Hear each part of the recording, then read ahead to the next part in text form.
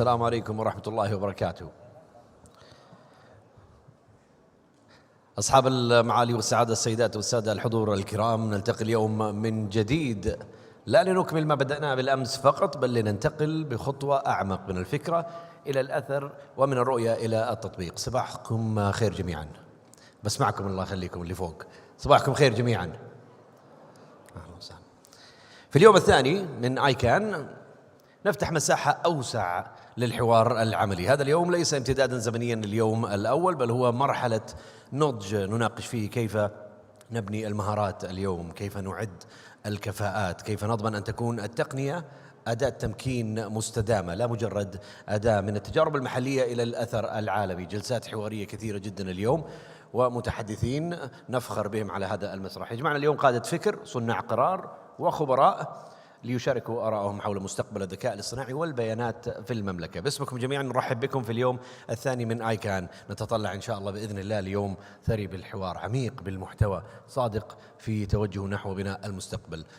في حاجة عندي أبغى أسويها لو سمحت. أبدي تحية لكل من حضر أمس واليوم. شكرا لكم على هذا التواجد الكبير وهذا الاهتمام. شكرا.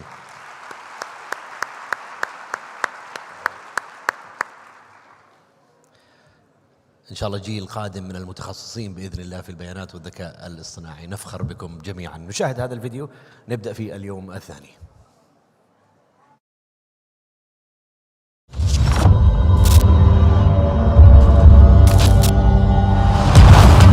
Artificial intelligence is reshaping the jobs of the future, redefining skills, and transforming the labor market.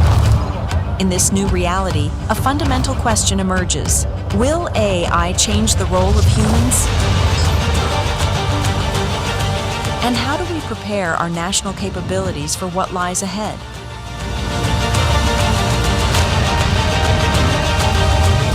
From this perspective, Saudi Arabia is confidently advancing its global leadership in data and artificial intelligence by anticipating the future of work and skills in the age of AI.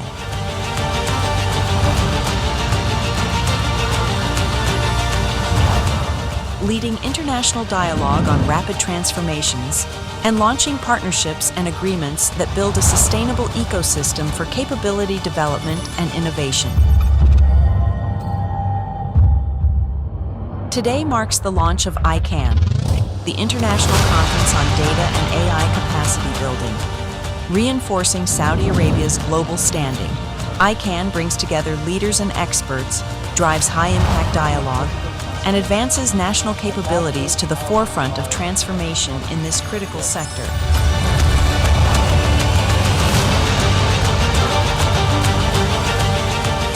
ICAN focuses on building national capabilities in data and AI by developing competencies, aligning education with future needs, and strengthening applied skills to enhance professional readiness across individuals and institutions. The conference also serves as a dynamic platform for launching impactful initiatives and signing strategic partnerships and agreements. These efforts support knowledge transfer, accelerate technology adoption, and turn ambition into sustainable, real-world impact. From Riyadh, the capital of Saudi Arabia, we welcome you to ICAN, where we build capabilities and shape the future.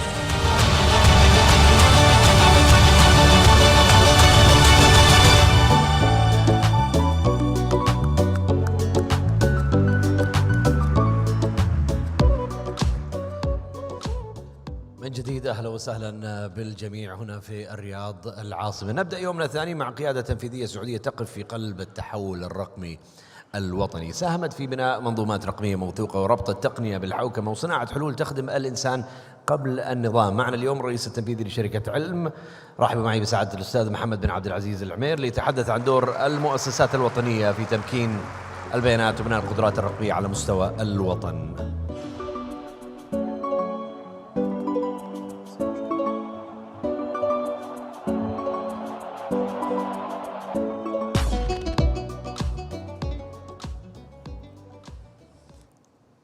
أصحاب السمو، أصحاب المعالي والسعادة، الطلاب والطالبات الأعزاء، السلام عليكم ورحمة الله وبركاته. استوقفني المسار الثالث من مسارات هذا المؤتمر الحافل إعادة تشكيل سوق العمل وتمكين القوى العاملة بأدوات المستقبل ومهارات العصر. وهذا يعني بعبارة أخرى تحويل كل فرد في سوق العمل إلى سوبرمان. سوبرمان يستطيع أن يتحدث جميع لغات العالم بنبرة صوته، ويستطيع كتابة رسالة ماجستير خلال ساعة، ويستطيع المضاربة في سوق الأسهم وهو نائم. يمكنني أن أتحدث لساعات طويلة عن القوة الهائلة التي تتيحها لنا أدوات الذكاء الاصطناعي في جميع المجالات، لكنني فضلت أن أستغل هذه الدقائق المعدودة لإثارة بعض التساؤلات والقلق حول الأعراض الجانبية المصاحبة لحالة السوبرمان. وقد أقدم مقترح يساعد ربما على الوقاية من هذه الأعراض. الاعتماد المفرط على أدوات البيانات والذكاء الاصطناعي سوف ينتج لنا جيلاً من السوبرمان، ولكنه سوبرمان مشلول على مستوى المهارات ومشلول على مستوى النمو. وهنا أوجه حديثي للطلاب والطالبات، وسأقول أصدقائي الطلاب والطالبات، لن أقول أبنائي، مع أنه يعني لدي 2 من الأبناء يدرسان في هذه الجامعة العريقة التي تخرجت منها قبل 25 سنة. أقول أيها الأصدقاء، كيف يمكن أن نصاب بشلل المهارات إذا أفرطنا في الاعتماد على تطبيقات الذكاء الاصطناعي؟ أنا من الجيل الذي كان يحفظ أرقام الهاتف ويجري حساب الجمع والطرح وبعض الضرب والقسمة ذهنياً، ويستطيع وصف طريق إلى المنزل دون الحاجة إلى رابط على جوجل ماب. اليوم خسرنا مهارة حفظ الأرقام واستسلمنا للآلات الحاسبة بلا شك، وأصبحت برمجيات تحديد الموقع جزءاً لا يستغنى عنه في حياتنا. الجيل الذي جاء بعدنا استسلم للوحات المفاتيح، فأصبح من النادر أن تجد بينهم من يكتب بخط جميل. أما أبناء الجيل القادم فربما يستسلمون للتواصل الشفهي مع الأجهزة، مما قد يفقدهم حتى مهارة الكتابة، أو ربما يستسلمون للقارئ الآلي فيفقدون حتى مهارة القراءة. حسناً، وكيف يحدث شلل النمو؟ باختصار، الذكاء الاصطناعي يزيح التحديات من أمامك، وإذا فقدت التحديات فأنت تفقد النمو. الشخص الناجح لا يحقق نجاحه إلا من الإخفاق والدروس والتعلم، فإذا حصل على كل شيء جاهزاً فكيف يا ترى سيتعلم؟ القائد الناجح هو الذي عاش ظروف التحدي والألم وتعلم منها كيف يتحكم في مواقفه وقراراته. والذكاء الاصطناعي قد يقتل النسخة الأفضل التي يمكنك أن تصنعها أنت من شخصيتك. طيب، إذن ماذا نفعل بعد هذا؟ خيارنا الوحيد هو أن نركب قارب الذكاء الاصطناعي، وقد يجد البعض فيها مفارقة مع ما كنت أتحدث عنه وما سأقوله. خيارنا الوحيد هو أن نركب قارب الذكاء الاصطناعي، ولكن دون أن ننسى مهارات السباحة. الذكاء الاصطناعي سوف يقدم القوارب للجميع لكي يركبوا البحر، ولكن إذا هبت العاصفة فلن ينجو إلا من يستطيع السباحة. والمقصود بالسباحة في هذا المثال هو المهارات الإنسانية التي يصعب على الذكاء الاصطناعي محاكاتها أو استبدالها، مثل مهارات الحدس والتعاطف والتعامل مع البشر. وصيتي لأصدقائي الطلاب والطالبات وكذلك الوافدين الجدد إلى سوق العمل: راقب سلوكك عند تفويض الذكاء الاصطناعي. حافظ على أن لا يقل دورك في العمل النهائي عن 40 إلى 50%، ولنقل حتى لو 30%، يجب أن يصعب على الذكاء الاصطناعي أن يعمل كل العمل لوحده. وظف الذكاء الاصطناعي لكي يساعدك على تدريب نفسك، وليحمل عنك المهمات الرتيبة، ولا تعتمد عليه اعتمادا كليا. في الحقيقة هو مدرب رائع لك أنت. إذا أحسنت توظيفه سوف يساعدك هو على أن تتفوق عليه، سوف يساعدك أن تتطور وتزيد من مساحة دورك في نتائج أعمالك. وكلما تطور الذكاء الاصطناعي خطوة اصعد عليها وقم بشيء إنساني لا يحسنه هو. وانتبه، كلما كان دورك أقل كانت مخاطر استبدالك أكثر. هل هذا يكفي لمعالجة كل شيء؟ ليس بالتأكيد، ولكنه يكفي أن نبقى نتقدم كل يوم ونحن متيقظين ومبادرين، وأن نتعامل بكل مرونة مع المتغيرات المتسارعة. كلنا نعلم أن التراجع ليس خياراً، كلنا نعلم أن عجلة الزمن لن تعود إلى الوراء، كلنا نعلم أن خيارنا الوحيد هو أن نتقدم أو نتقدم. شكراً جزيلاً.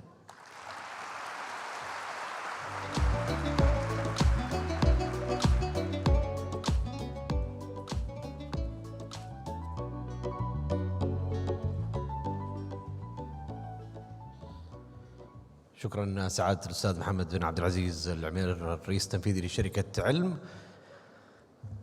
بعض الرسائل الجميلة جدا في هذا الحديث. أرى كثير من الطالبات والطلاب متواجدين معنا اليوم. كم شخص يستخدم اليوم الذكاء الاصطناعي في يومه العادي للعمل أو للدراسة؟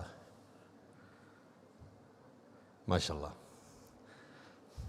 جميل. بنسبة 70% أو أكثر؟ طب الحمد لله، كويس، أمورنا طيبة دكتور.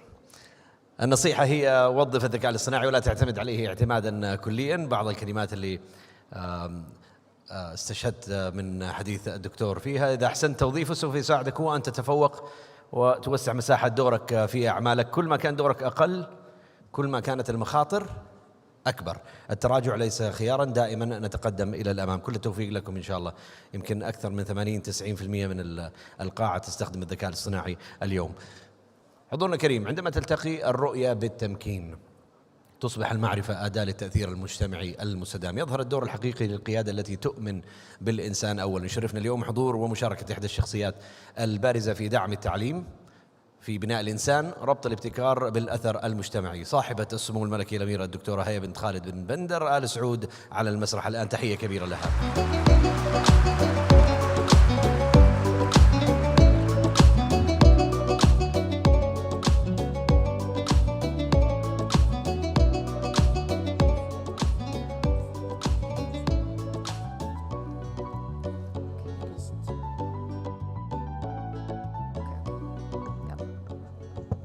السلام عليكم ورحمة الله وبركاته.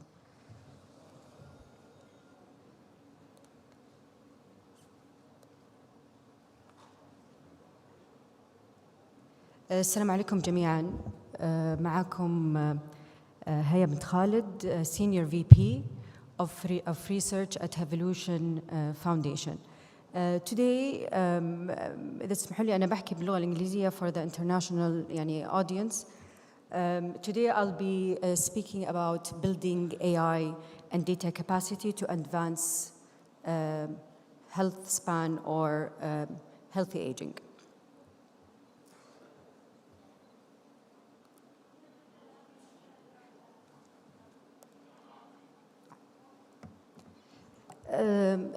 I think a lot of you here today don't really know about Evolution Foundation. We are a non-profit organization that focuses on the concept of health span. What does health span mean? Health span means is, can we one day increase the number of years that we live in good health? There's a huge difference between the word lifespan and health span. We're all celebrating today that we live longer. However, if you look at the next slide, you will see that our average lifespan in Saudi is almost 72 years of age, but around 10 years of our life we live in bad health or actually sick. And this trend that you see today is not only a trend that you see in Saudi Arabia, it's a trend that you see globally. You can see it across Saudi, Southeast Asia, and Africa. The average is 10 years of our life we live in bad health. Now, what are we doing about it? Today, there's a lot that's happening in medicine. There's a lot of development that's happening in medicine. The development that's happening in medicine is a reactive approach, meaning, what if one day a person develops cancer? And if you develop cancer, where's the drug that will actually help cure cancer? But what needs to happen today is we need to change how we think of healthcare. We need to be more preventative, we need to be more proactive, and we need to understand why the disease happens so we can initiate the intervention before we develop disease.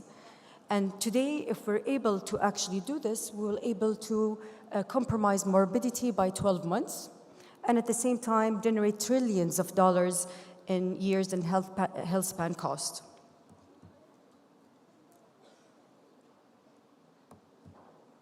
I'm so sorry, I'm just trying to navigate the slides. So, I'm here to speak about AI today. If you see at the left-hand side of the slide, these are the determinants of health. Multiple social determinants, pollution, smoking, XYZ. But these are macro, so we're looking at the macro causes of bad health. But what happens today in our biology is what you see on the left-hand side. This is how our body interacts today.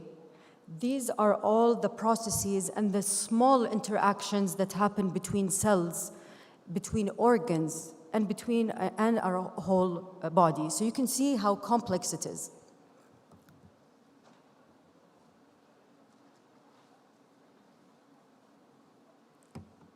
So, what needs to be done? What needs to be done today is understand these complex systems, understand these complex problems. We need innovative solutions and innovative technologies to understand these interactions. One interesting information for everyone, I'm not sure if you know that our cells in our body age differently. So if a person develops cardiovascular disease, that means that the cells in their heart is actually aging quicker than the cells in their kidneys. So for us to understand the micro to the macro, we will need to understand these complex systems.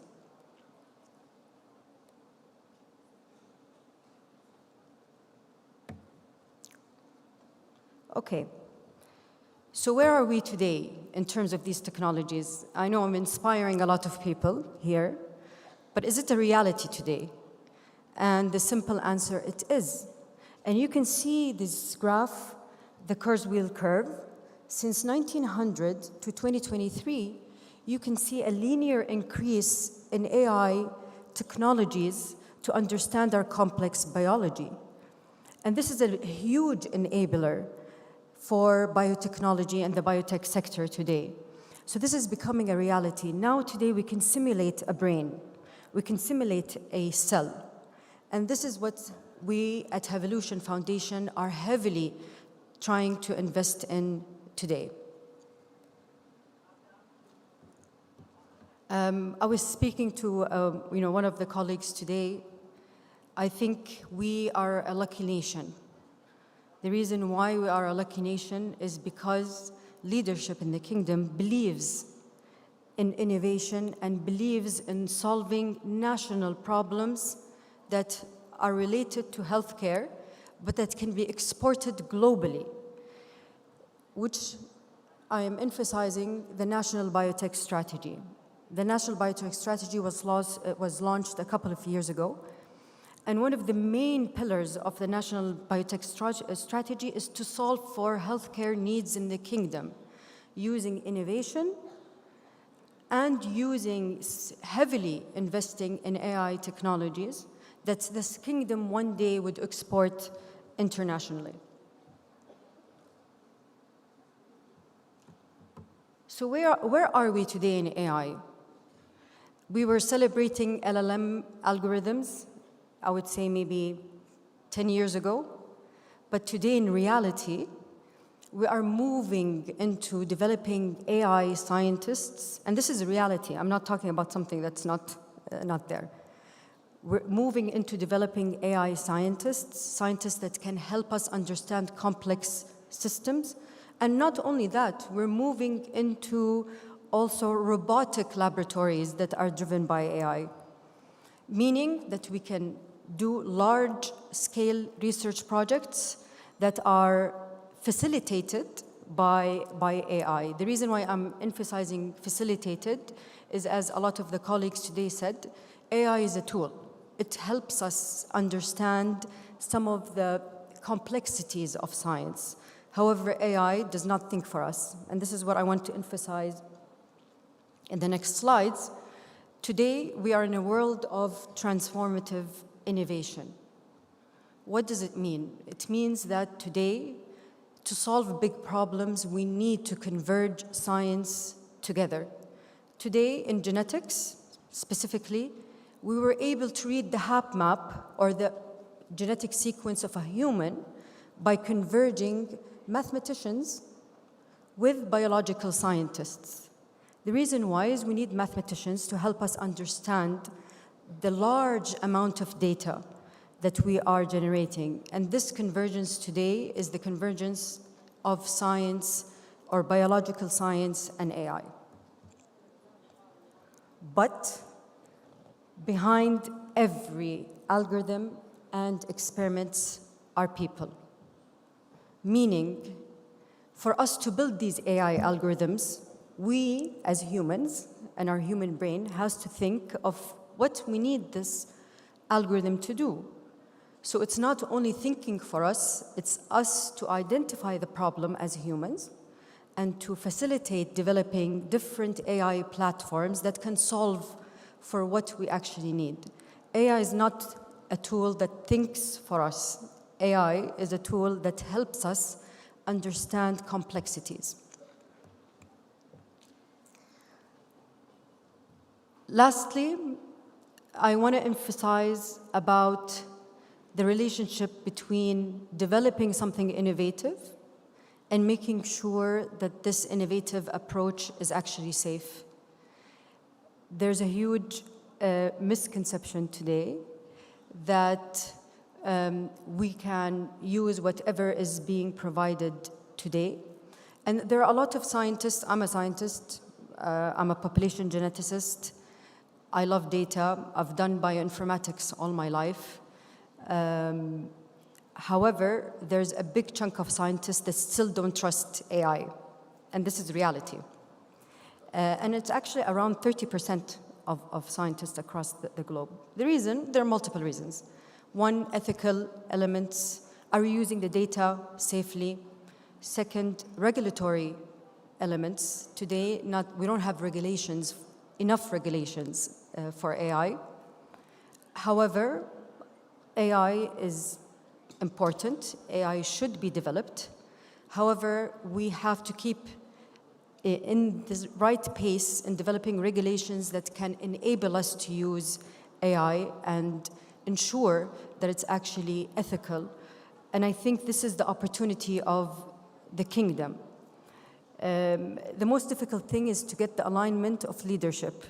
You'll hear a lot of global voices today that say that the most difficult thing is to get the buy-in of leadership, but I think we, as Saudis, we're lucky because the buy-in is from the leadership. And I think today it's our job as facilitators and operators in this ecosystem to make these ambitions and these visions a reality. And I think this is a duty that we should really focus on. Today, we have different audience with different sectors, different government entities. Me, as Haya at Evolution, I'm working extensively with different government agencies to develop novel platforms that are facilitated by AI. And you would not imagine how much support I'm getting today. So this is a proud moment. And as a lot of you mentioned, I can see a large audience, maybe the largest audience I've seen in any conference I've attended. So I'm excited, and the future is yours. We are building the infrastructure today, but you are going to be the problem solvers of the future. Thank you.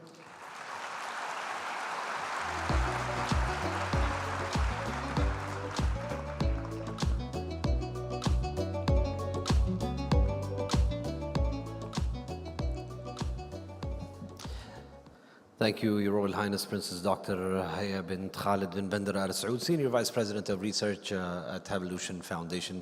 Thank you for the speech, and again, one more round of applause for the audience who are attending this conference. Thank you for being with us, mashallah.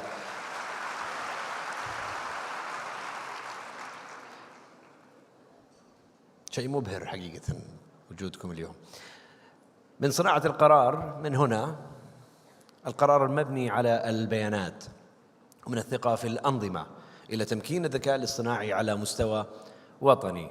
بعض الأشياء اللي تحدثت عنها سمو الأميرة. التمكين يأتي الدور المحوري دائما للبنية الرقمية التي تدار بعقل استراتيجي ورؤية شاملة. شرفنا الآن أن نستمع إلى معالي الدكتور عصام بن عبد الله الوقيت، مدير مركز المعلومات الوطني سدايا، ليتحدث عن بناء القدرات الوطنية في الذكاء الاصطناعي اللي هم أنتم، وتعزيز الثقة والجاهزية للمستقبل اللي هو أنتم أيضا. نرحب به وندعو على المسرح.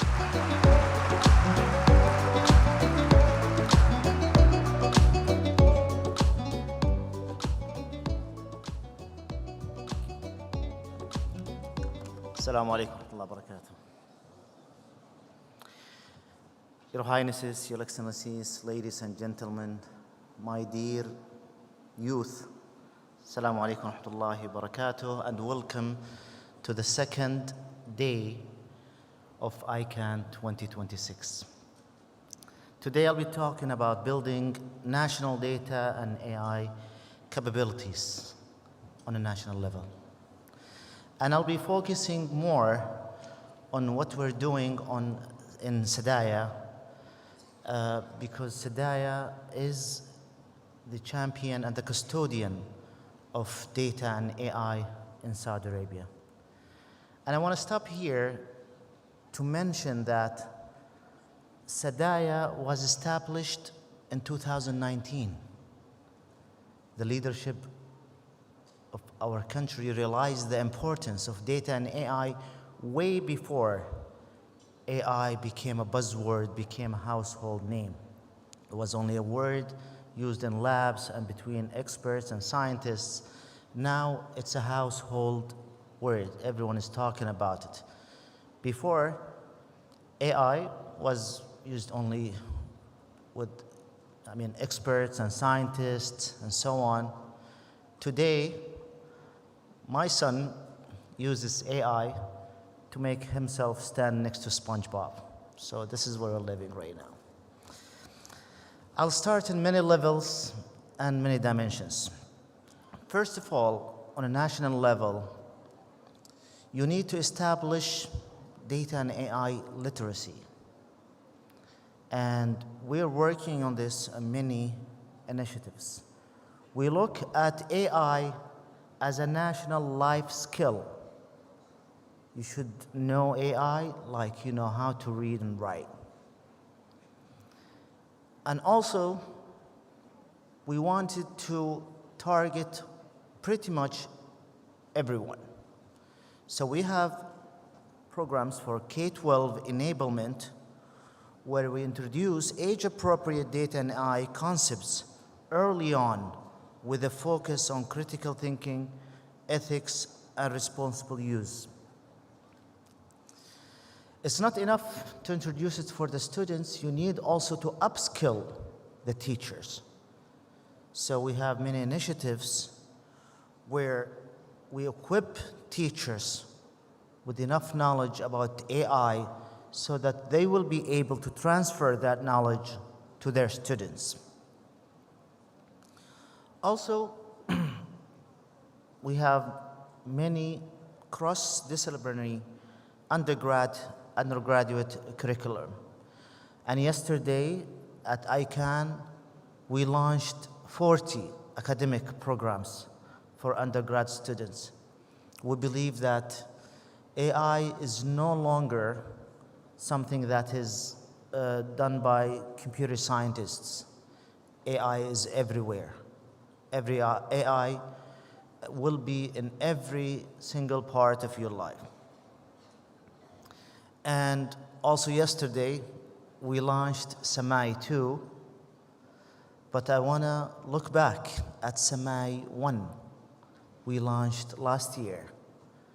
Samai targets more than 1 million Saudis, and we overachieved on that. I believe it was 1.2, if I'm not mistaken. But Samai 1 was, as I mentioned earlier, is about literacy. It was targeted for the mass. Samai 2 is sectorial. It's more focused on sectors, and it's more targeted for experts. Which takes me to my next point. The next level, on a national level, you need to raise the awareness for everyone. However, you would need those experts.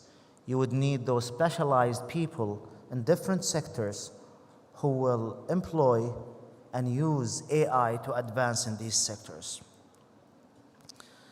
And I would like to stop here at Sadai's Academy, which launched many programs to train specialized AI talents.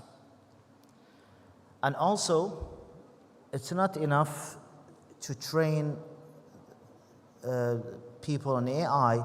You would need those experts who would work on AI, who would develop AI.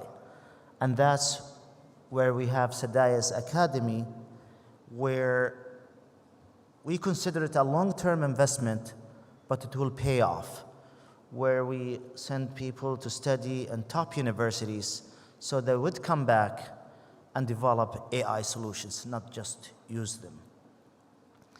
I would like to stop here to talk about a national success story on people, on AI experts, where we worked at Sadaya, at Inside, the National Center for AI, to develop our Arabic LLM, Alam, almost 2 years back. And it was developed completely by Saudi talent, by AI experts, and it was ranked the best. And this is not me saying it, this is a certificate by some technology experts like IBM and Microsoft, and we announced the launch of Alam on Watson X by IBM. And this is an example of not just using AI, but developing AI.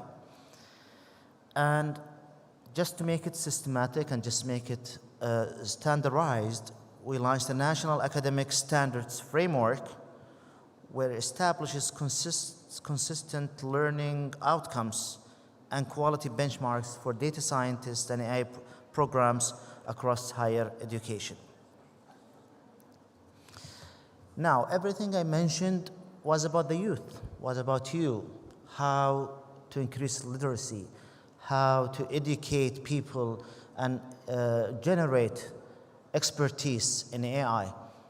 But what about the existing workforce? And this is an important issue. We have a lot of people working in the government and the private sector, and you need to do some kind of workforce transformation where you upskill existing workforce with AI skills so they wouldn't become obsolete. So they would be, as Abu Naif Muhammad Al-Amir said, you would have, instead of having 100 employees, you'd have 100 supermen in your organization. I'd like also to talk about the National Occupational Standards Framework, which translates AI skills into a clear job competencies. defining role profiles, skill levels, and progression pathways across sectors, making AI skills actionable for HR, training, and workforce planning. Now, we all use AI. Many of you, as we said, maybe 80% or even more, I would say, use products like ChatGPT, Gemini, and so on. But those are not only apps on your cell phone. There is a huge infrastructure that is needed to deploy AI. And I want to stop at something that Jensen, the CEO of NVIDIA, said, and I love it. He said, energy is a currency. Money is no longer the currency. Energy in the age of AI is the currency. And yesterday, Dr. Paris mentioned how to turn energy into intelligence. And the more energy you have, the more intelligence you would have. And here I would stop and talk about our role in Sadaya and myself as NIC, the National Information Center in Sadaya, as a major enabler for AI in the government of Saudi Arabia. And I remember when we built the infrastructure to train Alam, that was 2 years back. Inside NIC, we still have it.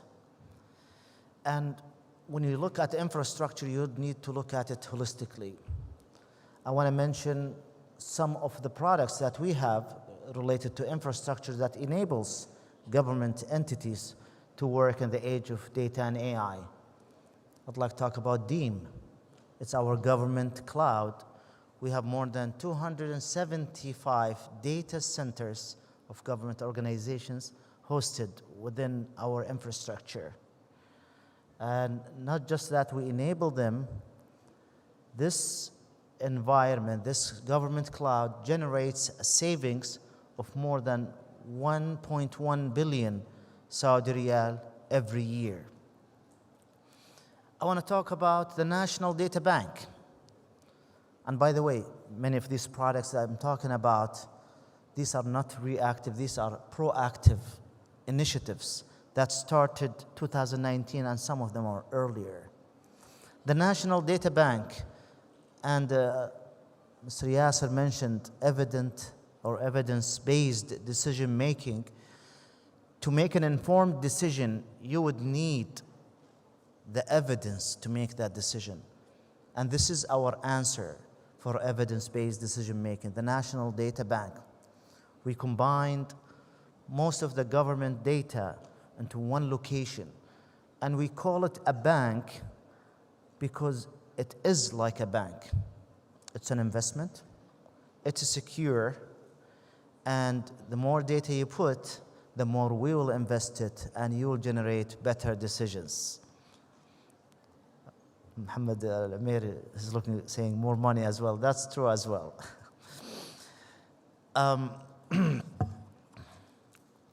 Also, I'd like to talk about, when you talk about data and AI, we need to address it holistically. And in this conference, we have heard the word ethics, we have heard the word trust, and here I want to stop and discuss what the National Data Management Office is doing. The National Data Management Office is an arm of Sadaya that is a regulatory arm focusing in defining policies and laws when it comes to data and AI.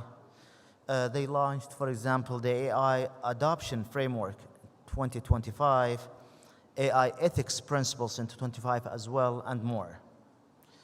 And lastly, since you are the youth, we're going to talk about the future. We just recently launched the Hexagon, the first part of the Hexagon initiative, which is to build data centers for the future. And we just launched it probably the first day of this year, so it's less than a month ago. And it will be capable to go up to 480 megawatt of processing power. And we have huge hopes that this will be the first of having many of compute power infrastructure in Saudi Arabia. Last but not least, I want to thank you again for attending the conference. It's really amazing to see this audience. The room is full of youth. I believe that you are the future. I can see future data scientists. I can see the future CEO of a unicorn company. I can see a future doctor, a future astronaut. And I hope that, as we talked about earlier in this conference and many sessions, that you use AI to strengthen your capabilities and you become the supermen and superwomen of Saudi Arabia. Thank you very much.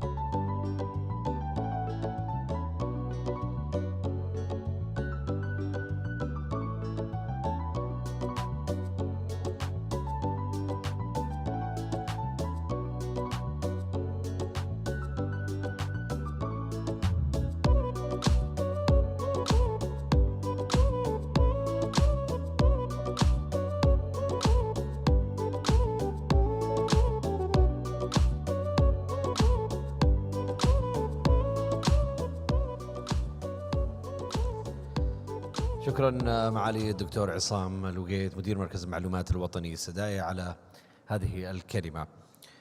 كم واحد فينا يحس أنه التعليم يتغير بشكل سريع جدا، وكيف يتم تجهيز المعلمين للمرحلة القادمة؟ سؤال مهم جدا. How do we prepare today's teachers for classrooms that are already being shaped by AI? This panel discussion that is coming up on stage will discuss this subject, the AI-ready educator, revolutionizing teachers' training and the national curricula. Please welcome Dr. Mohammed Anan, Dean of the College of Engineering and Advanced Computing at Al Faisal University, who will be moderating this session with his dear panelist, Mr. Ronald Hancock, Education Partner and Chief Sustainability Officer at PwC, Dr. Fadila Kailaud, Regional Manager at for Education, MENA World Bank Group, Dr. Abdurrahman Al-Ruwaili, CEO of the National Center for Curricula. Let's welcome them on stage. We'll start our panel for today.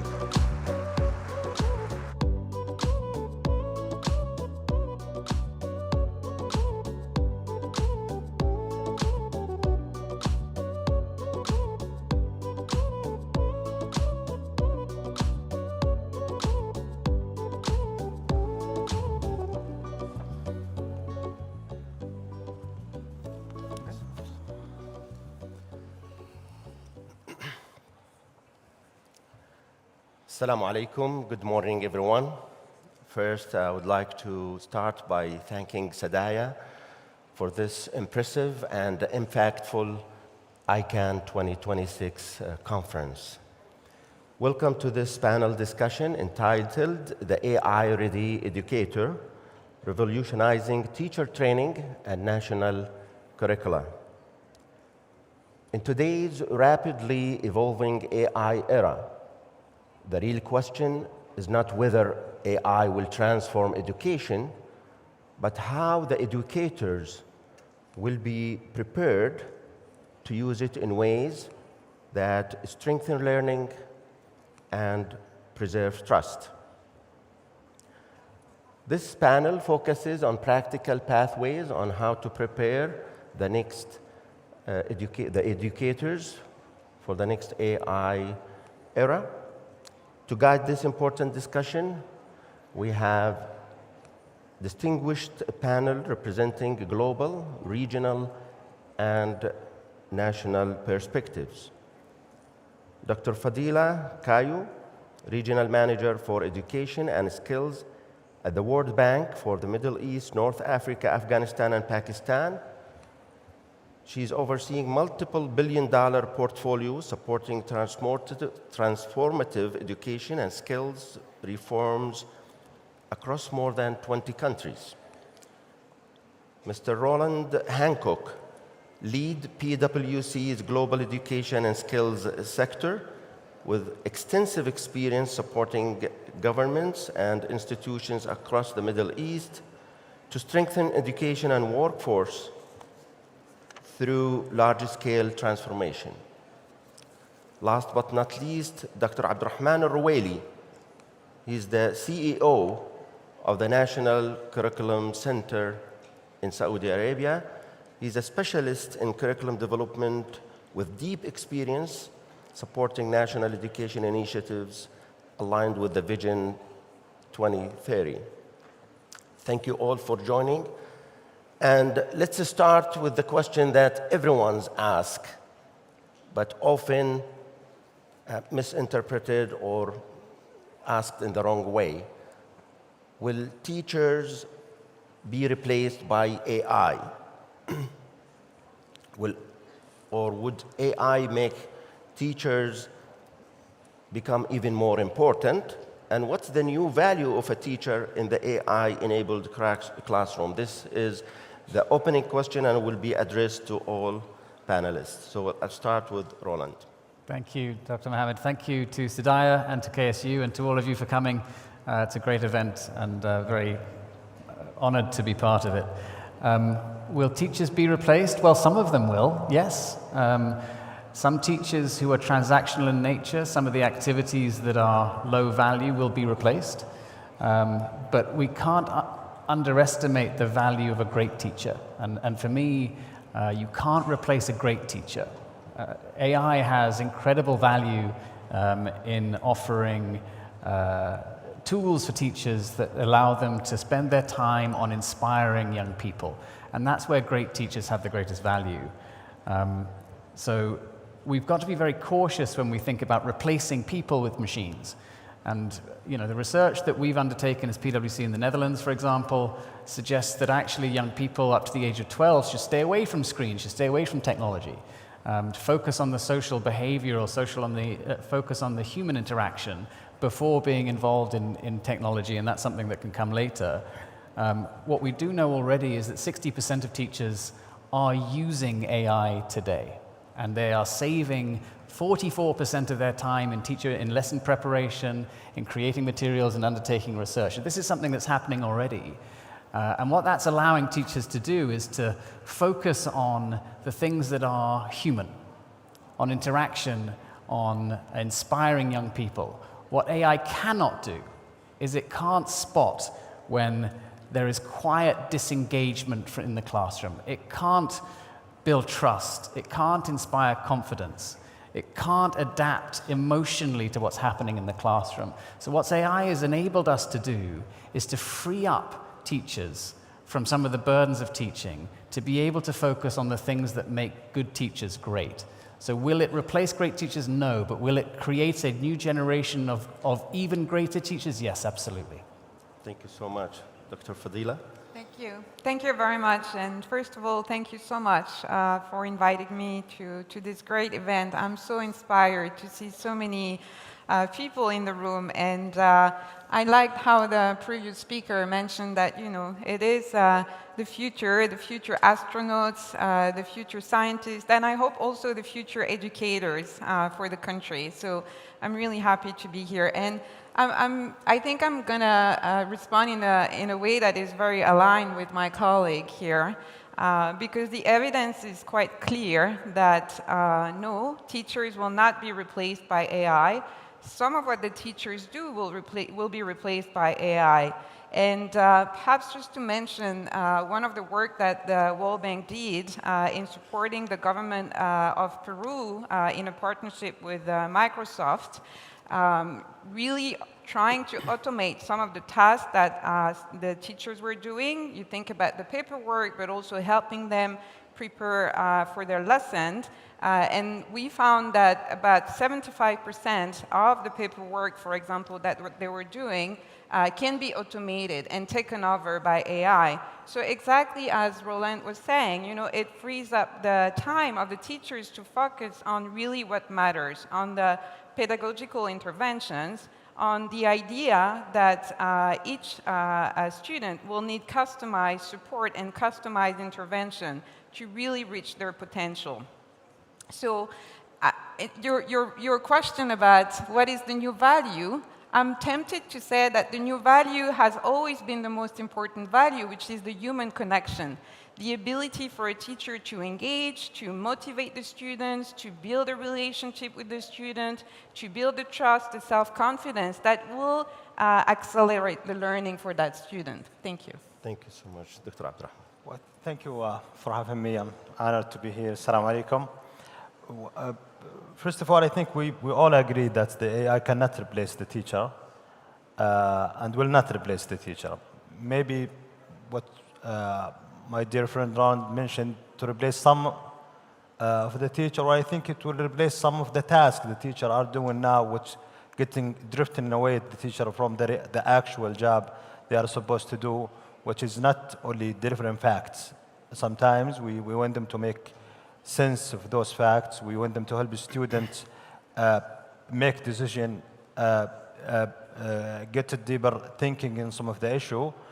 So the teacher will have more time if we have a proper use of the AI, and the AI ready teacher will have an open time with their student in the classroom to discuss the issue, to have a presentation, to think, to make judgment, to focus on the ethical issue and the value that's supposed to help the students with. Thank you very much. So we all agree that teachers will not be replaced by AI.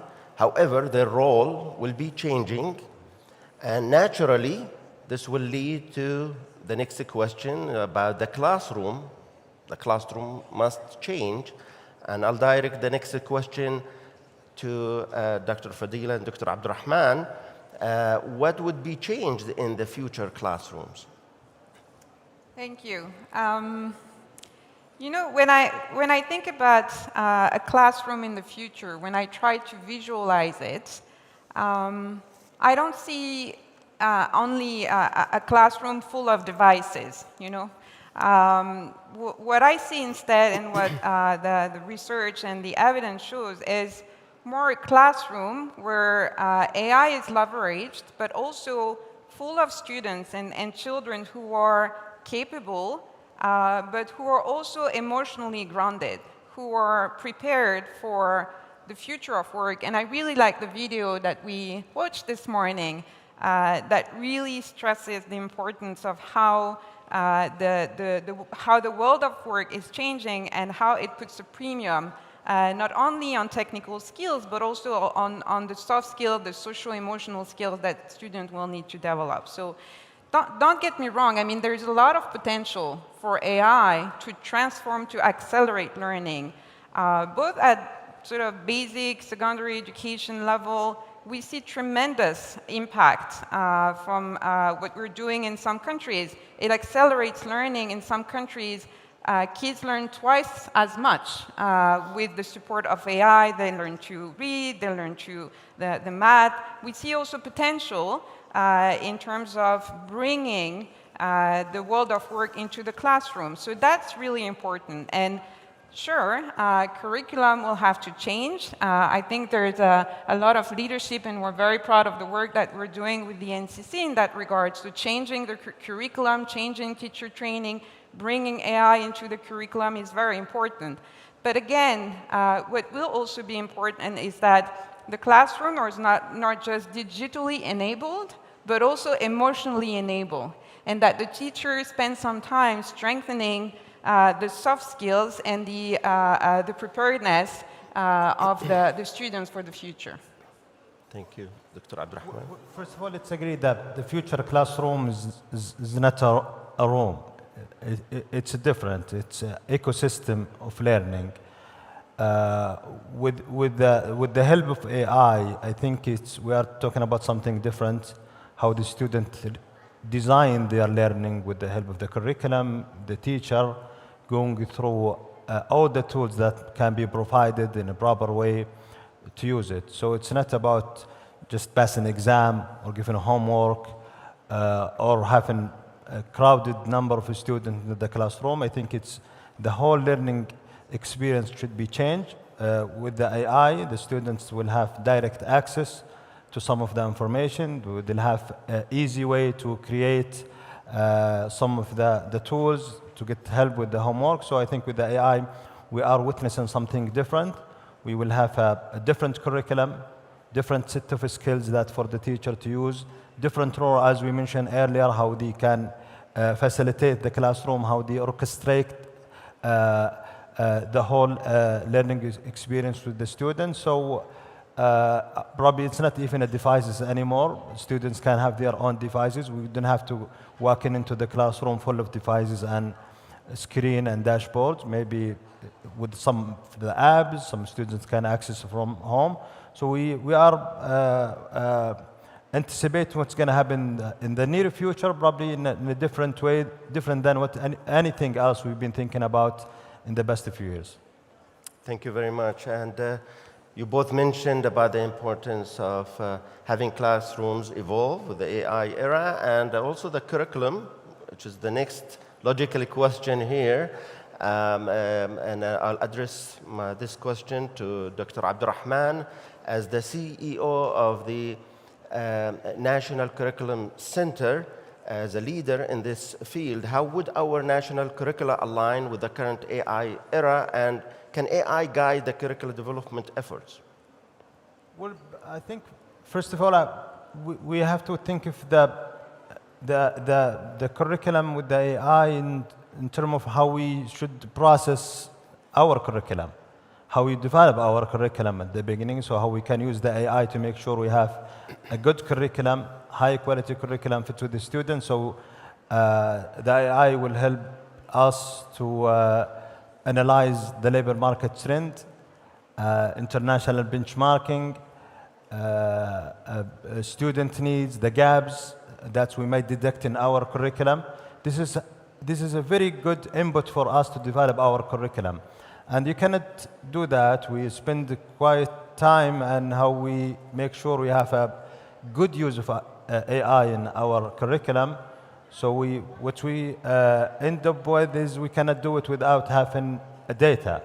So what we are doing now is we're turning our curriculum into data to have very clear objectives, knowledge, skills, values to be integrated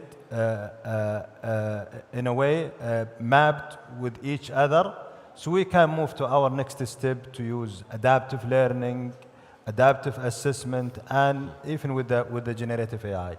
So this is how we should develop our curriculum, and then how we teach the student to use it. And we have 3 ways in our curriculum to do it. One, what we do use it in our curriculum development, which I just mentioned, and then what we should teach our student about AI in our national curriculum, and then how we use the AI during our teaching process and the classroom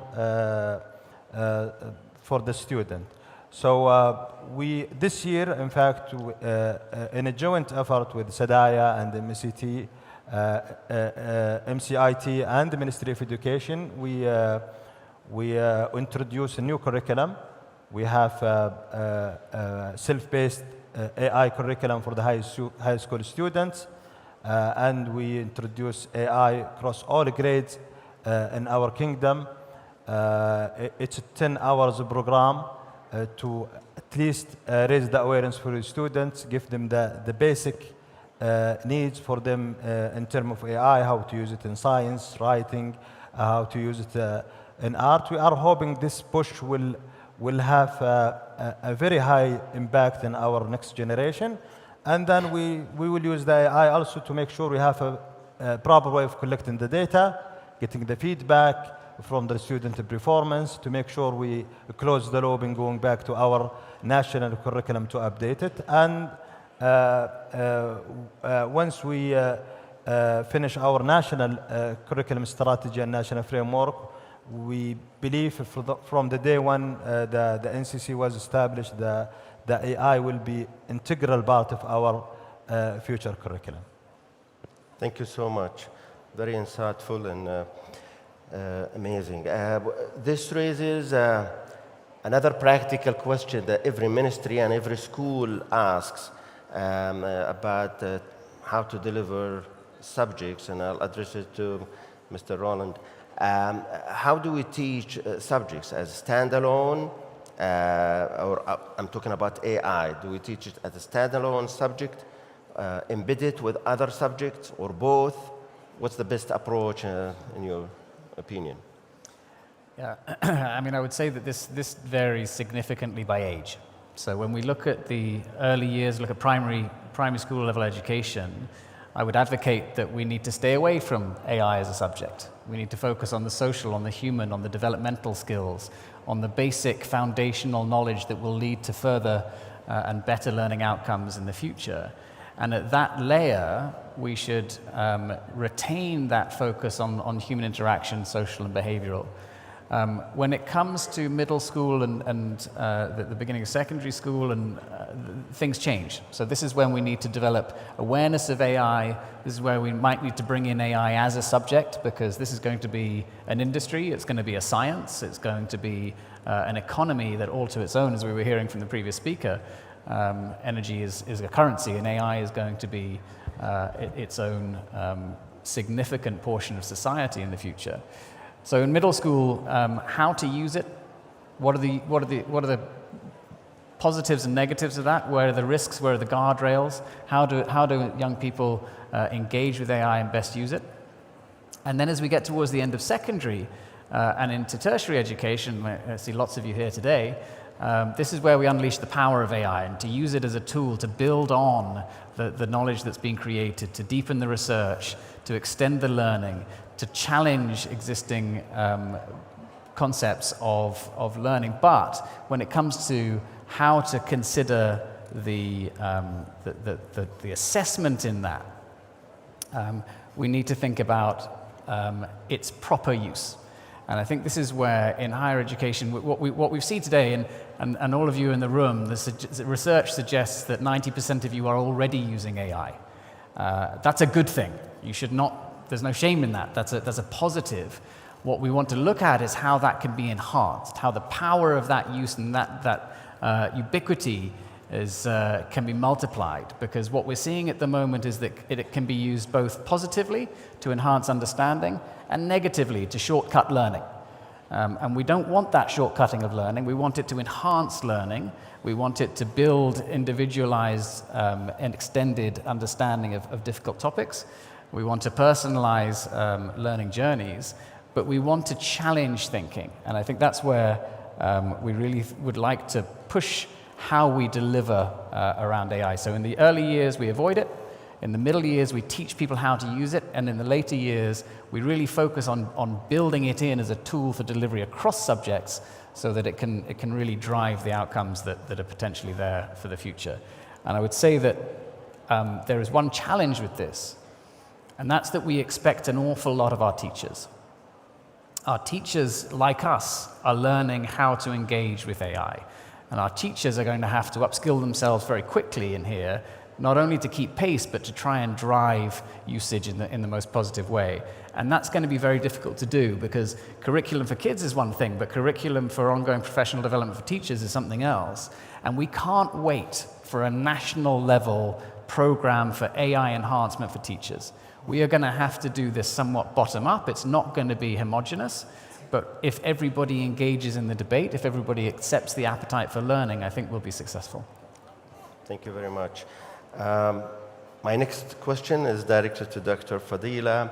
Of course, with more AI, the more concerns come. Are we outsourcing thinking? There is a growing debate about the cognitive debt and from overusing AI tools. So how do we guide students to use AI while still learning to think? Yeah, no, this is a real concern. I think it's a concern for policymakers, for sure. It's also a concern for teachers, but also for parents. And quite frankly, you know, I'm concerned even for myself that sometimes where do I set the boundary?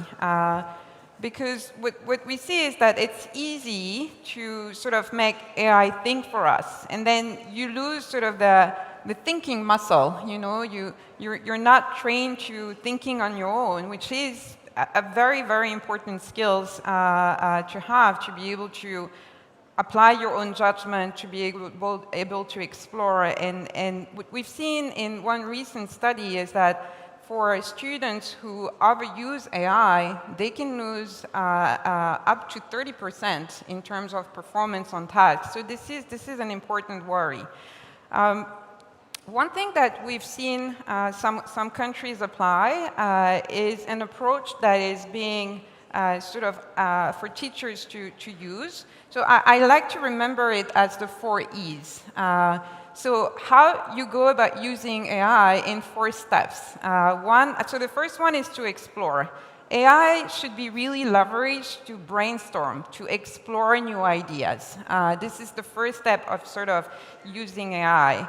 Then the second E is explain. It's important to make sure that students can sort of restate what they took from their first interaction with the AI, that they're able to put their own words on their learning. The third E is evidence. This is something so important. No, we have to be able to build that capacity to fact check, to make sure that the data we get from the AI interaction is actually makes sense, is accurate. We need to really develop that ability to critically think about this interaction with AI. And the last E is extend. When really AI is leveraged is when you can replicate the same thinking to another sort of question and environment. So ensuring that all these steps are being followed, or at least some of them, then AI becomes sort of it doesn't think, it doesn't replace your own thinking, but it becomes your thinking partner in a way. So that is where it becomes sort of an augmenter, an enhancer of students' own thinking. And I think here the role of teachers is really critical. Because the teacher, you know, sometimes we sort of get lost and we don't even see when we abuse AI. And so the teacher has a role really to question that interaction, to structure it, and to make it the more efficient for students. So in a way, AI helps us think faster, but teachers can really help students think deeper. So that is really, here again, a critical aspect of the future of teaching. Thank you. Thank you very much. And my next question is for Roland and Dr. Abdurrahman. And if learning is changing and students are using AI heavily to help them with assignments, with projects, and sometimes with other activities, how would assignments, projects, exams should be changed, and how assessment needs to be changed? So some things are going to change. The things that will stay the same are going to be assessing for knowledge. And I think this is something that we need to establish as a principle. I was having this debate this week with Right Honourable Sir Nick Gibb, who was the schools minister in England for 13 years. And I asked him this question, you know, can we move away from knowledge now? Can we give up on knowledge considering we've got it accessible at all times? His response, and he took England from around 20 place improvements in the PISA scores around reading. His view is that foundational knowledge is essential because it allows for the basics of understanding that lead us to greater learning outcomes in the future. You can't abandon knowledge because you've got it accessible. You must have it as a starting point for better understanding, greater cognitive ability, and ultimately better learning and life outcomes. So testing for knowledge cannot go away. And that's going to be something that we absolutely have to maintain as a principle of good education systems. Will we have to introduce assessments for AI usage? Yes, possibly. If AI is going to become a science, then we might have to test for knowledge, we might have to test for skill, we might have to test for usage and moral code in AI. But I think more interestingly are the things that change. So as you just said, understanding. I think what we will lose coursework, written coursework as a principle. This is something that we can now do pretty fast. And it's not important that we can submit an essay anymore. What's important is that we understand the content, that we can make a proposal of a subject, that we can defend that topic, and that we can understand the academic debate around it. What AI allows us to do is to go and research that topic in detail, to understand it from multiple different aspects, to challenge the thinking around it. But then the assessment might be verbal. We might end up having a conversation around a topic, and that conversation might be with an AI. So there's multiple ways that this can change, but we are now going to be assessed on two things. One is knowledge, which is traditional, and one is understanding and our ability to think. And that's going to be an assessment which changes direction as we go forward. There's just, I think one interesting thing here is that we tend to think of the education sector as quite slow-moving. By the time we've done something many generations have gone through, we still worry about people sitting behind desks. I think that trope is a false worry. But 86% of education institutions worldwide are using AI today. We are already in the future. This isn't something that might happen. This is something that is happening. And we need to start catching up with the sector, not trying to pretend that the sector is going to catch up with it. Thank you. Dr. Abdul. I agree with Mr. Ronald just mentioned, and I think we should. I'm happy that I opened up the issue of assessment, which is very important to rethink again and make sure we are doing the assessment in a very proper way, instead of spending a lot of time concerning about if the students going to use AI to help them with the projects, homework, exams. I think we should challenge the idea of our way of doing assessments, and we should stop asking students, did you use AI, and start asking, how did you use AI? I think this is one way of making sure we have a good assessment. As Ronald mentioned, I think if we agree that the AI cannot replace the teachers, and will replace some of the tasks, for example, reporting, grading, making handout to the student, prepare worksheet. I think the AI, if it was introduced in a proper way, that will help the teacher to have more time for monitoring, going through a deeper discussion with the students, and make sure they run a good project. So I think it's a good opportunity for us to move away from the old way of making sure assessment and focusing and changing our assessments tool to use the AI to help us and do what we are supposed to do as a teachers. Not just making sure our students pass the exam or get the grades they need, make sure they master the knowledge that we intended to give them, they embodied the values that we are planning to have at the national level or the local level, and they make sure they have a way of applying the skills that we intended from them to help us in the labor market or at the university or any other place they should work on. Thank you. We're reaching the end of our panel, so in less than 1 minute, I would like each panelist to share a concrete takeaway, suggestion and advice for teachers on how to improve their skills, capabilities, or any other related topics. So I'll start with Roland. Okay, very quickly. There are two things here. One, engage in the debate. This is going to be messy, it's not going to be easy, you're not going to get the guidance that you hope for. So as a teacher, you're going to have to jump in, you're going to have to explore, you're going to have to provoke, you're going to have to test, you're going to have to get feedback. And to the students here, help your teachers. Let's have a little bit of sympathy and understanding for quite a difficult career with it, which requires a lot of time and attention, and are now being asked to change significantly what happens going forward. Help them, give them feedback, tell them what works, tell them what doesn't work, what you're finding with your use of AI, and what you'd find helpful with their use of AI. So I think this is a collaborative process, and I would urge everybody to get together and think together on how to take things forward. Thank you. Dr. Fadila. Thank you. So I came, of course, with some thoughts, and I'm really inspired by the discussion, and reflecting on sort of what we just discussed. It's clear that the role of teachers is changing. It's clear that they're going to have to embrace that change.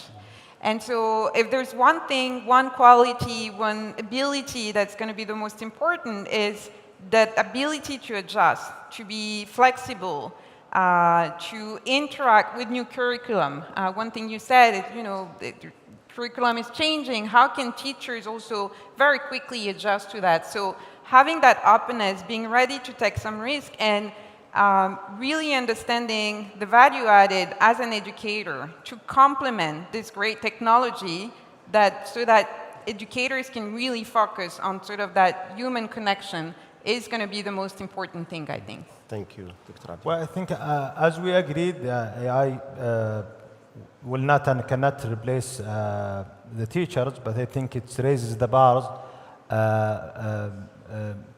for how should our classroom be like in the future, and we'll have to make sure in our classroom is good for the student, attractive. Our students will come with the help of the AI and the new technology to the classroom to get more information, more insightful, more discussion, more social, emotional engagement with our peers in the classroom and their teachers. Thank you very much. So the final message that we would like to share based on this conversation, AI will not replace teachers. They will remain central. However, teachers who will know how to use AI and apply it will redefine education. Thank you very much, everyone. Thank you for being with us, and thank you, everyone, for listening. Shukran.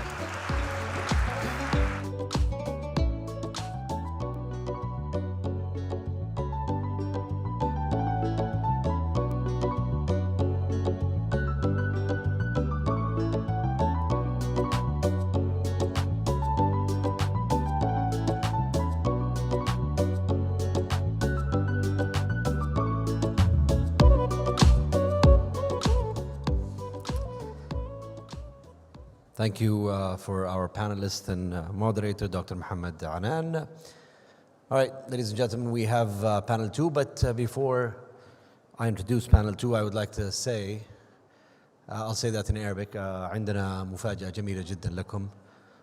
تواجدوا معنا لو سمحتوا، لا أحد يروح. عندنا مفاجأة جميلة جدا اليوم خلال الساعات الأولى. Panel 2, how do communities turn access to AI into real skills, real opportunities, and a long-term capability? From community to capability is the title of our next panel. Human capabilities at the heart of AI transformation. Ladies and gentlemen, please welcome Dr. Majid Al-Shihri, head of the President's Consultants Office at Sadaya, and our panelists, Ms. Justina, I hope I say that correctly, Nixon Saintel, Vice President and Global Chief Impact Officer at IBM, Dr. Eliza Mohamedo, Head of Center for Skills at OECD, and Dr. Mariam Nouh, Vice President Economic of the Future Sector at CAXT. Please welcome our panelists and enjoy the panel. لا تنسوا عندنا مفاجأة لكم. Thank you, Yasser.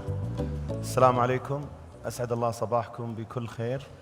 وإذا أذنتم لي سأتحدث باللغة الإنجليزية لمناقشة ضيوف اليوم. Good morning, everyone.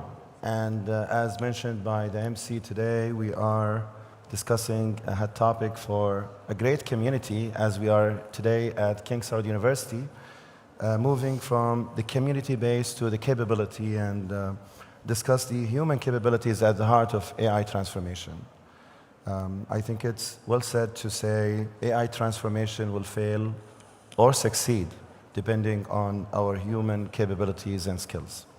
Today, I'm honored to be joined by three global leaders. That is Ms. Justina Nixon-Santel, Vice President of Corporate Social Responsibility and Chief Impact Officer in IBM, shaping one of the world's largest AI-ready talent and social impact pipelines. Dr. Al-Azza, head of the OECD Center for Skills, leading one of the global efforts on whole of government skills policies, workforce transformation. And Dr. Mariam Nouh, Vice President of Economies of the Future at CAXT, and a global expert in the cybersecurity, emerging technologies, and innovation ecosystems. Welcome to the session, and maybe we'll start immediately with Dr. Al-Azza. We'll start from the middle. Doctor, in a world where AI is augmenting many of the tasks that we are doing, and we heard throughout the day and yesterday how many of the tasks have been already replaced by humans. Now, if we want to focus on the core human capabilities, education and training must prioritize to remain relevant to the working systems and be resilient as humans. What do you suggest? So, first of all, congratulations to a really interesting conference so far, and thanks for the invitation. I think there are different sets of skills. So one of the set of skills is what we call the higher order cognitive skills. So I think it's really very much about people having to question, verify, and also really contextualize AI outputs. So it's very much about critical thinking, problem solving type of elements, and it's really about developing a cognitive security, if you will, a little bit trying to address the issues of bias, of disinformation, but also of cognitive atrophy, what some of the colleagues were mentioning earlier as well, the cognitive offloading and the over-reliance. So that's a set of skills around the higher order cognitive skills. Another set of skills is around creativity and innovation. And it's very much about, and it goes beyond sort of artistic expression. It's very much about developing novel ways of framing problems. It's developing sort of trying to think about different categories of thinking as well. So it's really a little bit about what we would think about the capacity to generate, to improve, and the real world, in the real world context as well. So I think that's quite important about strengthening the intentionality and self-evaluation. And then another set of skills that is spoken a lot about is, of course, social and emotional skills. And I think it's very much around sort of teamwork. It's very much about, as well, judgment in complex environments. So I think that's another set of skills as well that we see particularly important. And then there is what I think the princess this morning also mentioned.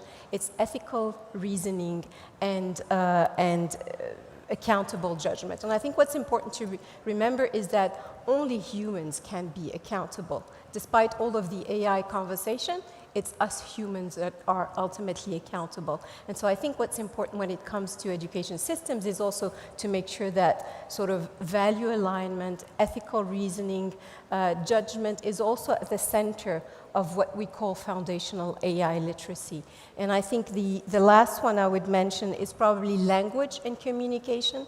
And what's interesting there is what we're seeing is that AI is starting to change the way we communicate and the way we speak. So LLL use is actually transforming the way we use words, the type of words we use. And so it's particularly important when it comes to language and communication, when it comes to, for instance, clarity and intent and context as well. So I think those are the kind of set of skills that we see. So it's a bundle of skills. Yeah, thank you very much. That was a deep analysis of the skills required at this age, the age of AI. Justina, when you see a successful initiative, or when you do yourself one of the AI initiatives at IBM, at your corporate, what do you think are the secret ingredients that you would like to share with us openly here? Yeah, just to add on what was shared around the skills, IBM just released our Institute of Business Value study that showed that 57% of executives globally believe that current skills today will be obsolete by 2030. So just thinking about how some of these skills need to be acquired, new skills will be acquired, current skills will, shift and change. I think it's so important to continue to invest in upskilling and reskilling, and I know we'll talk about this a little bit more, but it's such an imperative for us. We do believe that innovation and disruption can be done in parallel with disruption and, with responsibility, and that's a huge focus of ours. So when you look at the 3 ingredients that are needed to make an AI innovation or initiative successful, there are 3 things that we think about. Number 1, human empowerment. And that goes back to skilling, making sure everyone has the right skills, making sure they trust the systems, and making sure they're empowered to challenge it and to create. So that's one of the secret ingredients. The second one is really around business outcomes. What are you solving for? What are the things that you are creating AI solutions around? Is it around customer service? Is it around a higher product or a better quality product? Is it around productivity? So understanding the business outcome and who owns that business outcome is very important to success. And the third thing is how to use data, right? Data should be a strategic asset. So how do you look at data integrity and data governance? If you don't have good data, you're not going to have a good AI solution. So when we think about what really makes a solution successful, those are the 3 areas. The one thing that is always going to be needed is the human in the loop, right? We cannot create solutions, implement solutions that are AI-driven, even AI agents, without humans. So I think the most critical thing is that human empowerment and human skilling and domain expertise, that's really going to make a difference. I tend to agree. Maybe moving back to Mariam, looking at a full house, we have a great attendees today, and I believe it's very important to move people from attending events to gain the skills. So what's your advice to them to build real skills and getting jobs? Thank you, Majid, and allow me to say this before I start answering your question. It's a great pleasure for me to be here today, especially as a King Saud University graduate a million years ago. It gives me a pride to be among all of these crowds, so thank you for having me. Going back to your question regarding the difference between attending events and building the required skills you need for the job market, basically. The way I look at it is that when you attend such events, your main aim should be getting awareness, understanding from thought leaders, from scientists, from business executives, where is the direction that technology is going? What is the next trend in AI? What is the application that they are trying to build and adopt these advanced technologies to solve? So for instance, we heard today about utilizing agentic AI. We heard about AI in health and how that unlocks a lot of the potential for longevity for the human race. All of these should act as directions for people and students who are looking to increase their skills. So once you have that awareness, you go to the next step, which is how can I build my tool set, my skill set? And this usually happens in the lab by getting your hands dirty, as they say. So working on a project, volunteering in a specific company or internship. And this is something what CACS, the National Lab, does a lot, is take students, provide them with a specialized training program in different emerging technologies, and inject them into existing running projects so they are working on solving real-world challenges. We accept every year more than 200 students. They work across different disciplines. They collaborate with scientists inside the kingdom and through our partnerships with several universities abroad. This develops their skill set, their knowledge, in order to be ready for what potential career or jobs available in the market. Finally, I think one advice to the students is keep learning. After you graduate, always keep in touch with your discipline, with your area. Stay passionate, stay curious. There is a lot of potential opportunities through different programs provided by SDAIA, through its academy, by CACS, through Academy 32, and different initiatives across the kingdom. So always be sure that you participate, get your hands dirty, and develop your skills further. Okay. Now, another question for Justina, and this question probably more targeting the decision makers of the audience. Now, if you get the chance to design a community for the skilling programs, what would be that community look like if you want to encourage the beginners to join in and learn? Yeah, I think if you have the opportunity to design a community program that focuses on skilling, you want to make sure you provide it for free, number one. You want to make sure you have, training and content from very basic introductory AI fundamentals, understanding AI ethics, responsible development of AI, all the way to, do you want to create an LLM? So you want to make sure you have different learning pathways depending on the skill set, the expertise, of your beneficiaries. And you want to make sure you give them access, right? Everyone needs this free access to these platforms and programs because, again, we want to make sure that everybody is upskilled and reskilled to be able to take advantage of new job opportunities.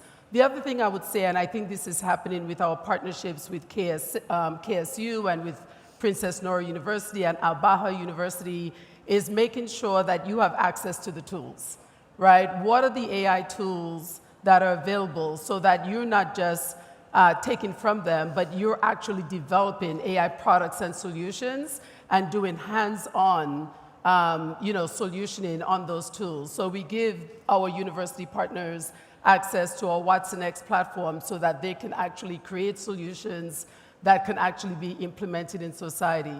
IBM made a commitment to skill 30 million people by 2030 a few years ago, and we're continuing to make sure we provide free access to AI training and our tools across our university partners, our community organizations as well, to make sure that everyone has the skills that they need. And I'm actually excited to share today that we are extending our commitment in the kingdom to skill 1 million people by 2030. So we're very, very excited about... Thank you. Very excited about IBM's investment in the kingdom and continuing to make sure everyone has the skills that they need, especially around AI. Thank you very much. By the way, it's a huge number, the target 30 million. Are you on track? Oh, we are absolutely on track. We announced last year that we've already skilled over 500,000 people in the kingdom. And again, it's with partnerships with SDAIA, with MCIT, with our university partners that are enabling us to be successful. But also there's huge demand coming from the kingdom. And it's great to see that everyone is interested in skilling and innovation around AI. Yeah, thank you very much. So back to Maryam. What does inclusion mean? And in our language today, let's think about how can we remove the barriers from women, youth, and mid-career workers when they want to learn the skills for AI.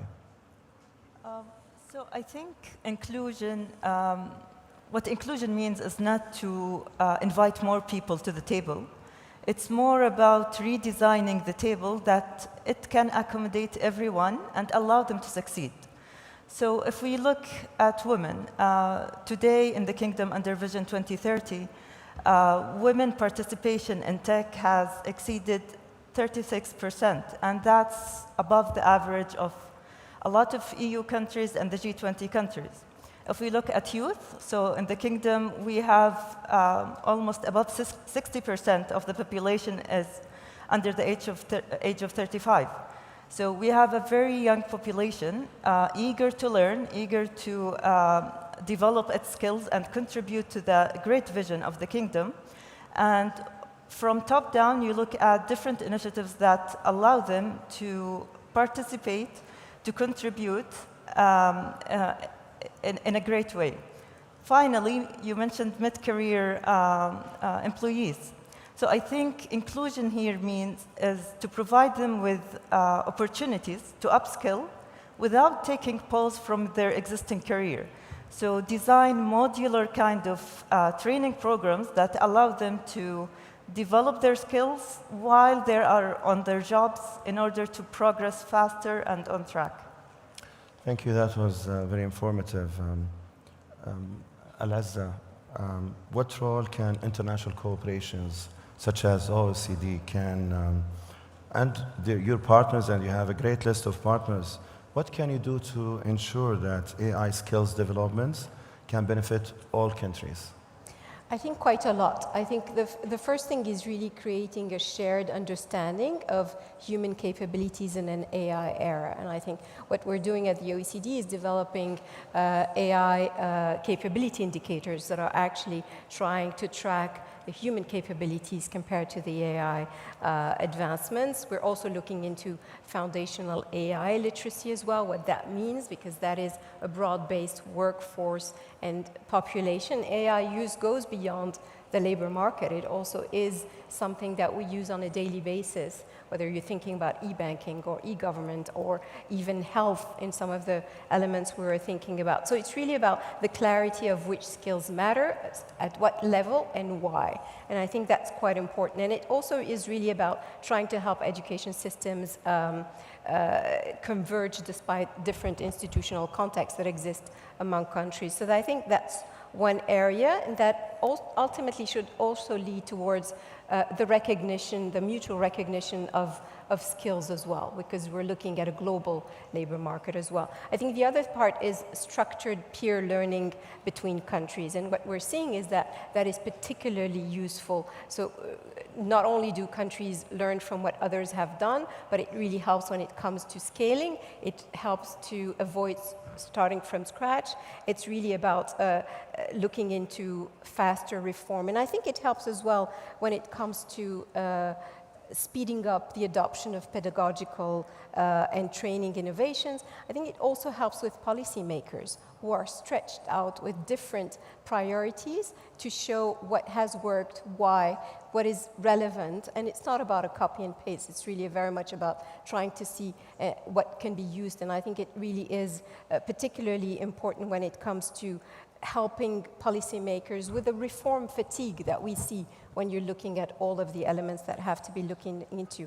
And I think it's also about trying to look into supporting coherence between education, workforce policy, and economic transformation. So the more we think about those elements, not differentiated, but as a whole, I think the more we can really look into AI skills differently. And I think the last point I would mention is, of course, comparable international data sets, which for us at the OECD are particularly important. It's not about comparing countries, it's about having a sort of seeing where you stand within a certain path. And I think that's really important. And so for us, continuing to generate, to analyze, to diversify the type of indicators we have around AI and AI use is particularly important.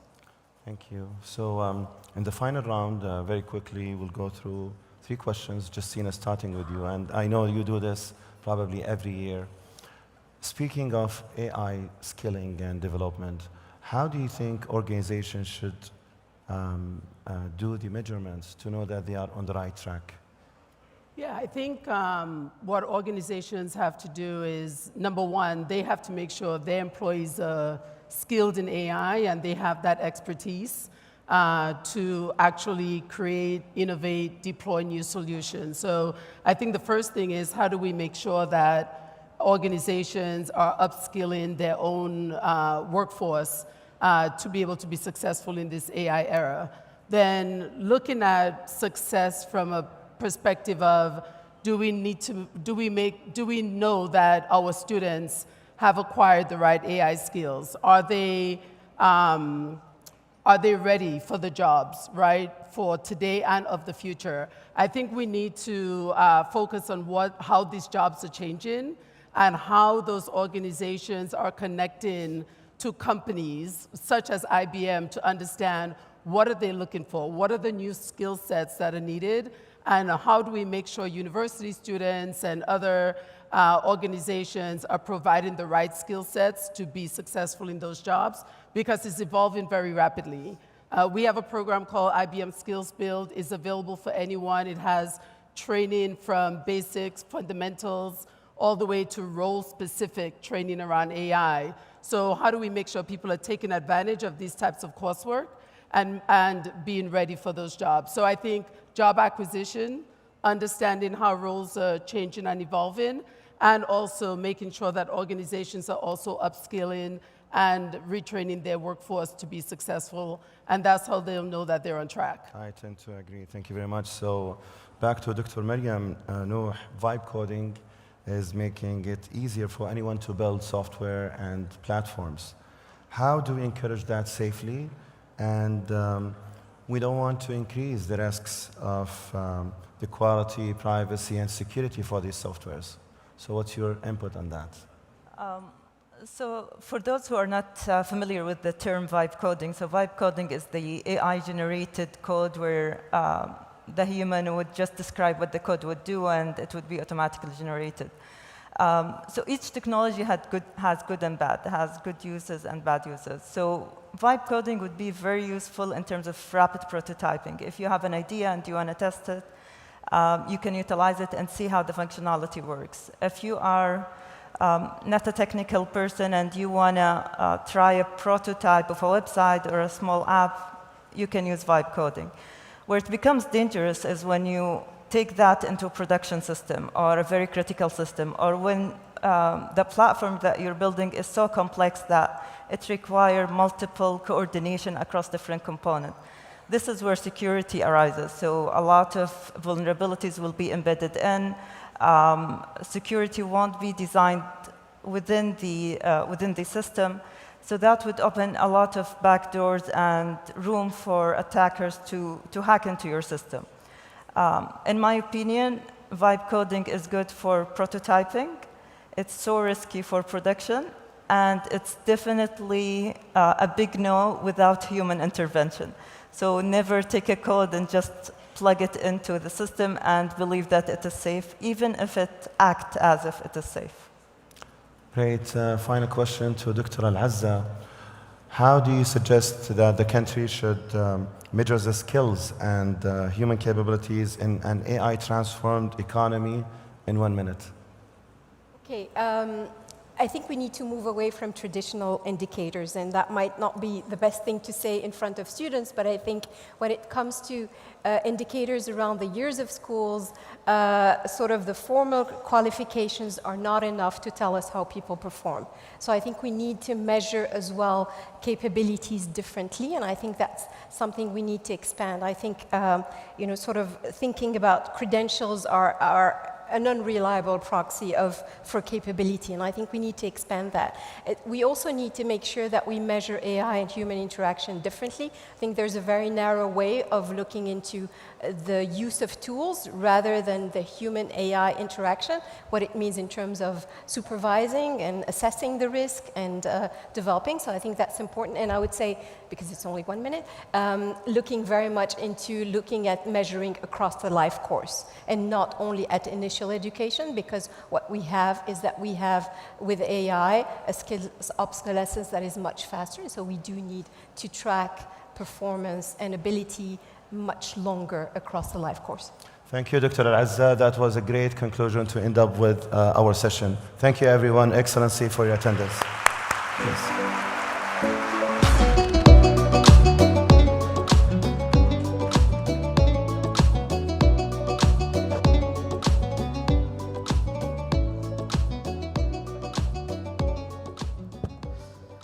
السلام عليكم ورحمة الله وبركاته. قلنا لكم إنه في مفاجأة وطنية رائعة.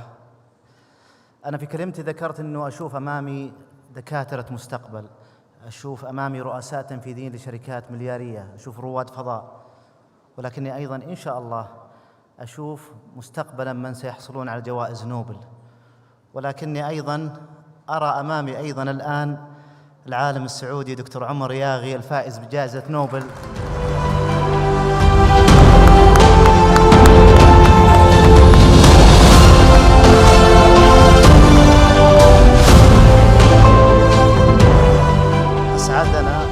أسعدنا مع جدوله المزحوم أنه يأتي لديكم يلقي كلمة لعلها تكون ملهمة لشباب وشابات هذا الوطن. تفضل دكتور عمر.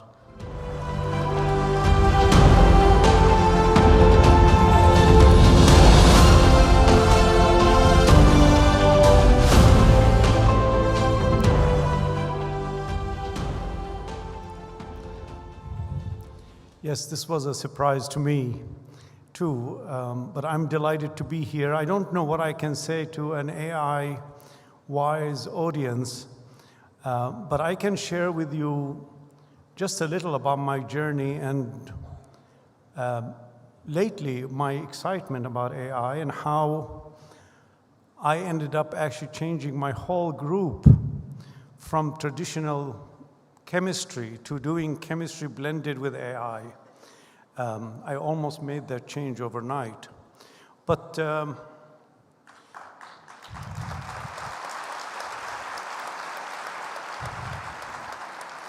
there is no doubt that if you want to future-proof your career, that you need to blend AI in what you're doing. And I think that that is one of the most important things that I have found. AI has transformed banking and commerce and trade and aviation. I have no doubt in my mind that it will also transform science, and it's beginning to do that. So as I look back on my life and think about what are those qualities that I have, let's say, learned or acquired over time, especially when I was your age. Let me just say at the outset that to me the Nobel Prize was not a conclusion, but it was really a beginning of a much more intense period where I want to do a lot more than I have ever done before.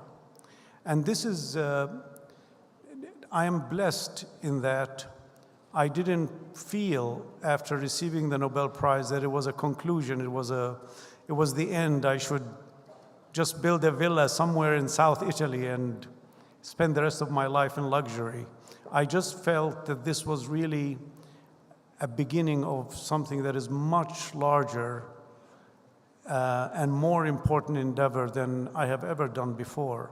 So I grew up in really a humble family. We all grew up in one room, and in fact, we had cattle in that room as well, and cattle feed that separated where we lived and where the cows were being raised. So we had no electricity and no water. And then when you think about that and the announcement of the Nobel Prize in October, you wonder, well, what happened in between? What happened in between is that I was in love with chemistry. Okay, when I was 10 years old, I discovered molecular drawings. I didn't even know there were molecules. And little by little, I started learning more and more about them. And as I learned that they are the constituents of everything around us, living and non-living, well, I was hooked forever. So that interest was really my escape from the reality of my life when I was young. It was sort of the break that I received in life, is that I fell in love with chemistry. And then I never really approached chemistry from a practical point of view. I never said, I want to do something that's going to change society, that's going to solve societal problems. I was just interested in answering intellectual questions about chemistry. I was interested in the beauty of molecules. And I think that there is no shame in saying, you know what, I like this topic, and it doesn't have to be deeply intellectual passion, okay? It just has to be a passion that draws you to that topic and makes you pay more and more attention to it. And this love, let's call it, for that topic, for that specialty, allows you to dig deeper and deeper and deeper. And the deeper you dig, the more interesting things get. Anything, pick anything, and start digging deeper and deeper into whatever it might be, its constituents, its composition, its inner workings. Once you start digging deeper and deeper, nature is so rich that you will become more and more interested in that topic. And so over the last 35 years, that's all I've been doing. I've been discovering beautiful molecules, and I've never had a boring day in my life. And after we discovered this and developed this whole new field of chemistry, where you're building molecules like Legos to make new forms of matter, we made one of the largest class of materials ever made. In fact, it may be the largest materials that has ever been made. And they have applications in water harvesting from air to make drinking water, and taking CO2 out of the air to make clean air, or storing hydrogen to make clean energy. So what I'm trying to say is that from that experience as a child, nobody could have predicted that we could invent a whole new field of chemistry that ultimately received the Nobel Prize. But that was only the beginning. Because what happened after that, once you've discovered all this, you say to yourself, what is it good for? What this new knowledge is good for? How can I make impact on people's lives? How can I make impact on society? How can I solve the water problem around the world? And this is what we ended up doing. But that, again, was not enough. Because the frontiers of knowledge have to be continuously pushed to inspire new generations. And so I asked myself, I don't need to be an electrical engineer to operate my iPhone.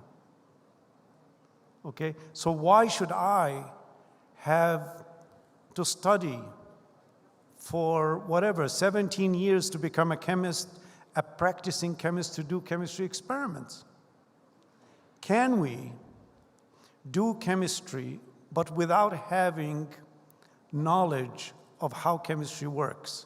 Just like, can I use my iPhone without being an electrical engineer? And the answer is exactly what I'm trying to do. I'm trying to make chemistry accessible to everyone. Okay? I'm trying to have each one of us have the opportunity to plug into being able to dictate what kind of material you want, and an AI-informed robot will go and make it for you. And so we don't need all these fancy labs, all these hoods, all these beakers, all that toxic chemicals. We can actually do this experiment in an office building.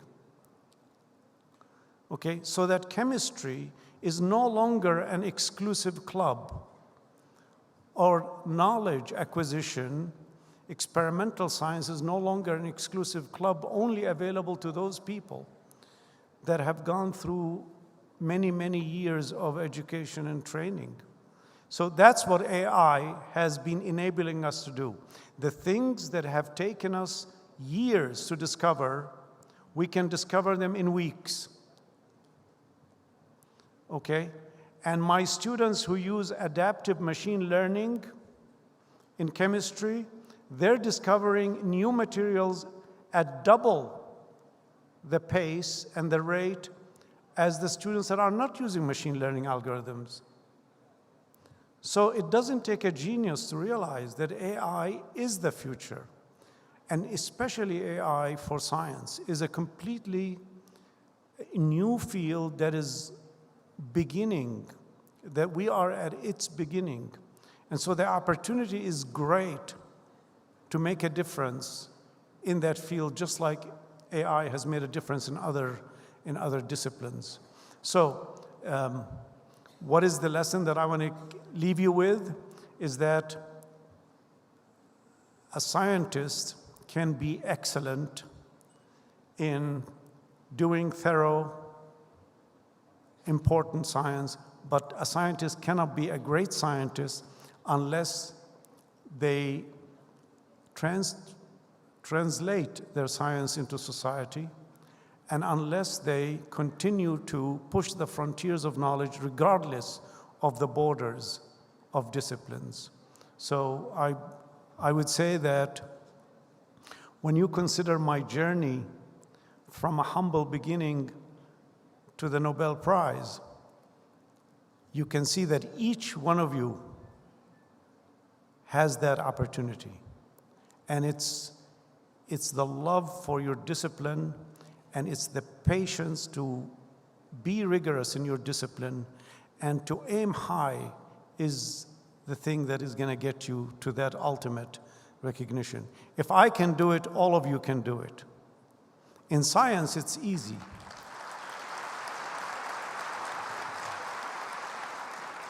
In science, it's easy because one discovery can elevate you from humble to the skies. One discovery can change the way people think and can change the world. That's my message to you. But to have that discovery, you have to do the experiment. You can't sit back and have somebody else do it, and you can't sit back and think there are many reasons why that experiment is not going to work. So do the experiment, regardless of what other people might say. Do the experiment, because the experiment will yield a discovery, and that discovery can change the world, and you might get a Nobel Prize for it. Thank you very much.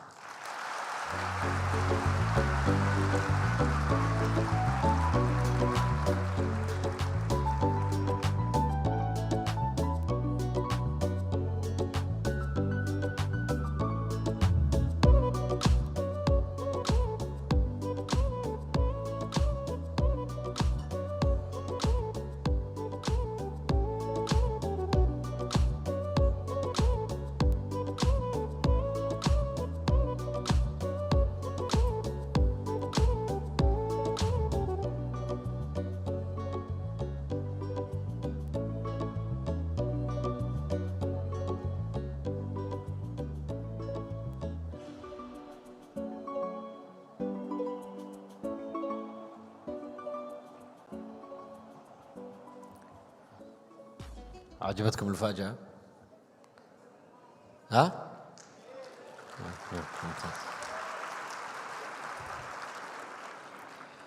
تبغوا مفاجأة ثانية؟ أنا المفاجأة.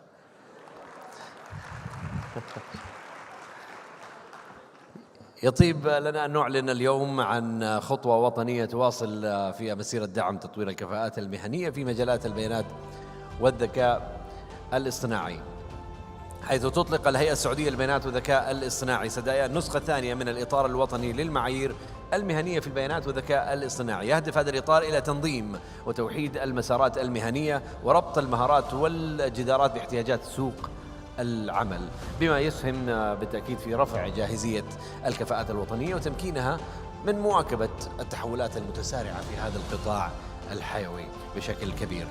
خلونا نشوف هذا الفيديو اللي يستعرض النسخة الثانية من الإطار الوطني للمعايير المهنية في البيانات والذكاء الاصطناعي.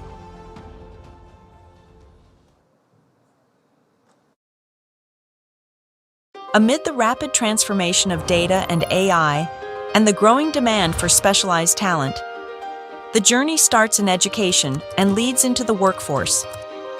In line with its role as the national reference for data and AI, and based on leading international standards and best practices, SDAIA has developed two national frameworks. National Academic Standards Framework for Data and AI, National Occupational Standards Framework for Data and AI, the National Academic Standards Framework for Data and AI supports the education phase of this journey. It defines standards for academic programs, quality, and accreditation, ensuring clear learning outcomes from diploma to master's level, while keeping pace with developments in the field and establishing a trusted foundation for academic preparation. As learners transition from education to professional practice, the second phase begins, where knowledge is transformed into skill and labor market needs take center stage.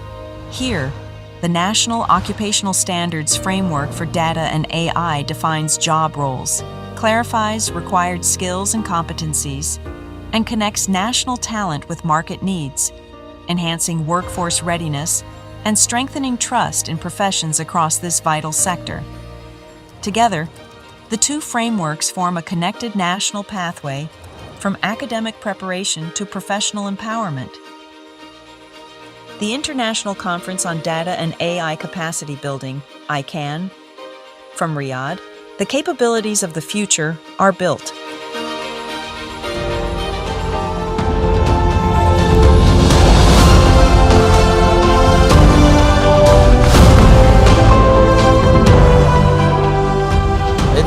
أطلقنا إطارين ومبادرتين تطلق الهيئة السعودية للبيانات والذكاء الاصطناعي، أيضا النسخة الثانية من الإطار الوطني لمعايير البرامج الأكاديمية في البيانات والذكاء الاصطناعي كما شاهدنا، بوصفه مرجعا وطنيا لتطوير وتقييم واعتماد برامج التعليم العالي، بما يعزز بالتأكيد جودة المخرجات الأكاديمية ويضمن موائمتها مع احتياجات سوق العمل والتوجهات الوطنية وفق معايير موحدة تتوائم بالتأكيد مع متطلبات الاعتماد والجودة.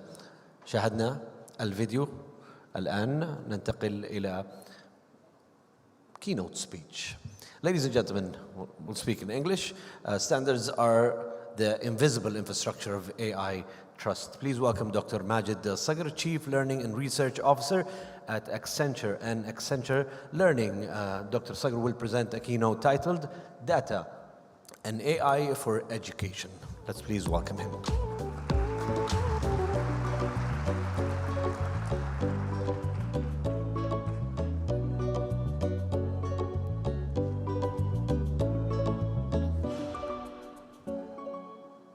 Thank you. It's a pleasure to be here, and I'm absolutely delighted by the surprise, seeing Dr. Omar in person, inspiring us, especially with his humility, is quite inspiring for me personally, and I'm sure it is for all of you. So let's get going.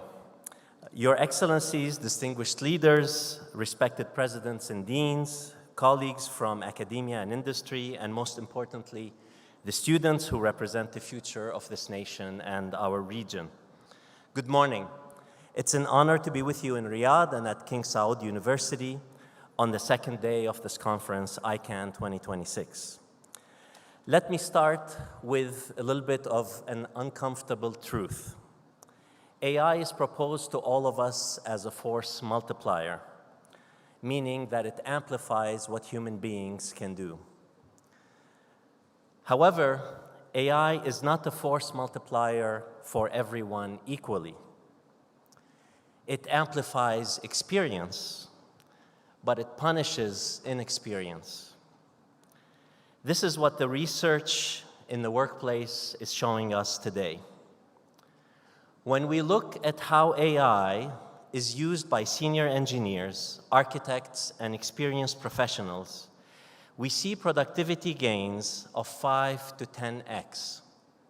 This is because they know what good looks like, they can interrogate outputs, detect errors, ask deeper questions, and use AI to accelerate judgment rather than replace it. AI, hence, is a force multiplier for the experienced user. At the same time, when we look at junior engineers and early career professionals, we often see the opposite effect. We see what we call AI drag. Productivity stalls, learning slows, errors increase, Why? Because the junior professionals lack strong mental models. They overtrust confident outputs, they can't distinguish plausible from correct, and skip the struggle that builds understanding. AI is confidently wrong, and confidence is dangerous when you don't have the experience to question it. AI becomes a seductive shortcut, a source of false confidence, and a block to learning. So the first thing we need to accept is this: AI does not level the playing field, it widens the gap between those with experience and those without. That gap is not just about productivity, it's about judgment. And that brings us to education. A lot of good ideas were shared already by the two panels presented earlier, and I thank them for that. When we think of education, for a long time, higher education has optimized to graduate people with knowledge and skills. Experience was something you gained later. On the job, universities credentialed, employers trained. In the age of AI, that separation, unfortunately, no longer works. If we graduate students with knowledge and skills, but without the experience necessary and the judgment, AI will not make them stronger, it actually will weaken them. So it will give them speed without understanding, confidence without competence. So the learners must develop these mental models, error detection instincts, and domain intuition. In education and in training, we must assess thinking, not just outputs.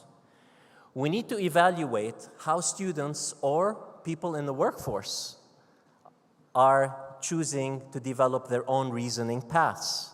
What assumptions did they make? The trade-offs they made, decision quality, and not just the answers. In the age of AI, answers are cheap, deep thinking and reasoning are expensive. And here's the hard truth. For the educational institutions, and we are at a renowned educational institution, so please listen carefully, we have to take this responsibility very carefully. If we just graduate students without the necessary experience, then higher education will inevitably move toward a deep collaboration with industry. Not because of ideology, because of necessity. The economy will require this significant change to higher education. We're already seeing this: co-designed curricula, embedded internships, apprenticeships, industry-aligned credentials, long interview cycles, training websites for students to develop experience and insight. This is not a threat to academia, it's a strong signal that something is lacking and something needs to change. The institutions that thrive and lead in the future will be the ones that focus less on content and more on judgment formation. Now, there's another risk that has been raised, but it's important for us to talk about, and it's a little bit more subtle. It is how we work with AI. Working with AI, as we have heard, introduces this concept of cognitive debt. Cognitive debt happens when we offload thinking before we understand, when we accept outputs without interrogation, when we skip the struggle that builds mental models. Over time, this leads the brain to atrophy at the professional level.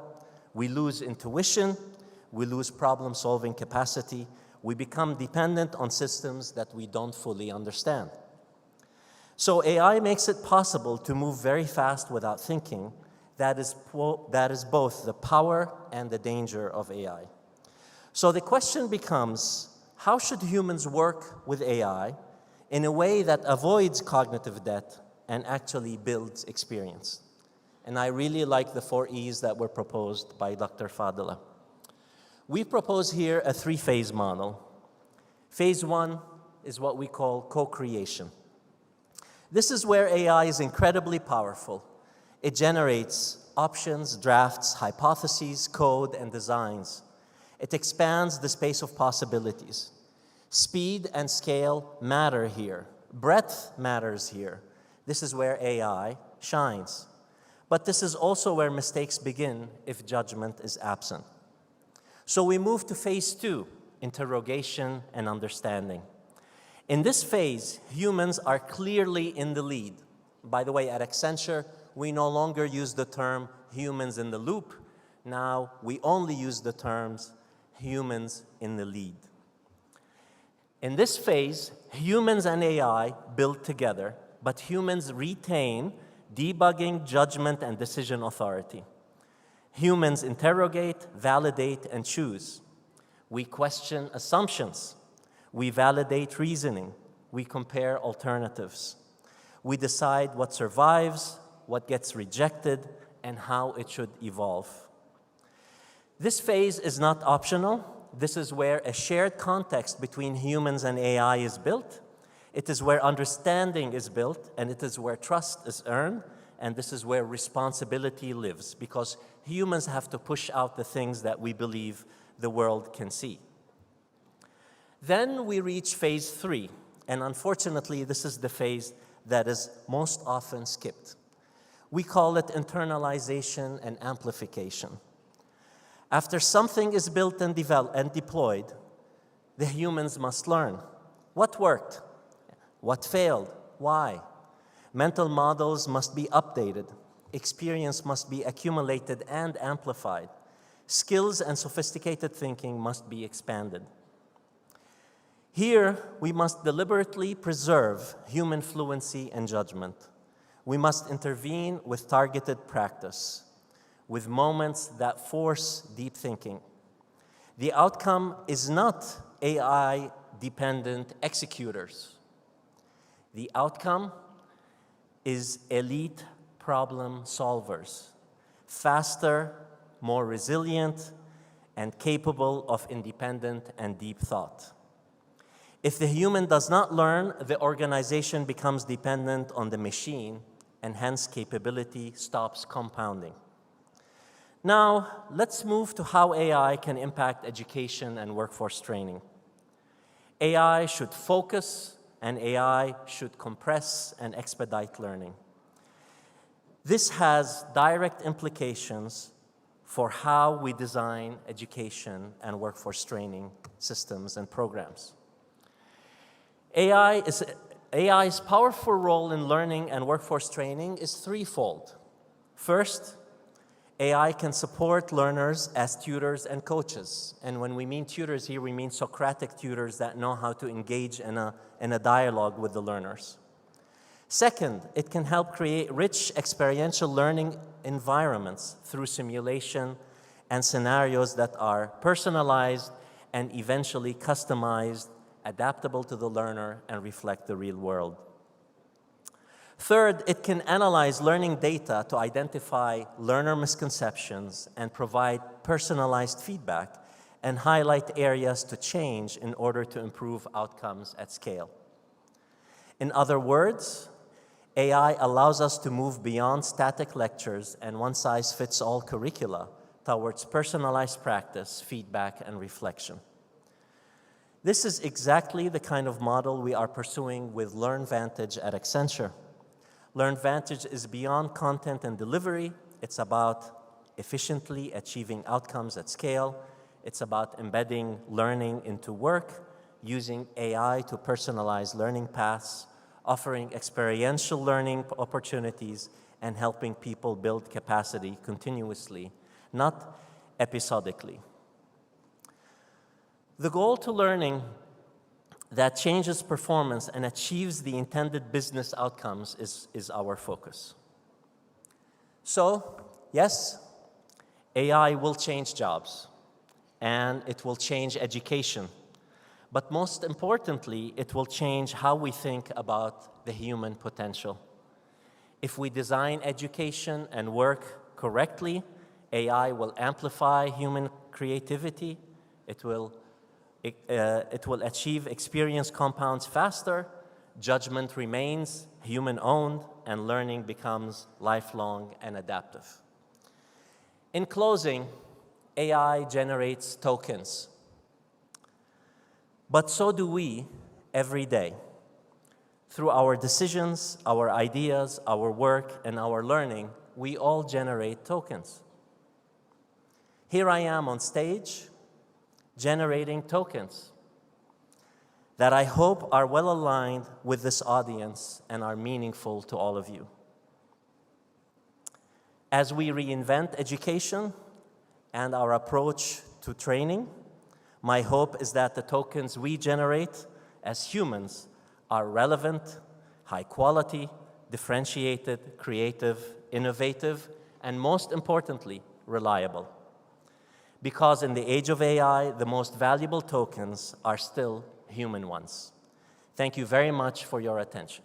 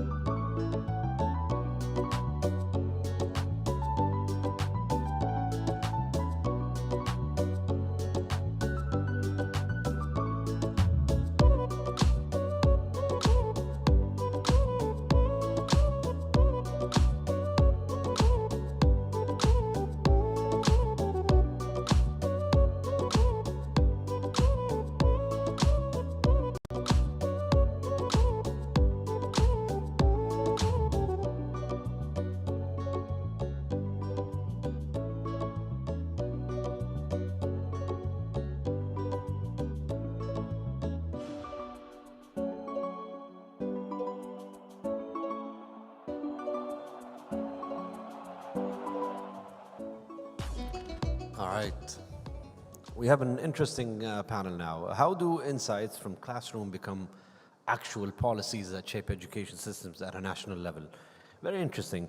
The panel title is Scaling Data and AI in Education from Classroom Evidence to National Policy. Moderating the session, Dr. Faisal Al-Ataibi, please welcome him, Director of the Consultation Department at Sadaya. And joining the discussion are Dr. Alan Smeaton, Emeritus Professor of Computing at Dublin City University and member of the Government of Ireland AI Advisory Council, Dr. Tom Bewick, Professor in Skills and Workforce Policy at the University of Staffordshire, and Dr. Stephen Summer, Director General of MISC Schools. All to the stage, please. Let's please welcome our moderator and panelists.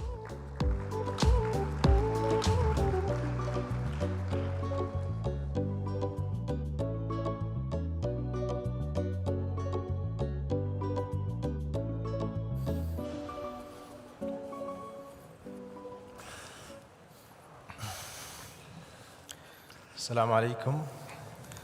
أتمنى أنكم مستمتعين بآيكان حتى الآن. أنا دكتور فيصل العتيبي وسأكون محاورا لهذه الجلسة بعنوان Scaling AI in Education Responsibly. So you know AI is entering the classrooms and teachers and students are adopting AI already. However, this adoption is way faster than way faster than the pace of us updating our curriculums and training cycles. Yesterday and today, we listen about the opportunities of AI in education. We are promised by more productivity, more personalization.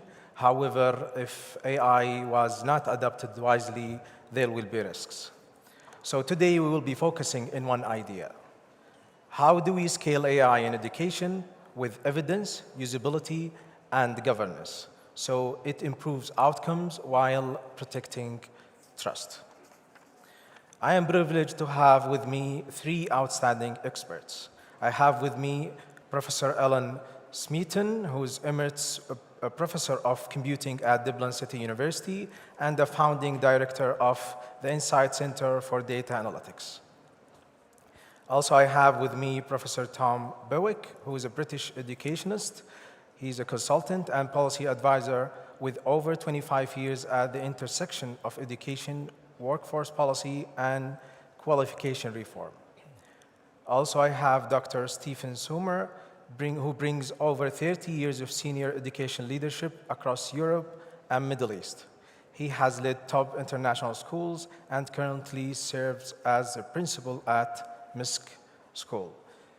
Gentlemen, welcome to the panel. So I want to start the discussion with the impact because, you know, without impact, everything we talk about is a noise. And my first question goes to you, Dr. Allen. So we have all seen impressive AI demos in education. How do we know an AI tool is actually improving learning, not just looking impressive in a demo? Assalamu alaikum, and Your Highness, Your Excellencies, ladies and gentlemen, thank you for inviting me. Thank you to Sadaya. It's wonderful to be back in the kingdom.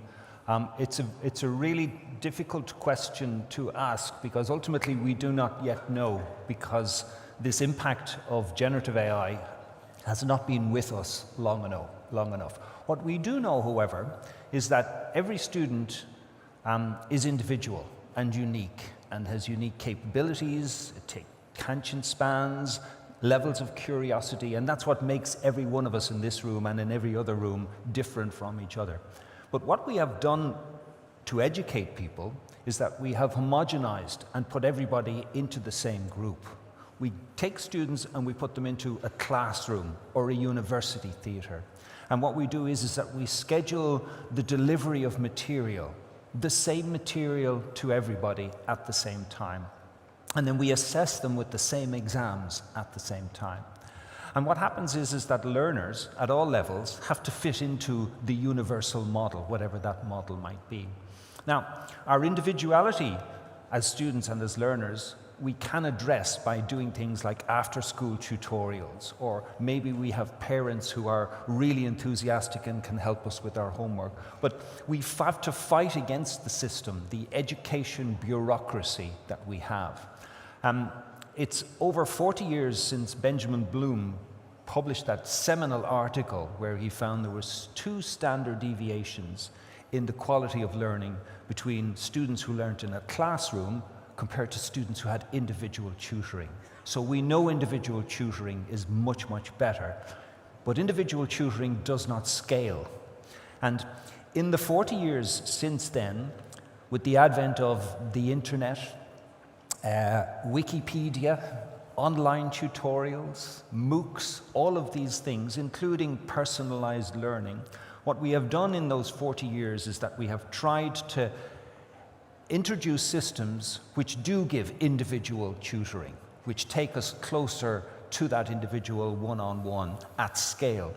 But in each of those cases, of those things, those technologies were almost like superimposed on students.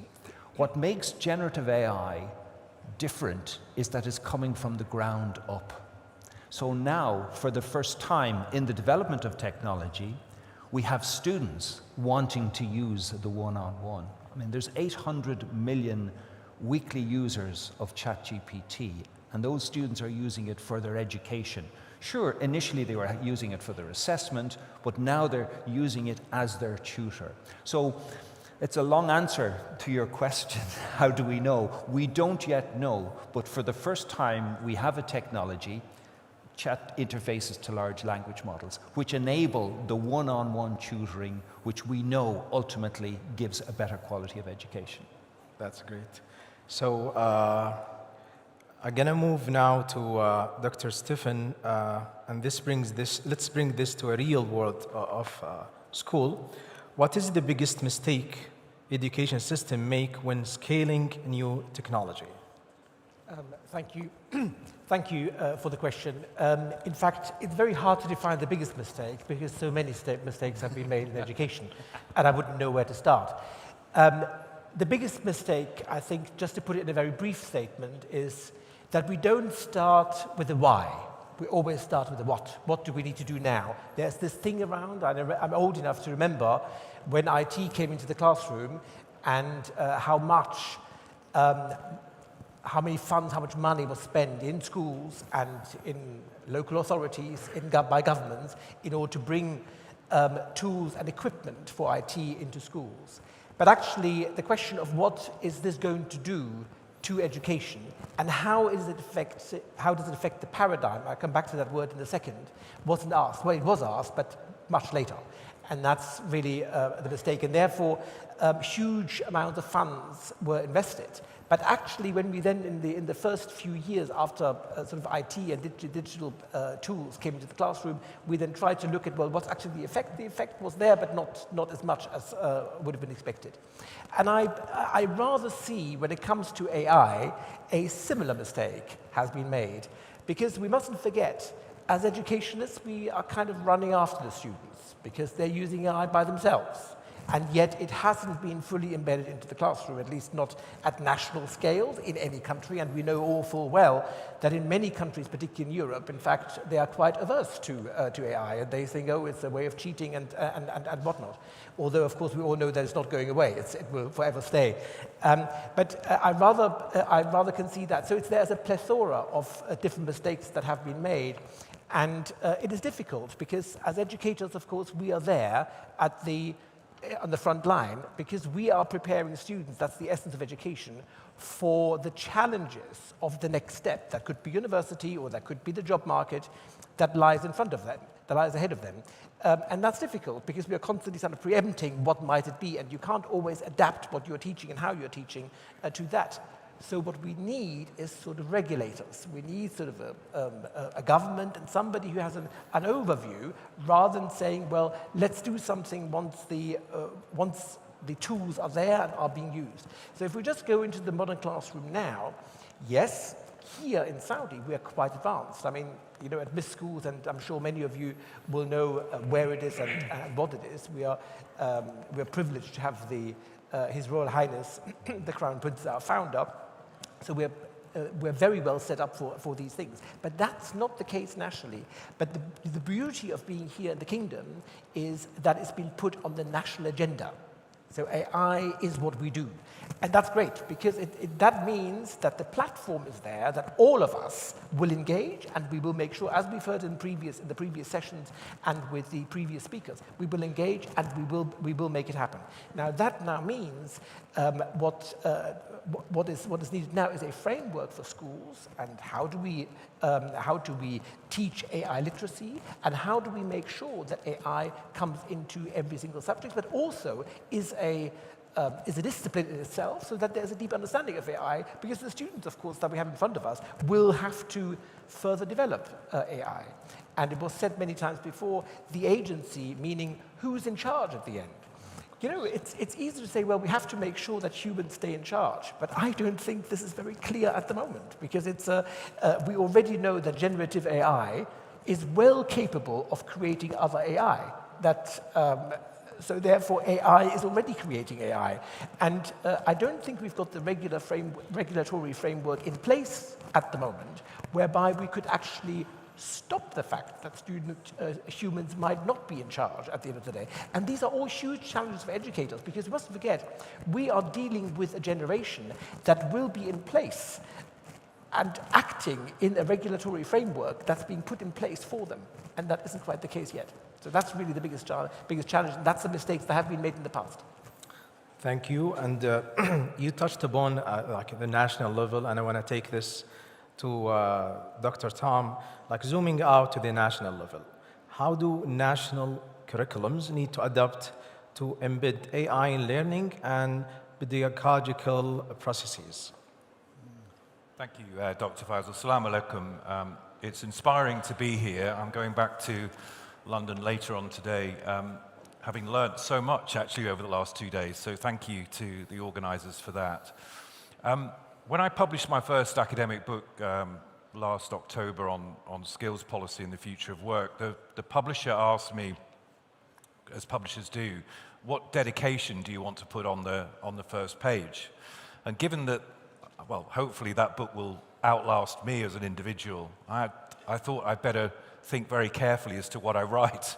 And the more I thought about it, in terms of this is obviously a book about education and the future of work, I wrote in the book, the point of education, this is really I said to my children, I have 3 teenage children, the point of education is to acquire a love of learning.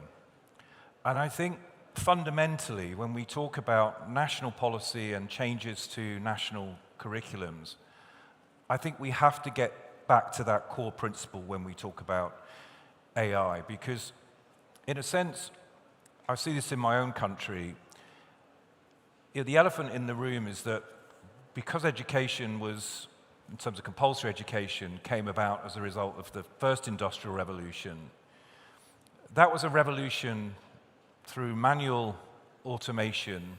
Education responded by teaching conformity.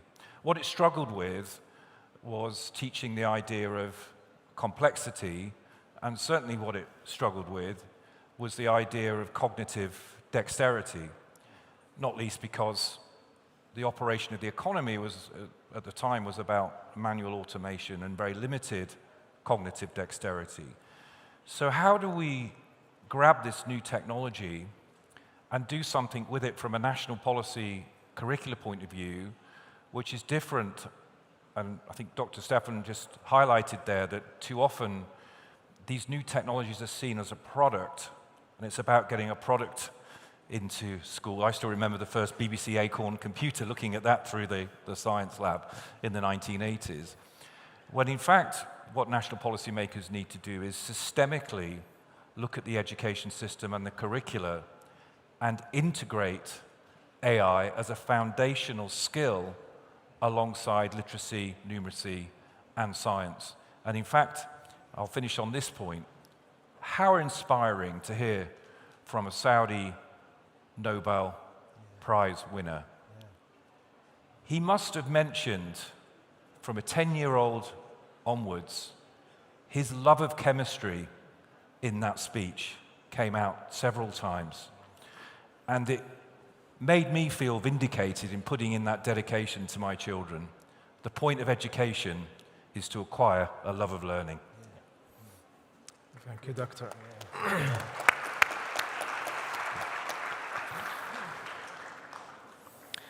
So now, Dr. Smeaton, back to your answer when you, previous question, when you said, we're still testing and working, knowing what works and what not work.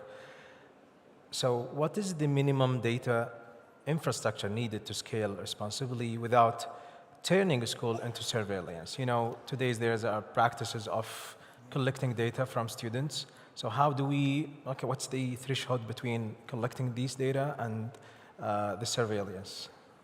Yeah, I mean, in a sense, from a technical point of view, that's an easy question. You need training data, you need a huge amount of compute time, you need to build a large language model, you need to have an API to access it, or you can do as you've done in the kingdom and build your own like ICAN, and then you need to provide access to it. And then there's all these other constraints to do with energy management and making it available, and there are technical things associated with it. But I want to tell a story of something I did, and I'm going to come back to your dedication to your book. We're both plugging your book, by the way. So when ChatGPT first happened in our university, I like to be one of the first people to try out something, and some of the times it works, and some of the times it didn't. And I used to teach a course on marketing to business students, but I used to introduce technology. I used to introduce linear regression. Now, these are business students, and this is linear regression, and they hated equations, okay? And what I did was I took that version of ChatGPT, and I would fine-tune it after every lecture with the lecture materials, the slides, all of the usual stuff. I also did an audio recording of my lecture, onto a WAV file, and then had the transcript. And I would make that used to fine-tune the model. And I would make that model available to the students. Now, 2.5 years ago, that was quite novel. Now it's fairly boilerplate thing. And for the first couple of weeks, it was the default prompt that was used. So they'd ask a question, what did Alan say about what is a p-value in linear regression? And then it would say, Alan said it's da-da-da-da-da, and it would give the answers. But it was very question-answer. And then I decided that all that is doing is it's replacing a tutor with a question-answering system. And I changed the prompt because I'd read so much about Socratic approaches. So I changed the prompt. So instead of it giving an answer to the question, what it did was it posed other questions to the students, and it led the questions to the answers. So remember the part where he was talking about accuracy? Yes, I remember that part. And remember the part where he was talking about a variety in the accuracy of the estimate? Yeah, okay. Well, think about what, and that was the dialogue that happened.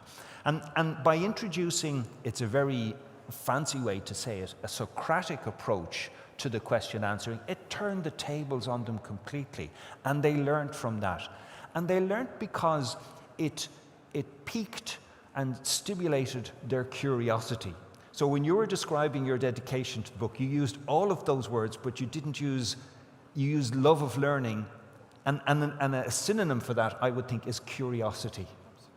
So instead of it being a system that just gave an answer to the question, which didn't teach them, didn't catalyze their curiosity, it basically got them to the end of the assessment quicker.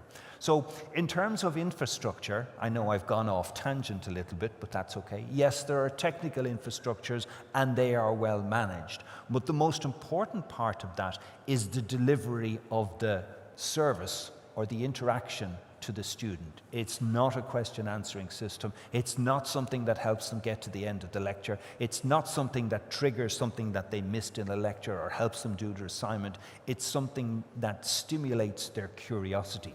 And Tom mentioned it in his reply to your previous question, and the previous speaker with the Nobel Prize mentioned it. He didn't use the word curiosity, but he could have used that word curiosity. He had a love of chemistry and a curiosity. So curiosity and stimulating curiosity is the most important part of the delivery of the infrastructure of generative AI. I totally agree, and this is what we hope from the AI to deliver into the education system. Now, for Dr. Stephen, you maybe touched upon your experience at MISC school on expanding some of AI solutions. So my question is, on the other angle, is when you see scaling fail in practice, what's usually the root cause? Is it people, processes, or culture? It's a combination of it all, actually. It's a combination of it all. When technology is being scaled in education, what's often forgotten about is that there are people involved. And teachers are, and I'm sure many of the teachers here present here will agree, it's quite a sensitive breed, teachers. And that is because we are carers. We care. And that's why teachers are successful, because they care about their students and they care about their success. So teachers don't like having things done to them. They want to be part of that process. And that is often a root cause that hasn't been thought about. When something's being scaled, it's been thought up from high above, and this is what we're going to do.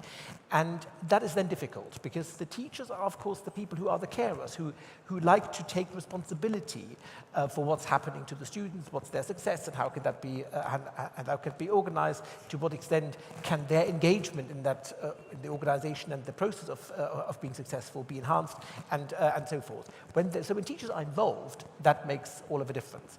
Now, when it comes to the topic at hand here, which is AI, it is quite easy, because we know from the statistics that the vast majority of teachers around the world are using AI on a daily basis in all sorts of guises, and that's fine.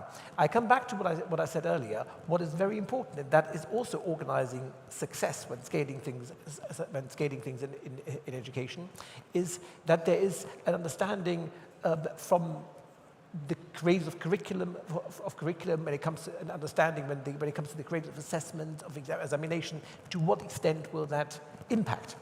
Now, we said it, and certainly was said in the previous panel, and that is the notion, how does AI, which is of course also used by most of our students every day, but how does it affect learning, and to what extent are we staying in charge of making sure that the students don't, just by developing a bad habit, using AI as a substitute for what is usually being done by the brain, because AI does it. Now, that's, of course, a big mistake. And we know as educators, once you have developed a habit it's very difficult to undevelop that, to get that out again. So I think I'm really calling upon people how important it is for Ministry of Education and regulators to stay in charge of that and make sure there is a very clear guidance. How in schools are we making sure, at MIS schools we do that, how do we stay in charge and how do we make sure that AI is used in the best possible way, expanding and augmenting learning, but as it is indeed expanding and augmenting teaching. But we mustn't forget the receivers of the teaching are the students. And what I would quite like to have for schools themselves, but also wider organizations, including countries and ministries of education, to take more responsibility of in what way students are using AI to expand memory, expand skills, expand in their capacity in many ways, all of which you can do. Because currently it's being left a little bit to schools, which is fine, and many schools do that very, very well, but it is then very difficult for schools to scale that. So how, when we have good practice, how do we share that best practice? That if that's done from higher authorities, i.e. regulators or Ministry of Education, that is then that is different. But we are just at this moment, I want to use that word again that I used previously. The advent, or actually the presence of AI now, is a paradigm shift in education. It affects everything we do. It affects every aspect of teaching, every aspect of assessment, every aspect of learning, every aspect of examining. And we mustn't forget, in Northern Europe, quite a number of countries have banned the use of AI in schools. And we have to ask ourselves, well, you know, they have a logic, and their logic is, it is cheating. Now, if you're looking through the lens of the 20th century, it is cheating, that's true, because that implies that AI can only be used as a substitution. Which it doesn't. And I come back to what I said earlier. We're very lucky to be here in the kingdom where AI has been put on the national agenda, and it will be, and it is being implemented everywhere throughout all strata of society and in all aspects of society, and that is great. So therefore have a real chance to be at the forefront of developing these kind of regulations, how to make sure that it is being used properly in schools so that children can actually expand their memories, their skills, and their capacity. Thank you. And actually, you touched upon like the impact on teachers. I want to generalize this idea and take this to Tom. Now the studies are showing AI impacting entry-level roles, and young people may be affected. So how should national education policy respond? And what is your concept of the new artisan? And this going to be the last question because the organizers are telling us that we're going to end with that. So. Just to respond to something Dr. Stefan said about the fact that, yeah, in some jurisdictions we're seeing, a counter-revolution against AI by banning students from accessing or using AI. I mean, good luck with that. I have to say, I mean, this has got echoes historically of when in medieval Europe, the reaction of the Catholic Church initially was to ban Gutenberg's printing press to stop the spread of new knowledge and new information. It just doesn't work. I mean, humans are incredibly ingenious and they find ways of spreading ideas, even if their rulers are not content for them to do so. The MIT study titled Canaries in the Coal Mine, I think really shook up a lot of labor market economists, other experts and policymakers, because it was the first empirical data, and obviously as social scientists, we do look very carefully at what the empirical data is showing. And I guess, the bad news is, Dr. Faisal, is we're seeing a material effect on the first rung of the labor market ladder, and who is that affecting disproportionately, as in terms of every technological revolution where automation takes place, it affects young people. But what I'll say briefly on that is that this idea of the broken bridge, the transmission mechanism being a problem for policymakers between upper secondary compulsory education, university and the labor market is not a new phenomenon. We're seeing and have done over many decades a real problem in the youth labor market. And what I'll say about that is when you look at those countries that have been the most successful, measured by, for example, low youth unemployment, Switzerland, Germany, Austria. Why are these countries being successful? Is because they have a habit in their national education and training systems, rather than thinking about credentials turning into jobs, they turn their jobs into credentials. That's why 2/3 of Swiss nationals, young people, go on and do a learn, earn, paid apprenticeship. So I think, actually, we don't have to invent new policy solutions here. What countries need to do in terms of integrating the AI revolution is actually double down on the things that we know work. And where do, just to echo what a previous speaker said, where will young people get that experiential learning from? It'll be by building pathways from formal education into the workplace via degree apprenticeships, via work-based training that ensures that they get the learning alongside the earning potential. Thank you. شاكر لكم جميعا حضور هذه حلقة النقاش. And thank you, gentlemen, for being a guest to this panel. شكرا لكم.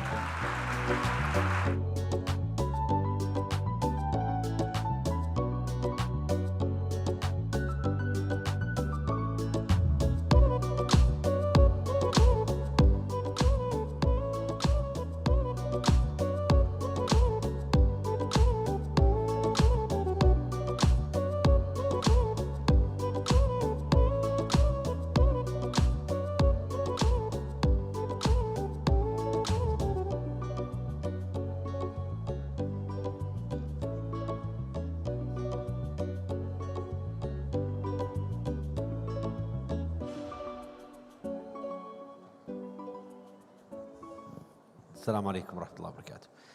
شكرا لحضوركم. 20 دقيقة إن شاء الله بإذن الله ونرجع من جديد نكمل. ناخذ بريك سريع. A networking break for everyone. Thank you for being with us. We'll be back with more panels, more keynote speeches. Thank you.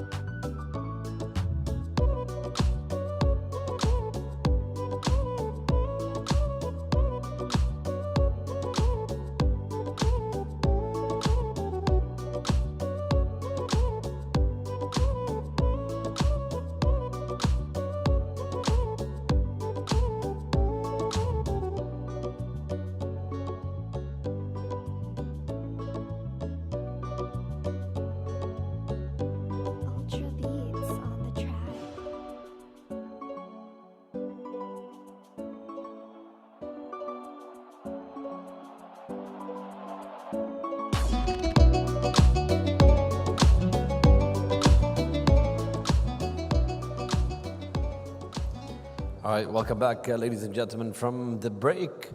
Responsible AI must move from theory into practice, that's for sure. Please welcome Dr. Cynthia Briziella, founder and director of MIT Media Lab Personal Robots Group. Her keynote is titled Responsible AI for Capability Building, from Global Ethics to Local Impact. Let's please welcome Dr. Cynthia on stage.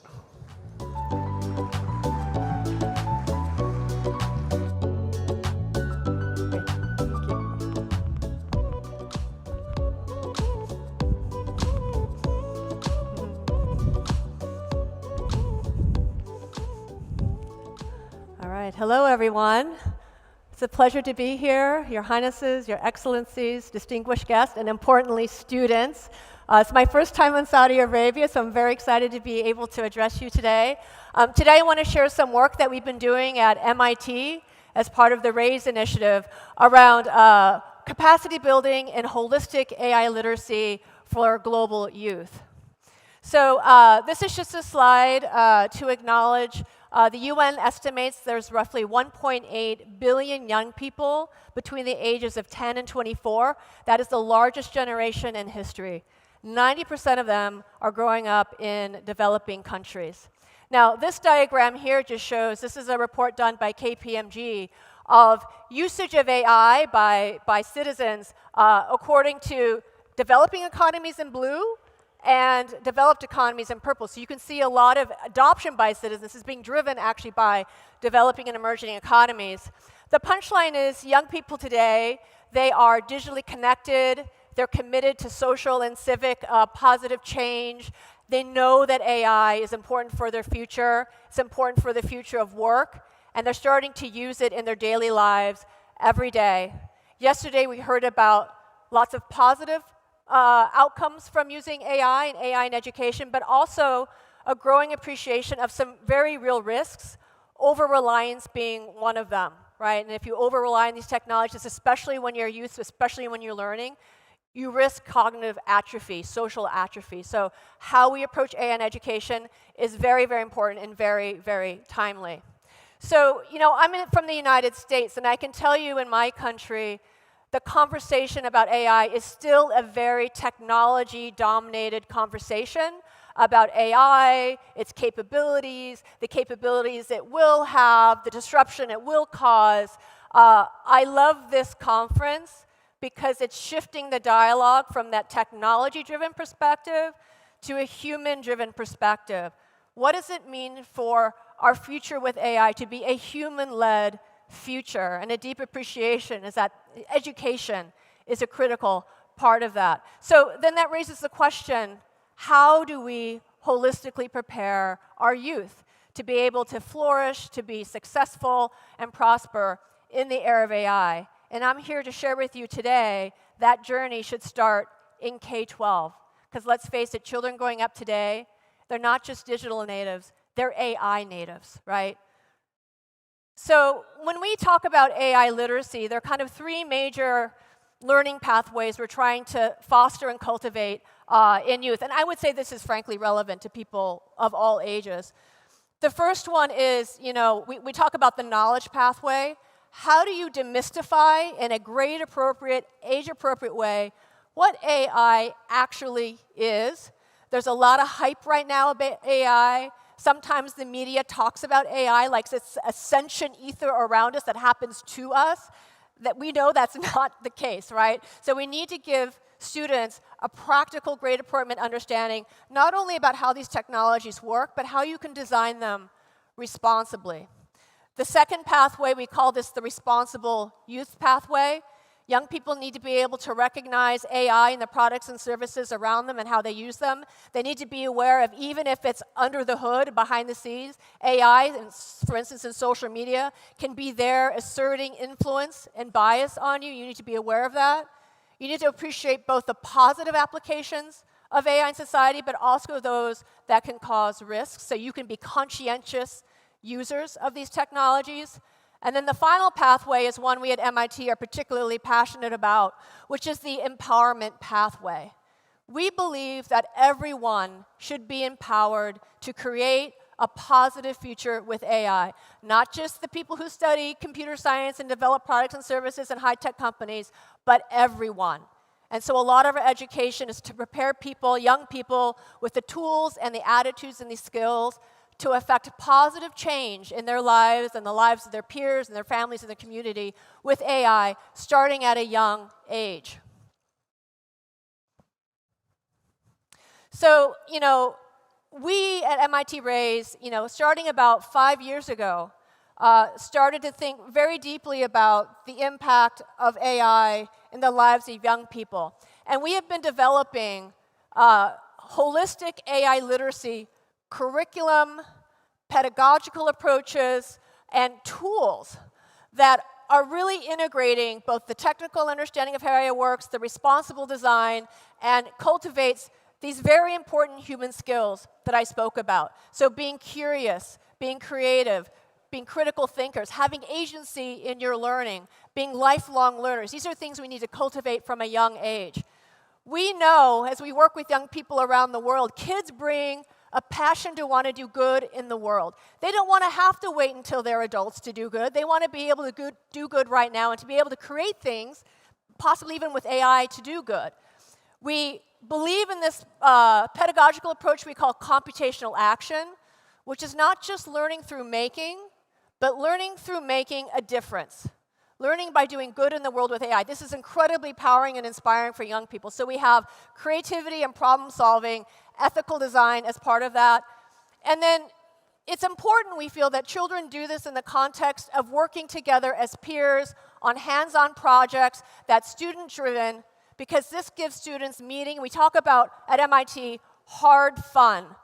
Things that require effort, that require tenacity, that require initiative, and struggle, productive struggle, are often the most rewarding. We need to give students more opportunities to experience that agency, especially in the era of AI. This is also where they learn and cultivate their human skills of collaboration, communication, negotiation, resolving conflict, and all these things that companies are telling you are critical skills in the workforce in the era of AI. So just to kind of, put this into kind of a real-world example, I want to highlight a project that middle school students did. This is actually at a school in Dubai.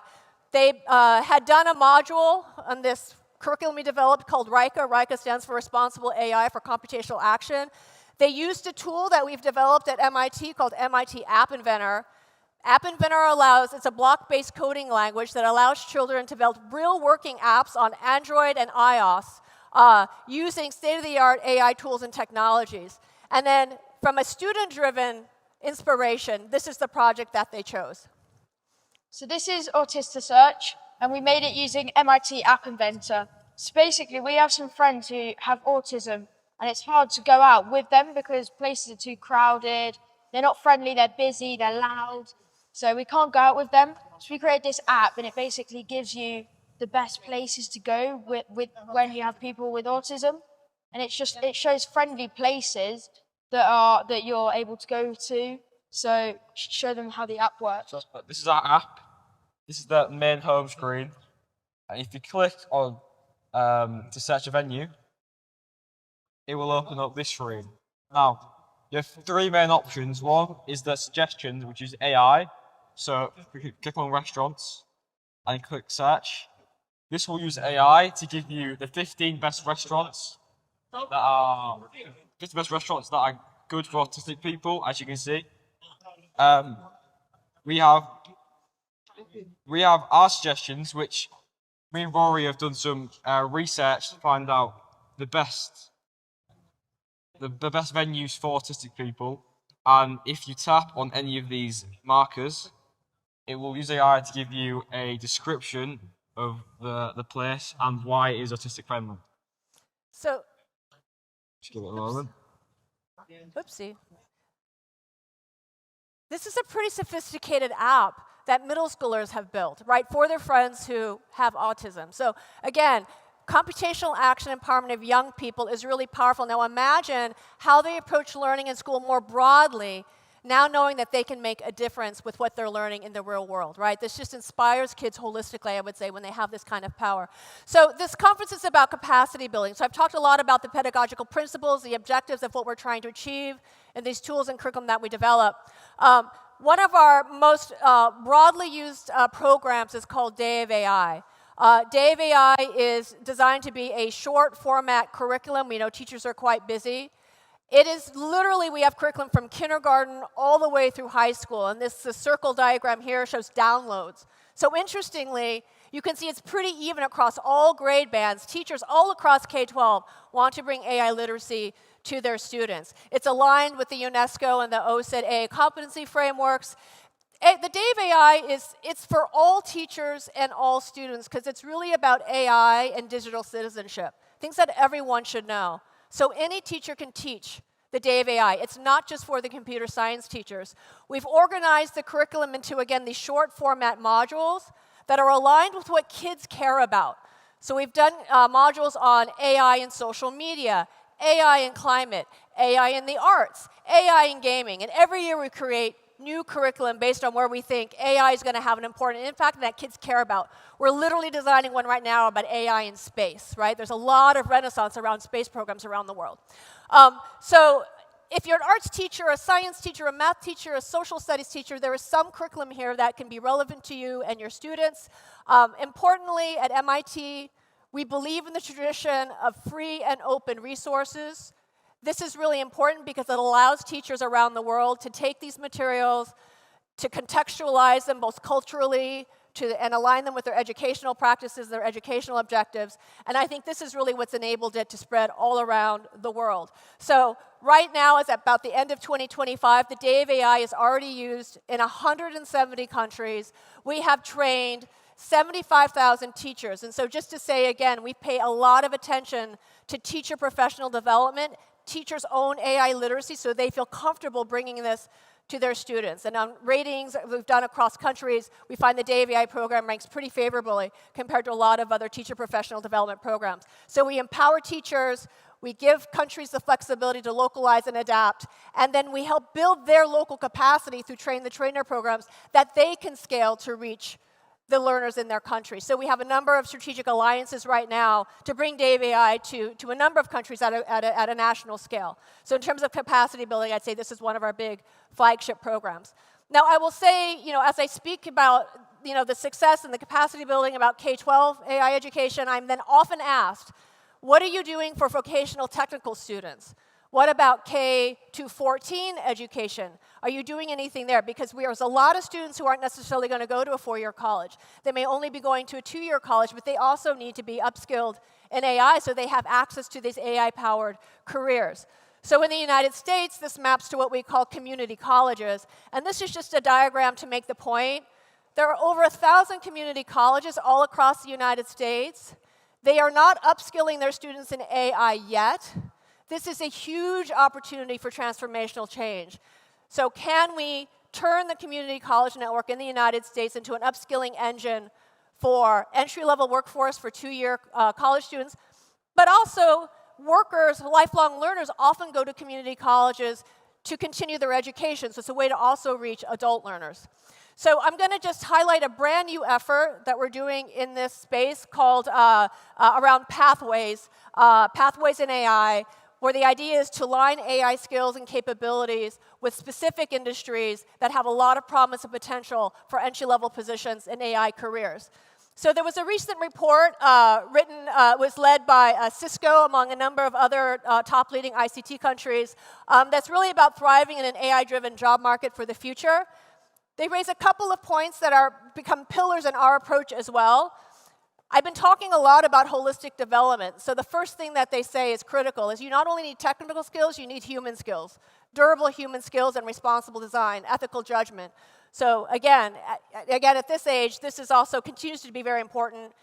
They stress the importance of authentic real-world learning experiences. So we are working with industry to give examples as they learn techniques in AI aligned to the exact kind of use cases that industries are grappling with as they think about how they integrate AI into their product development and business workflows.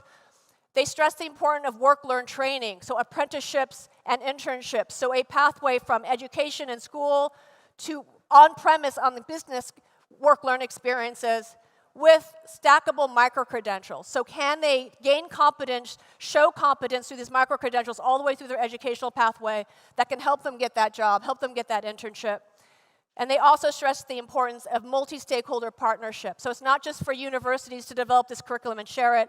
We're doing it in co-design and collaboration with industry and with government in order to make sure that these skills are aligned with the AI skills that specific industries are really looking for. So again, it is a systematic ecosystem approach to this problem.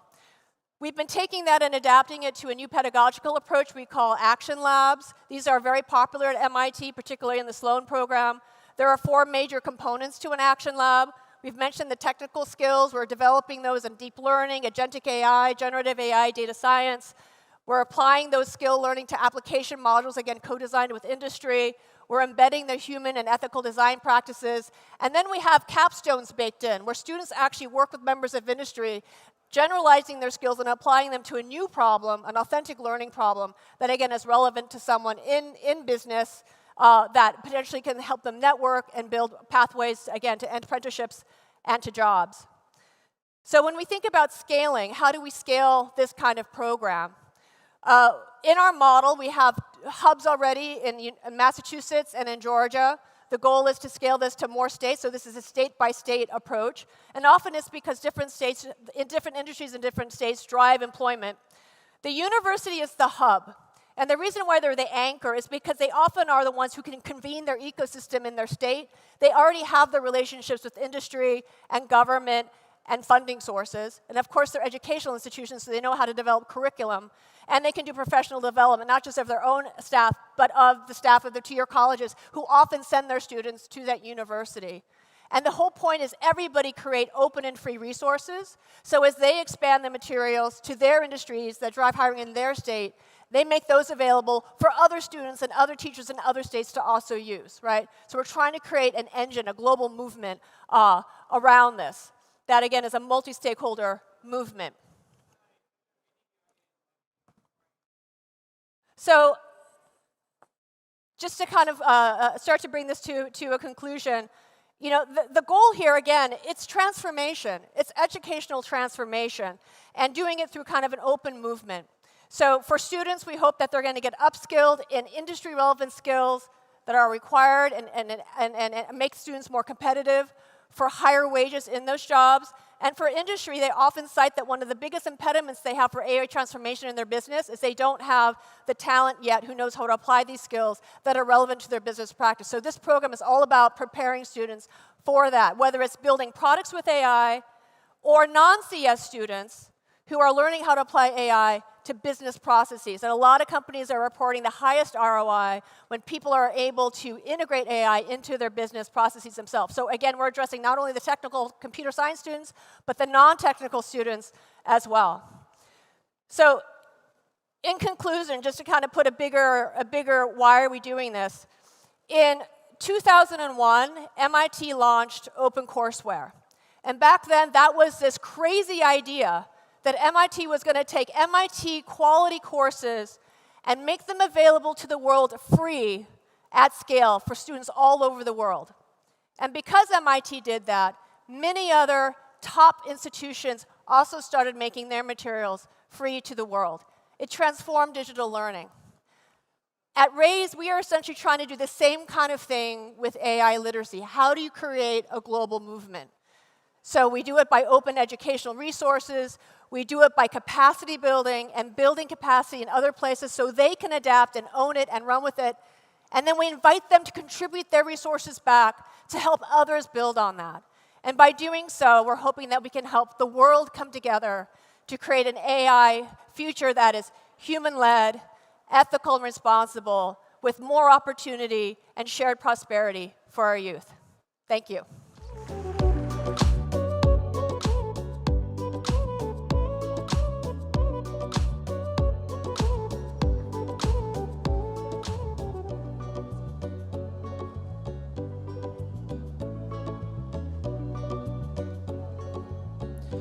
حضورنا الكريم, thank you, Doctor.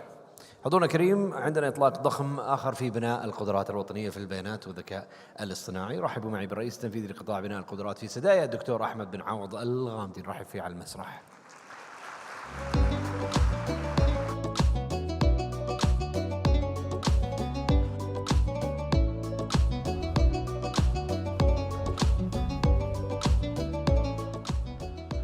Good afternoon, everyone.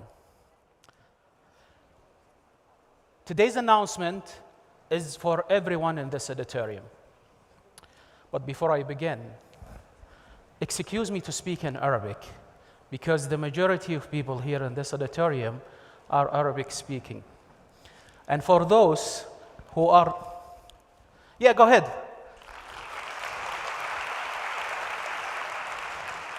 Thank you. And for our guests who are non-Arabic speaking, please use your headsets for translations.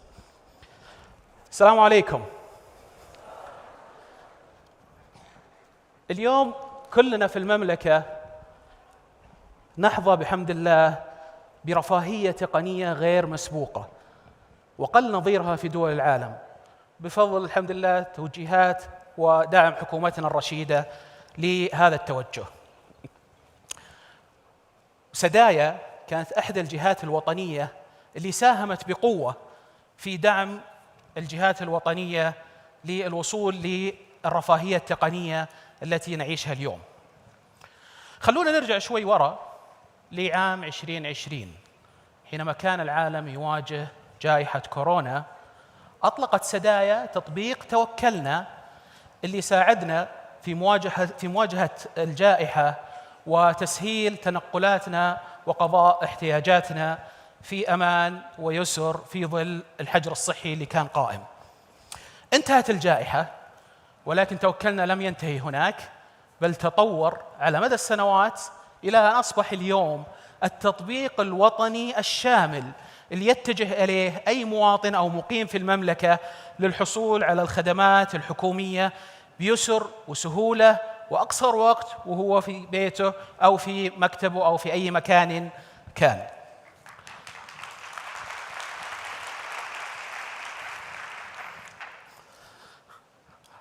تطبيق رائع آخر هو تطبيق نفاذ اللي سهل علينا تعريف أنفسنا لجهات تقديم الخدمة سواء كانت جهات حكومية أو غير حكومية بدون ما نذهب إلى تلك الجهات ونعبي أوراق ويكون معنا بطاقات هوية أو بطاقات تعريف أو في بعض الأحيان معرفين وشهود، وحنا جالسين في أماكننا من شاشة الجوال لمسات بسيطة وأعرف نفسي للجهة بموثوقية وأمان وأحصل على الخدمة بشكل مباشر.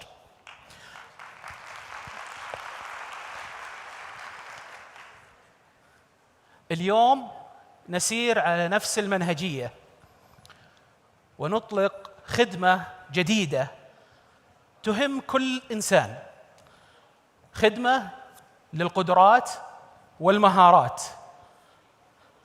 يشرفني ويسعدني اليوم أن أكون أمامكم للإعلان عن منصة أذكى إكس.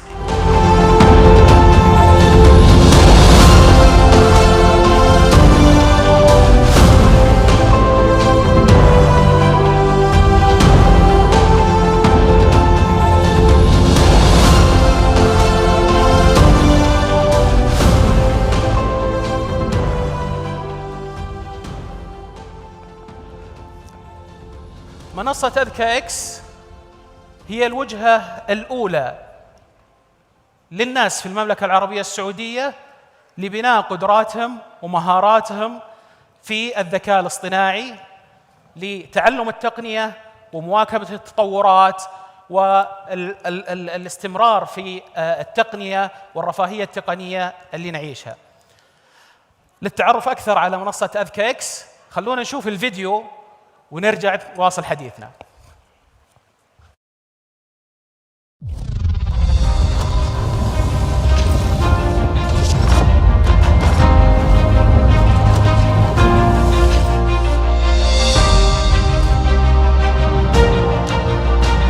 In a world accelerating by the day, data and artificial intelligence are redefining how economies grow, how institutions perform, and how careers are shaped. Today, the challenge is no longer access to knowledge. It is access to the right pathway, one that builds capability, strengthens readiness, and creates measurable impact. As the national reference for data and AI in the Kingdom of Saudi Arabia, responsible for their regulation, development, and governance, Sadaya launches ICAN and connects capabilities with labor market priorities, transforming learning into workforce readiness and ambition into national impact. Through partnerships with leading technology companies and world-class universities, ICAN delivers high-quality programs that strengthen skills and enhance the competitiveness of national talent. Professional learning pathways, structured pathways, aligned with priority data and AI roles, personalized to individual skill levels and development goals. Specialized programs from global leaders, high-impact training, delivered in collaboration with top technology providers and world-class academic institutions. A national skills record, a unified record that documents skills, milestones, and achievements in data and AI, supporting progression, recognition, and mobility. ICAN, advancing national capabilities for a smarter future. And through the International Conference on Data and AI Capacity Building ICAN from Riyadh, the capabilities of the future are built.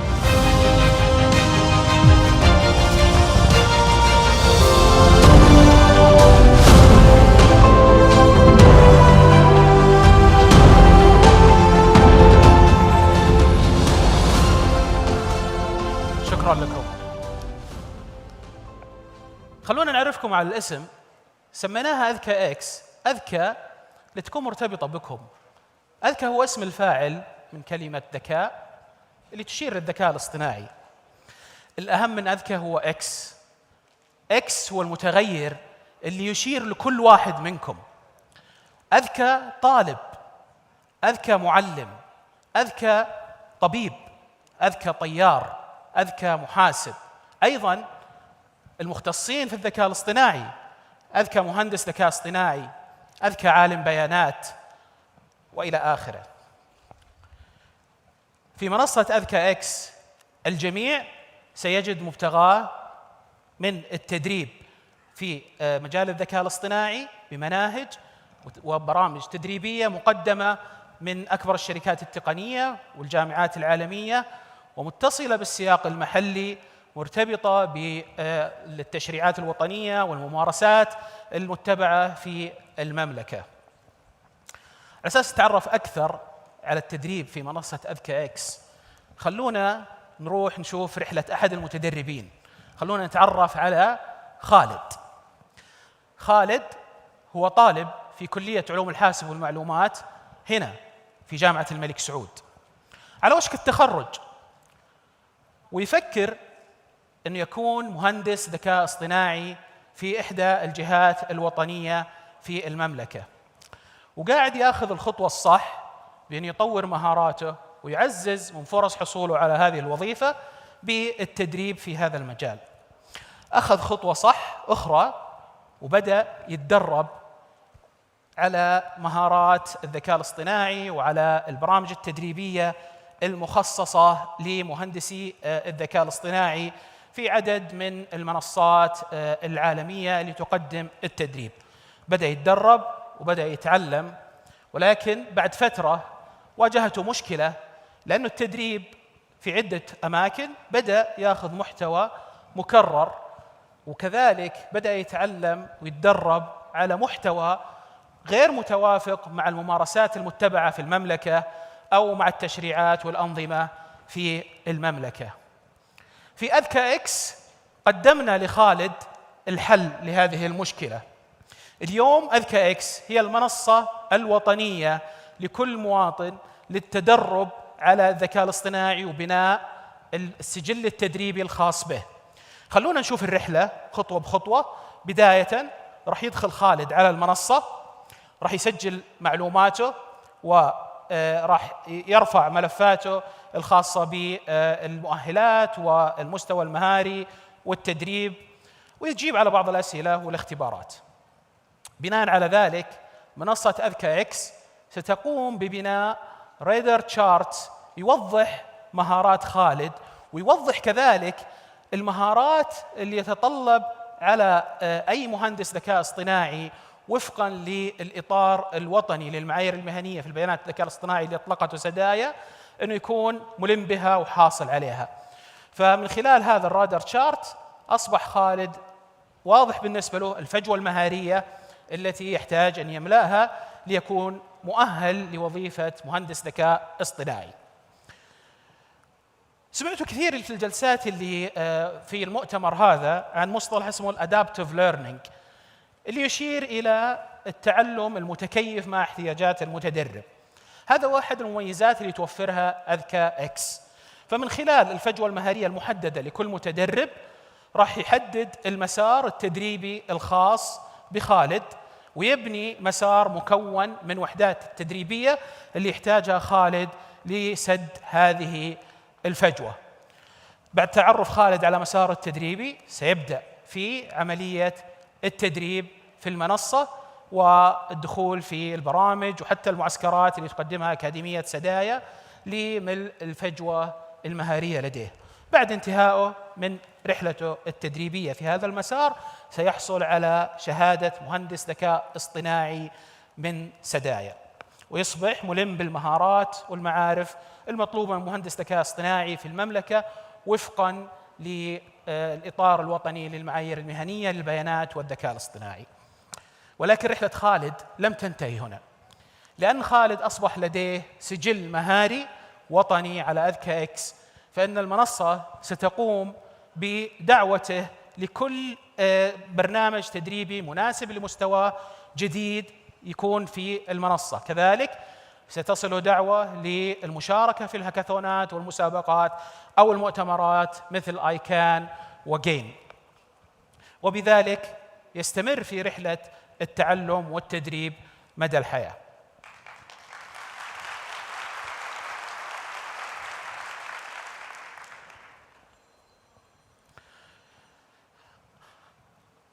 تميزت منصة أذكى إكس أيضاً كذلك بتقديم محتوى تدريبي من خلال شركاء عالميين.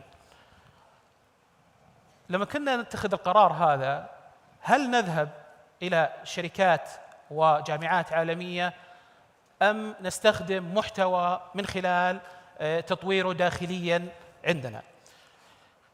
نظراً لتسارع الذكاء الاصطناعي وتسارع تجدد التقنية، وكذلك على أساس تكون المحتويات التدريبية الموجودة في المنصة industry relevant ومرتبطة بالجهات المقدمة للتدريب، وكذلك المتدرب في منصة أذكى إكس يحصل على شهادة عالمية من جهات عالمية. لهذه الثلاثة أسباب قررنا أن احنا نتعاون مع الجهات التقنية والجامعات العالمية لتوفير أفضل ما لديها من محتوى تدريبي في منصة أذكى إكس.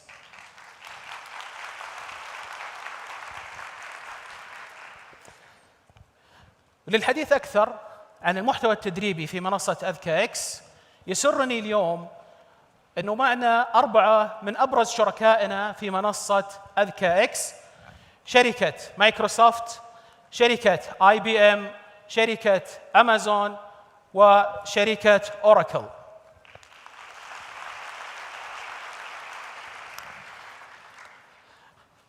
ندعوهم ممثلي هذه الشركات للحديث عن المحتوى المقدم في أذكى إكس. Ladies and gentlemen, please welcome Martin Resau, Head of Customer Training and Certification, AWS. Martin, to you. Thank you very much, Ahmed. Dear distinguished guests, faculty member, students, and partners, it's an honor to be alongside Sadea today to celebrate the launch of your Academies platform something we truly believe will enable AI and data literacy in Saudi Arabia. At AWS, we believe in the power of innovation. We're trying to enable what we call the builders with cloud and AI services and the relevant skills in order that people can innovate and put this into action to address the most pressing issues we all face. And at AWS, we're also committed to Saudi Arabia. We're right now investing in an infrastructure region backed by a 5.6 billion investment in order to bring cloud compute and AI services in a scalable, secure, and scalable manner to the kingdom. Thank you. We believe that will unleash that Saudi Arabia is going to be a leader in AI across the Middle East, if not worldwide. And today we're announcing that we're integrating our digital training, we call it Skill Builder, into the ICAN platform. That means all of the learner will have access to our 600+ digital training and will be able to access Gen AI training, machine learning training, responsible AI training, and the principles of cloud compute.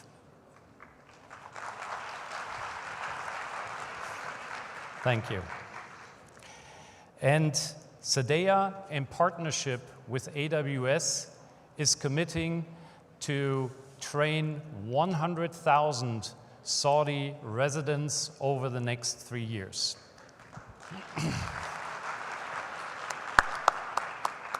And we will make sure that we're enabling that those learners will have access to go from very foundational level to build the next generation of applications in order to address the most common and pressing needs.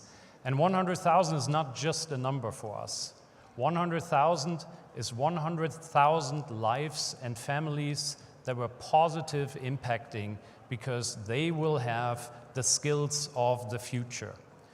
100,000 lives for us is 100,000 of the most brilliant minds that have the capabilities to innovate and bring the various innovation and the AI leadership over to the kingdom. And 100,000 lives is for us as well the contribution to help Saudi Arabia on its 2030 vision. So today is a day where we say thank you in a very humble way for the cooperation, and we would like to congratulate the SDAIA team and Ahmed on the launch of the ICAN platform. Thank you, Martin. I'm going there. Wherever you want. Okay, then stay here. Thank you, Martin, again. And now, please welcome IBM representative Justina Nixon-Santel,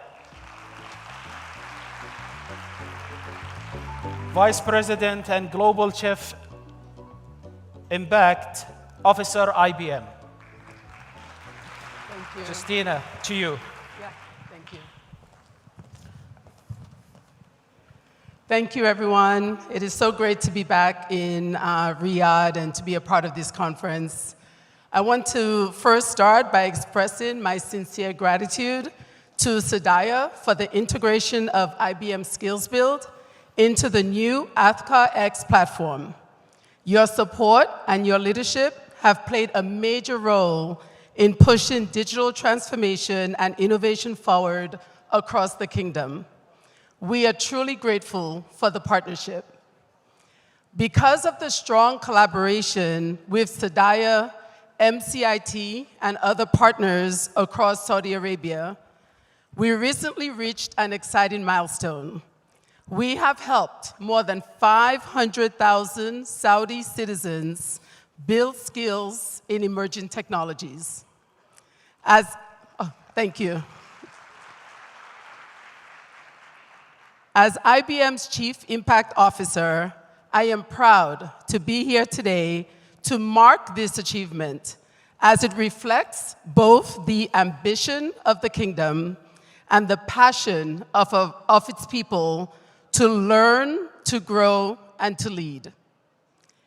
What inspires me most is seeing how students and faculty across the country are putting these skills into practice. At Al-Baha University, we've established IBM's first ever IBM Consulting branch, underscoring our commitment to advancing Saudi Arabia's socio-economic development and digital transformation ambitions. We are also partnering with the university on a project with our IBM Impact Accelerator, bringing AI to the front lines of supply chains. At Princess Nora University, for example, one of the students created Green Goal, an AI-powered app that encourages sustainability in stadiums by rewarding teams for reusing cups and cutting down on plastic waste. And at King Saud University, another team developed Munir, a mobile solution that uses AI to help visually impaired individuals read text, recognize currency, and get emergency support. These projects show how young innovators in Saudi Arabia are using IBM tools like watsonx to solve real problems and contribute. We all know that AI has the power to transform. And at IBM, our focus is to make sure people have the knowledge and confidence to use these technologies responsibly and effectively. Technology only makes a real impact when people are prepared to use it well. That is why, as part of our global commitment to skill 30 million people by 2030, I'm very proud to again announce our new commitment here in the kingdom. IBM will skill 1 million people by 2030 in Saudi Arabia.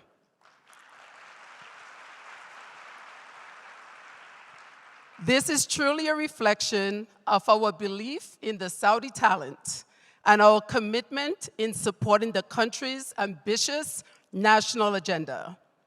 This goal is fully aligned with Vision 2030 and with the kingdom's drive to build a highly skilled, highly tech-ready workforce.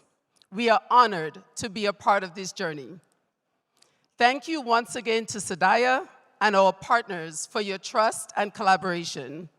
We look forward to what we will continue to achieve together. Thank you.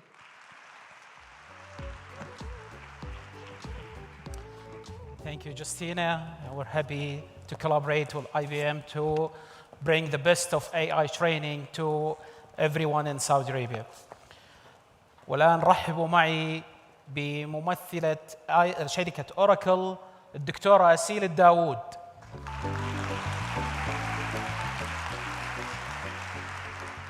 دكتورة أسيل رئيسة مركز التميز لأبحاث الذكاء الاصطناعي في أوراكل السعودية. دكتورة أسيل حياك الله. الله يحييك، شكرا لكم جميعا، شكرا على وجودكم اليوم. السلام عليكم ورحمة الله وبركاته. طبعا احنا سعيدين جدا الصراحة بتواجدنا اليوم في الإطلاق لمنصة أذكى إكس. طبعا أوراكل من الشركات الرائدة في تمكين الكفاءات الوطنية في مجال علم البيانات والذكاء الاصطناعي خصوصا. طبعا يسعدنا تمكين هذه المنصة بتوصيلها بمنصة مستقبلي. منصة مستقبلي هي منصة متخصصة في توفير شهادات أكاديمية ومتمكنة في المجال. طبعاً عندنا أكثر من 3000 ساعة تدريبية موجودة داخل المنصة، وراح تكون متواجدة في منصة أذكى بإذن الله. متواجد أيضاً عندنا أكثر من 15,000 متدرب حالياً يأخذ مجموعة من هذه الشهادات. طبعاً تعاوننا مع سدايا دائماً يشكر، دائما التوجه لدعم الكفاءات الوطنية مثل جميع المتواجدين هنا في تمكين الشهادات والكفاءات الوطنية في مجال متقدم مثل مجال علم البيانات والذكاء الاصطناعي. طبعا نشكر لكم جهودكم ونشكر لكم دعمكم في تمكين مثل هذه المنصات التقنية، ونسعى بإذن الله أننا نكون جاهزين لإضافة برامج إضافية بناء على الاحتياج وبناء على التقدم اللي قاعدين نشوفه والتطور اللي قاعدين نشوفه في مملكتنا المملكة العربية السعودية. يعطيك العافية وشكرا. شكرا دكتورة، شكرا، سعيدين بهذه الشراكة مع شركة عظيمة مثل أوراكل.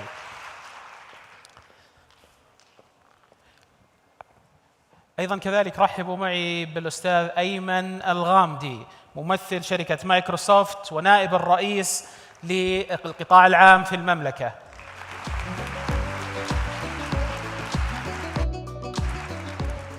حياك الله أيمن. الله يحييك. شكرا دكتور أحمد. السلام عليكم جميعا.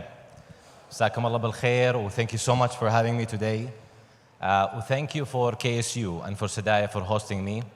It's a very special moment. I'm a KSU alumni and being here today brings me a great joy to be with all of you today. In Microsoft, our mission is to empower every person and every organization on the planet to achieve more. And our journey in Saudi since the 90s have been centered on this in every day and every task that we do. And together with Sadaya, we were able to embark on an amazing learning journey to empower you, to empower the teachers, to empower different segments of the society to be able to skill them on the new digital capability. That journey in partnership with you, Dr. Ahmed, started with Samai. And in Samai, we're proud to share with you that we skilled close to 1 million people in just 18 months. It's incredible. It's incredible not to see, it's not about the number, but it's incredible to see the participation from all of you in such an amazing platform. And then after Samai, we transitioned to Elevate, where we were targeting a dear segment in our society. Our mothers, our sisters, our wives, the women in our society. And not only locally, but also globally. And we were able to start that journey and we skilled more than thousands of women in AI and digital capabilities. Thank you. Thank you. And we moved also to another very dear segment to our society, which is our students.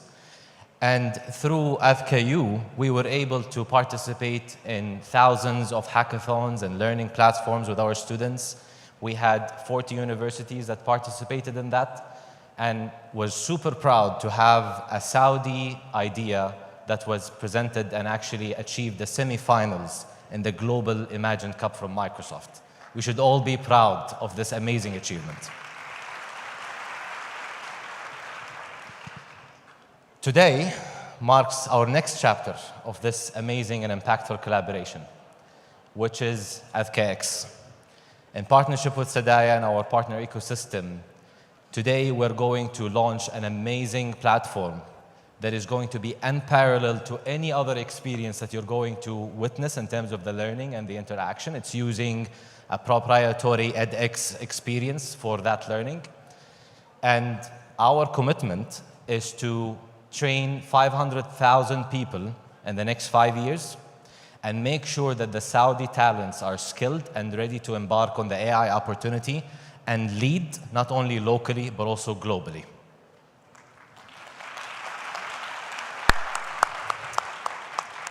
And we're only getting started. What we are going to be also working with Dr. Ahmed and the team is going to be extremely exciting. Thank you for having us in this session, Dr. Ahmed, and for the Sadaya team. And we're extremely honored to be able to participate, even if it's a little bit in this amazing ambition. Thank you. شكرا أيمن، شكرا. وبمشيئة الله نسعد بالاحتفال بمنجزات أخرى مثل سماي. شكرا لكم. شكرا دكتور. شكرا. شكرا لكم أنتم أيضا. في الختام أدعوكم جميعا لزيارة AFKX والاستفادة من المحتوى اللي فيها، والمحتوى في تطور مستمر، وتغذيته ستكون مستمرة بمشيئة الله. أذكى ليست مجرد موقع تدريب، إنما منصة وطنية لسجلك المهاري في البيانات والذكاء الاصطناعي، مدعمة بالمحتوى التدريبي المحدث والمتقدم والقابل للاعتراف به عالمياً والمتوائم مع التوجهات الوطنية. شكراً لكم جميعاً.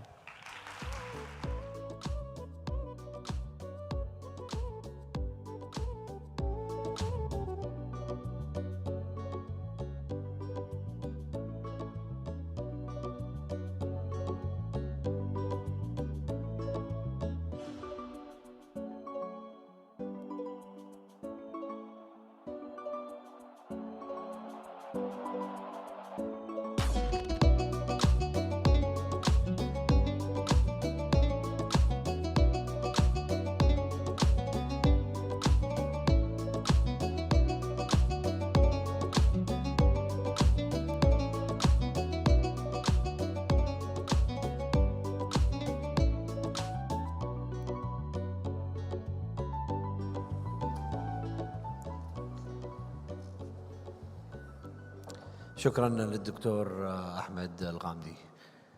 منصة أذكى إكس للجميع، أذكى معلم، أذكى طبيب، أذكى طالب. الدكتور ما قال أذكى مذيع فراحت علينا، ما في مشكلة. الآن panel 5, how can small and medium businesses actually use AI? A very great question. Let's not just talk about it. The panel title, ladies and gentlemen, is titled Democratizing Data and AI, Playbooks for SME Adoptions, Innovation and Entrepreneurship, something that you might be interested in. To moderate the session, please welcome Dr.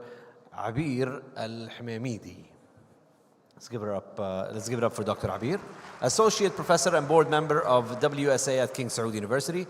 Joining her in the panel, Dr. Andrei Konov, Founder and President of Silicon Valley Innovation Center at Birkbeck. Mr. Michael Lowe, Deputy Director of Curriculum Development and Digitalization at SMU Academy. And of course, Mr. Mike Grandinetti, Executive Fellow at Harvard Business School. Thank you for being with us. Dr. Abir, stage is yours. Thank you.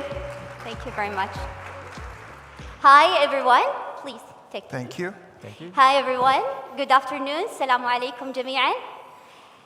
How many from you are entrepreneur or thinking to be entrepreneur? Okay, that's good.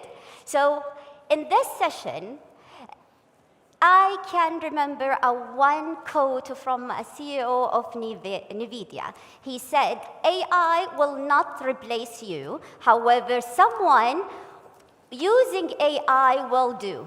And I can add to that, if you are entrepreneur or thinking to be entrepreneur, then the market will not end your business. However, a competitor using AI will do. In this exceptional and exciting panel, we will provide you with a playbook for AI adaptation. And I am here with our exceptional speakers from Stanford,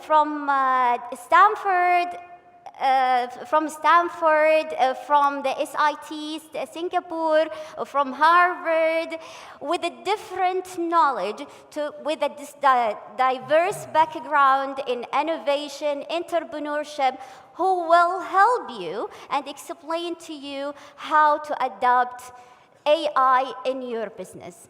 So please join me in welcoming our esteemed speaker. Hello, everyone. Thank you. Thank you. Can you, Professor Andrei, introduce yourself in a brief introduction for the audience?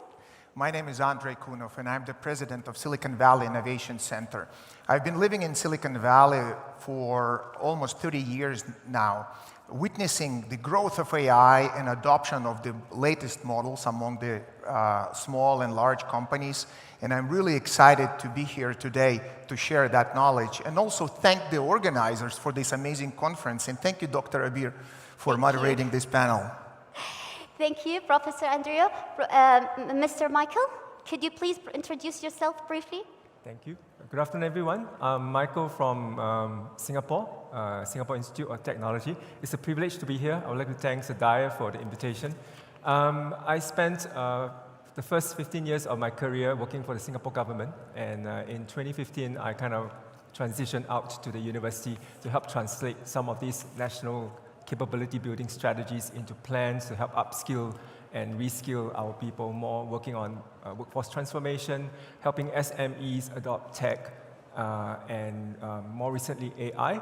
And one of the key highlights is actually that in my previous university, Singapore Managed University, I launched two master's programs that we actually worked entirely with the help of the industry. That means it's actually the content and curriculum is designed with the industry, and it's actually taught by seasoned practitioners from the industry. Thank you. Thank you. Professor Mike? Yes, good afternoon, everyone. And first of all, thank you, Sadaya, and congratulations on an extraordinary conference. And thank you, Dr. Abir, for including me in this discussion. Mike Grandinetti, I am an executive fellow at Harvard. I started my career as a Silicon Valley engineer, and after a stint at McKinsey, was co-founder of 8 VC-backed technology companies. So I've been immersed in the world of frontier tech, venture capital, and entrepreneurship. And for the last 20 years, I've been living a dual life, both as an operator and as an academic. So I've taught at MIT for many years. I've been just to Saudi 5 times in the last 15 months. And I'm doing a lot of exec ed education in the region as well as across the world for not only Harvard, but for Carnegie Mellon and Cornell and NYU and other institutions. So really looking forward to a dynamic discussion. Thank you, Professor. So my guests, I would like this session to be engaging panel or session. So I don't want to address someone with a point, so feel free to engage with each other, feel free to interrupt each other and add point. And the one who most comfortable to ask the question, just to start with starting the question. So the first question for all of you, I would like all of you to have your insights in that. What's the most important for entrepreneur, 3 most important AI use cases that one which is most challenging and one which is the simplest use case that can be implemented with limited resources, and the third one which is the one with which can be more rewarded, like with the highest ROI? Maybe let me start first, because I just recently kind of published a book based on my work with SMEs. It's actually making sense of AI for SMEs. So in my book, I kind of lay out 3 very simple rule of thumb. Actually, the easiest win will be anything got to do with language, and then the highest ROI will be actually with customer. And the most challenging is actually with systems. Maybe let me elaborate a little. Anything got to do with language is the easiest. You can actually kind of deploy Copilot to help draft proposals, draft SOPs, draft any contracts. That will be the easiest because it's low cost, minimum integration. You don't need IT to help you deploy, and it's actually the fast confidence win. And then the thing with the highest ROI, the use case is actually anything got to do with customer, or is actually kind of sales augmentation. So research has shown that if done well, it's actually integrated very well into the workflow of your company or your SMEs. This will actually bring about across, on average, a minimum 14% uplift in your ROI. And finally, the most difficult and the most challenging has to do with systems. It probably, if you are looking into operations optimization, I think that's very difficult. And based on my experience working with the SMEs, it's challenging not because the tool is too advanced, the AI tool, it's because of the quality of data and the kind of change management that's usually the bottleneck. Yeah. That's interesting. So? Okay, so let me first say that generative AI is like a Swiss Army knife on steroids. There are thousands of documented use cases that we have seen. Okay, all of the people whose names were behind us with Amazon and Google Cloud and everyone else, right? They've all got libraries of thousands of documented use cases. what we start to see is different industries prioritize use cases differently. But let me try to get to some universal use cases that I think apply to all SMEs. A lot of people have been asking the question, what does AGI, or artificial general intelligence, really mean? And when are we going to get there? Well, there's a strong argument to be made that we have reached AGI in coding, okay? And so many of you, I'm sure, have been paying attention to the phenomena that is Claude Code. And some of the greatest AI researchers and developers in the Valley, including Andre Karpathy, as well as the founder of Anthropic, Dario Amodei, are saying we have reached AGI in coding. They no longer have to understand syntax. They're able to write code at rates they've never been able to before. On campus at MIT, there is a venture capital studio that is generating millions of lines of code a day. Think about that. So if you are building competitive advantage in your company, the use of agentic coding tools is without question the most powerful of all. Now, as SMEs, we need to be able to be good at sales and marketing. And so a couple of the things that I've seen that are very high ROI are proposal generators, because you're going through a lot of repetitive proposal. I don't know how many of you know these sales intelligence tools like Gong. What that basically does, it records every discussion between a salesperson and their prospect. And it's able to synthesize all of that information and help level up every salesperson in that company to be at the best, most optimal level possible. There's a new type of AI avatar, which is called an AI business development rep. Artisan is the ambassador of its species. In 10 minutes, you can onboard this tool, and it has the ability to reach out to 7 million different email addresses and to schedule meetings on the calendar of the salesperson. You have taken selling to a completely different level. And I've personally used these tools, and I can testify that they are powerful. So let me leave it at that. There's many more we could discuss, but in the interest of time, I thought those would be some unique ones to mention. So, Professor Andrea? Thank you. Let me start off with the general observations, since this conference is about education and upskilling. A lot of people have doubts about the value of education in the age of AI. Because AI is supposed to be a source of knowledge, of course, and somehow many people worry that AI can replace education. But I think nothing can be farther from the truth. AI is education, personal education, is becoming more important than ever in the age of AI. Why? AI is somewhere here right now. Most of us are somewhere here. AI is growing really fast at an exponential rate. We're not growing that fast. To bridge this gap between those AI tools that are becoming really smart and smarter than most of the people, we need to have that education to communicate with AI intelligently.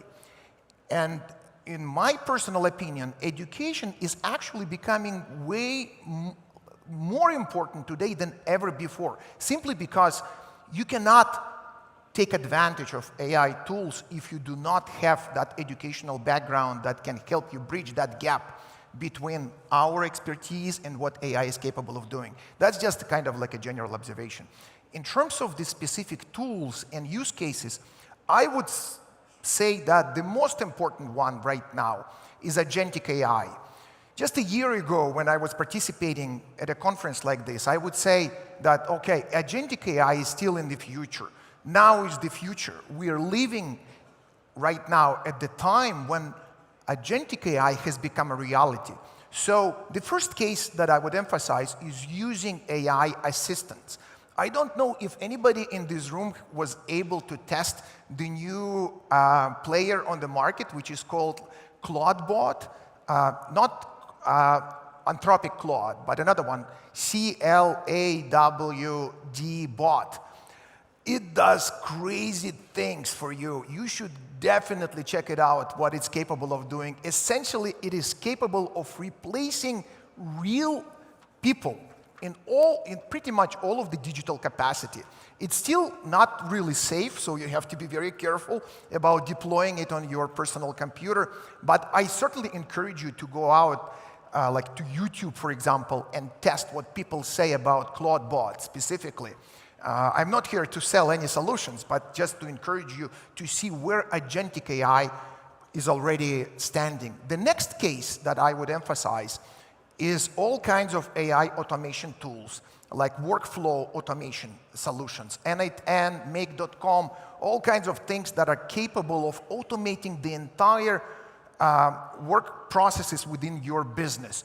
That is pretty challenging, but absolutely possible for small and medium businesses to do. And the last thing that has helped me, our company, a lot is content marketing automation. It's kind of a subgroup of automation solutions. But now with AI solutions, you can become, as a company, small and medium-sized company, you can become very powerful in reaching out to your clients if you know how to create content and how to distribute it automatically across all social media channels. Great. So, Dr. Andrea, because you mentioned in the first of your talk the importance of education. So, for SME, although Sadaya doing a great job to upskill the Saudis and also the citizens Saudi Arabia in AI, and one of them is the announcement of AdCAX, which was before our session. We still lack the expertise in AI. So if I am a leader of SME and I would like really to start using AI, I don't have the qualified staff in my team. So what I should do? Hire an expert or upskill my team? That's a very good question. I would say that what you should do first is to educate yourself. If you're running a business and you want to become an expert in outsourcing solutions or maybe helping your people inside of your company acquire new AI tools, you should be the first who should know how to do that. And only after that, you can understand how AI tools can empower your stuff. So I'm personally like a big believer in personal skills when it comes to AI. And I think it always starts from the leadership, from the top people in the company. It's also important to recognize that there are some solutions that are difficult to learn. Of course, most of us are not coders here, right? We're not engineers, and we shouldn't be doing engineering, with some caveats that I will mention later. So I think if you hire some experts on the hourly basis or like consultants, I think it can still help a lot to bridge that gap between what you can learn yourself and the expertise that you can get from outside. But hiring full-time AI experts, it's beyond the capability of most of the companies, simply because the talent is so scarce right now, and most of the companies cannot afford to have full-time AI engineers inside of their companies. So my advice would be to learn that expertise from inside, starting from the very top, and then incrementally bring some more people from outside as consultants. Great. So, Professor, yeah, go ahead, please. Yeah, I think other than just the owner himself knowing AI, I think you don't really need an expert. Well, I look at it quite differently based on what I've actually been observing after working with the SMEs. I think key to this, actually you need three roles. Actually, you need a product owner, you need a process owner, and you need a risk owner. All right. The product owner will be the one who will then define what the jobs to be done, and then the success matrix, how do you measure, what you want out of this whole AI adoption. And actually the process owner is the one who kind of map the workflows, which is actually key in how do you actually integrate this AI into your whole workflow of the company. And the risk is actually the one who actually sets the red lines, will have a clear data boundaries and know exactly where the human will come in to do the review and do the checks and balances. I think that's key. Yeah. Yeah, thank you. Yeah. So the way that we build startups today, SMEs, is fundamentally different than it has been. It took LinkedIn, a company everyone in this room knows for sure, it took them about 15 years and about 2,500 employees to get to $100 million in annual recurring revenue. Now, every week, a new startup is getting to $100 million of recurring revenue in as little as 8 months with 5 people. So we cannot think that we have the luxury anymore of bringing in outsiders to fill AI gaps. Every one of us needs to be AI fluent. I'm engaged in teaching a course this semester at Harvard Business School, which is all about infusing AI into every single element of the entire entrepreneurial journey. And we talk about the 10X founder and the 10X joiner, the joiner being someone who comes on board the startup. And if you are not AI literate, there is no role for you in an enterprise, full stop. That being said, if you're obviously doing complex data engineering or you're training models, you're going to be hiring these people full time, right? That we have these NEO labs now. NEO labs are artificial intelligence labs like Anthropic was at one time, like OpenAI was at one time.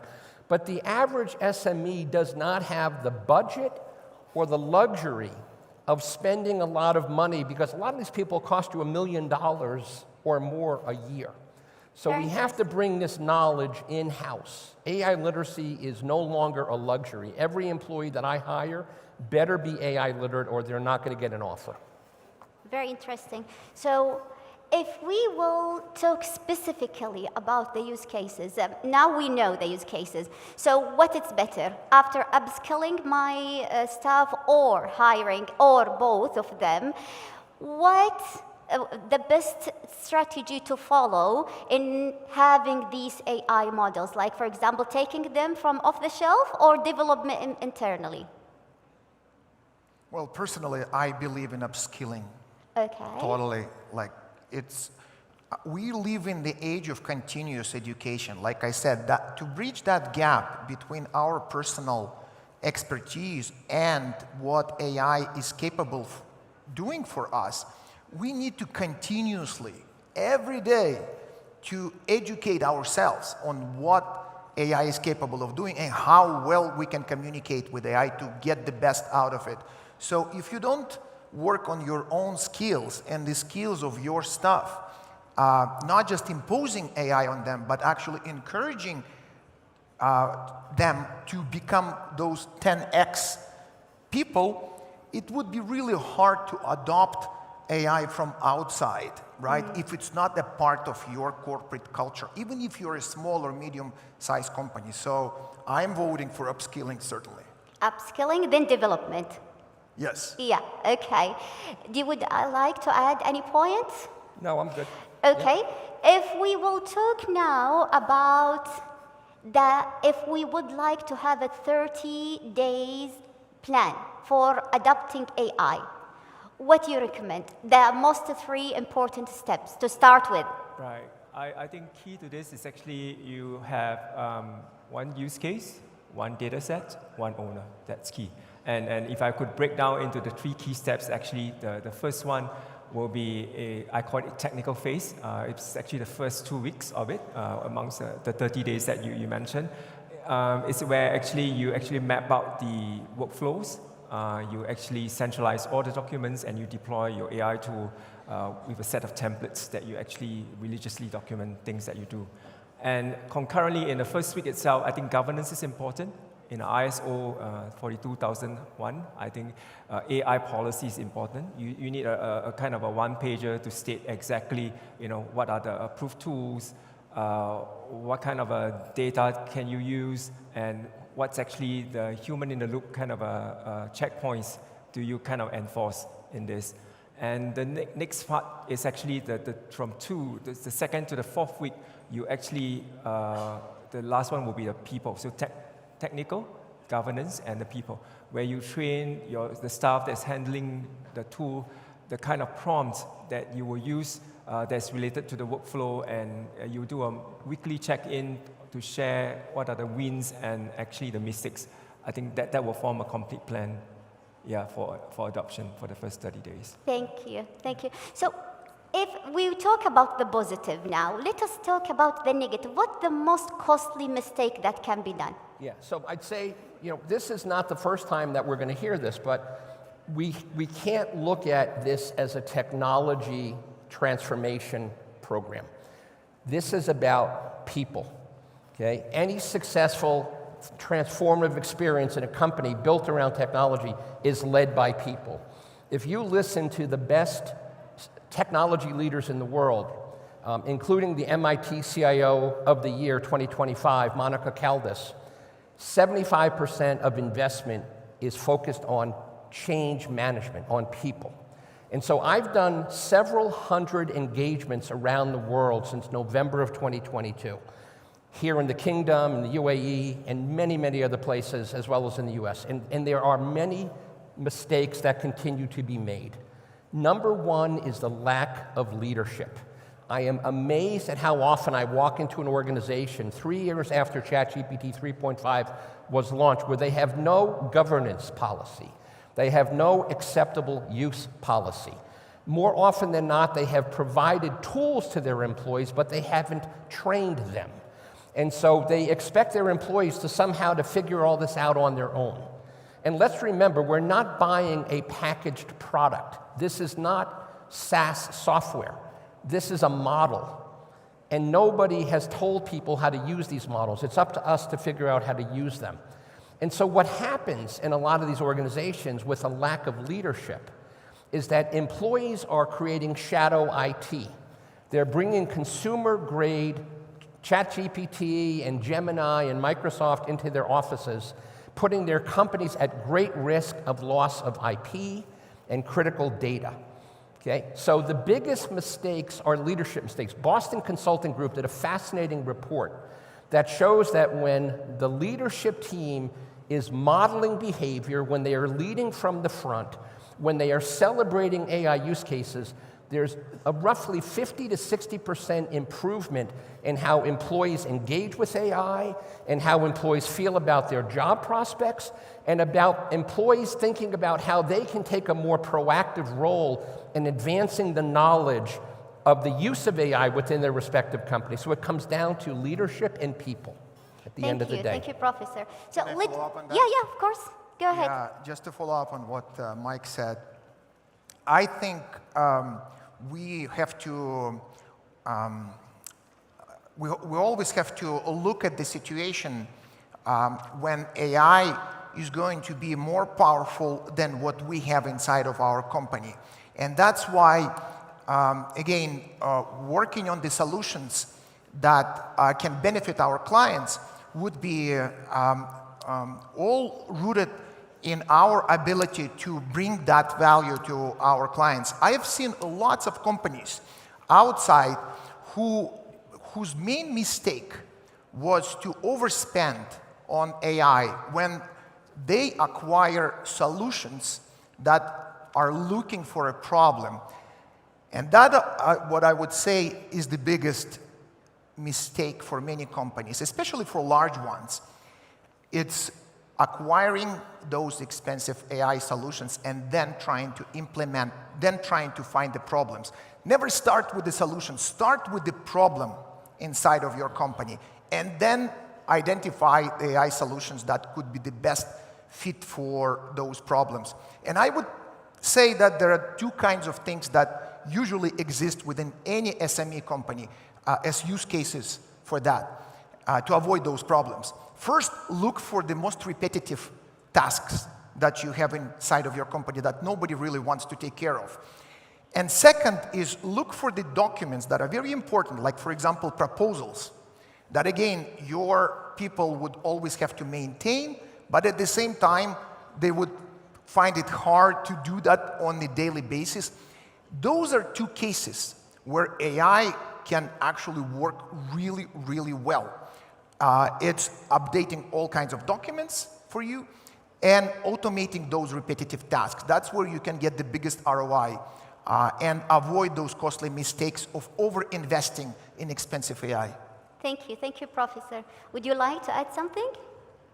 On the basics? Yeah? Yeah, I think if I may just add on to both Andre and Mike, I think for SMEs, key to this is actually that there's no clear KPI. I think that's very important to define the KPI. What are you measuring? And then what is the success that you are hoping to achieve out of this? And I think the next thing is actually, there's actually shadow AI and then the data leakage. A lot of times, actually, this was actually you allow staff to actually paste sensitive customer information on public model, that's actually not approved by the company. And I think the last is actually that a lot of times we actually skip the validation. There always needs to be a human checkpoints in this whole process, in this whole workflows. The worst is actually to allow the very polished wrong answers to be sent out to customers. All right? The polished hallucination could be more dangerous than the obvious errors in most times. Yeah. Thank you, Mr. Michael.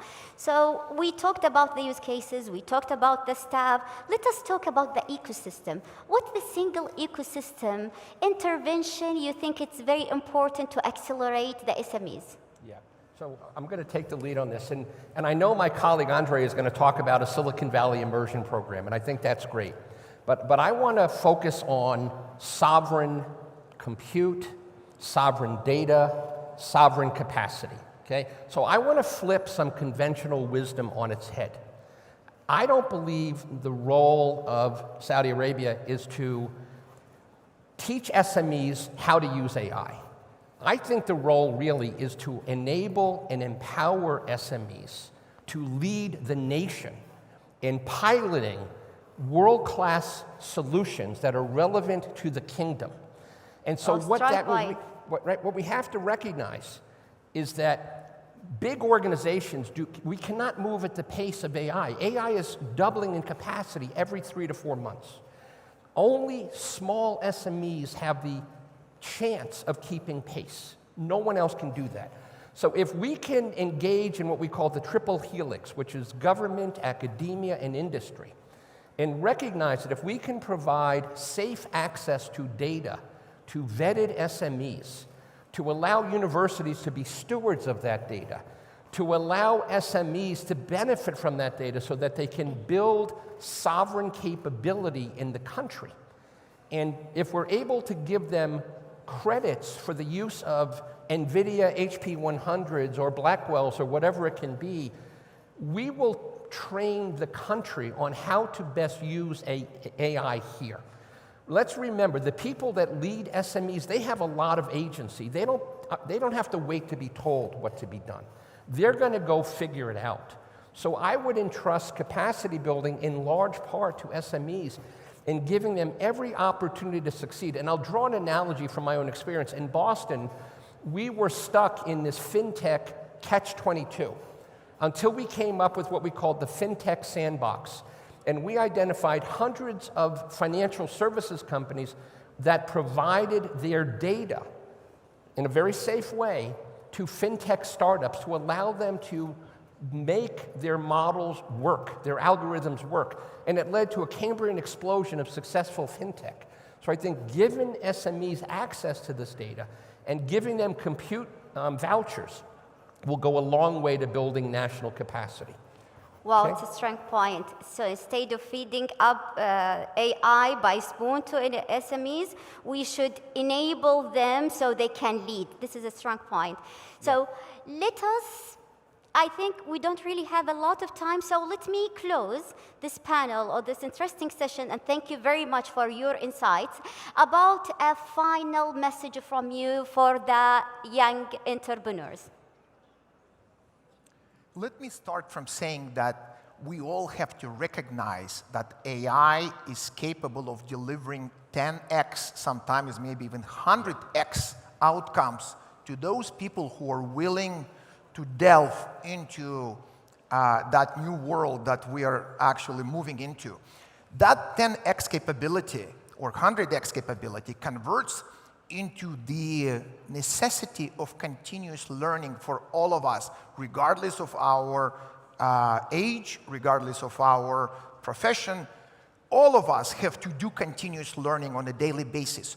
And for that purpose, I think it's important to recognize that we have to learn from the best.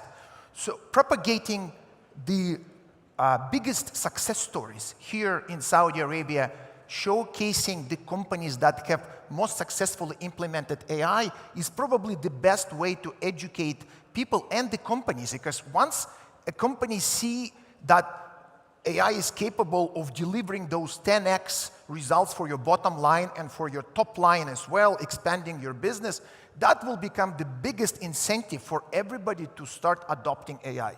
Thank you. So last message from you, Mr. Michael. My message is on scaling.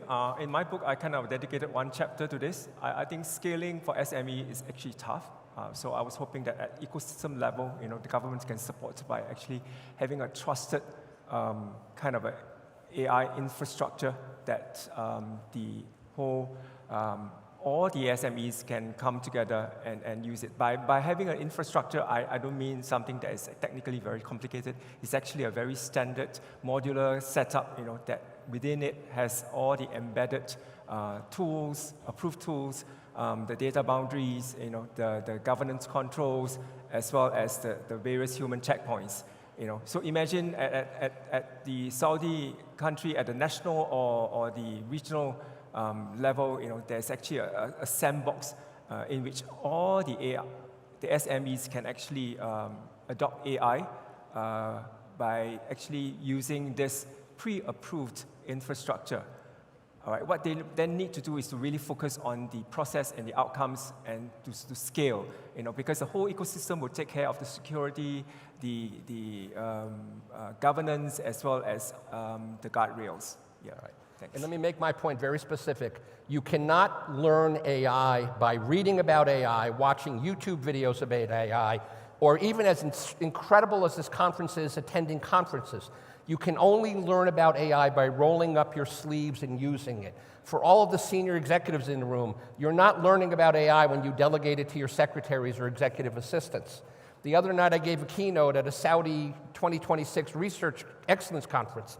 I was shocked at how few of the researchers in the room were using AI. For the academics in the room, if we're not modeling behavior ourselves, we're not teaching our students about AI. Obviously, the initiative that was just brought up is very powerful, but as educators, we need to lead, or we're doing our students a disservice because they don't have the skills necessary to compete in the AI economy. So every one of us in the room, the only way we're going to learn how to use these tools is to practice with them. And I can't state that enough, because I think a lot of people just think that you can learn this through osmosis. That's not going to happen. Thank you, professors. Yeah. Thank you very much. I hope that we deliver an interesting session for you. Please join me in giving our esteemed speaker a round of applause. Thank you very much. Thank you, everyone.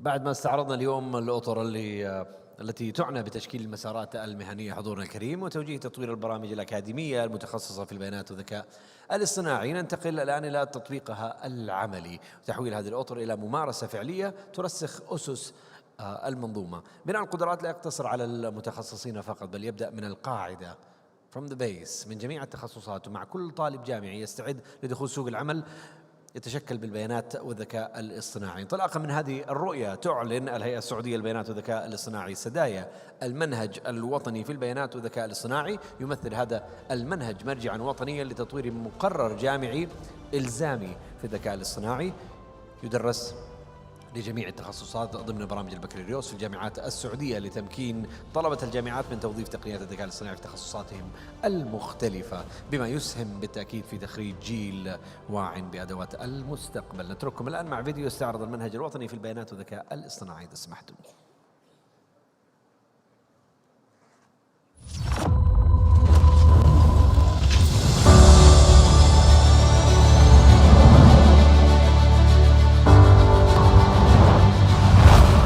Today, AI is no longer confined to a single discipline.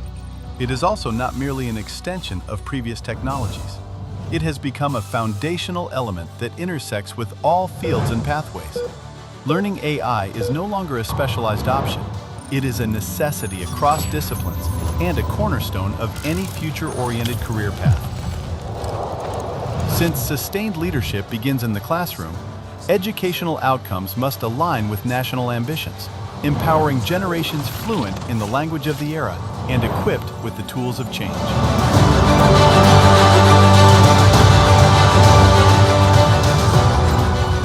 From this perspective, SADAIA launches the National Cross-Disciplinary Data and AI Curriculum for Higher Education. The goal is to equip university students with the skills to harness AI across all disciplines, graduating a new generation empowered by the latest tech and ready for the shifting demands of the labor market. The International Conference on Data and AI Capacity Building, ICAN, from Riyadh. The capabilities of the future are built.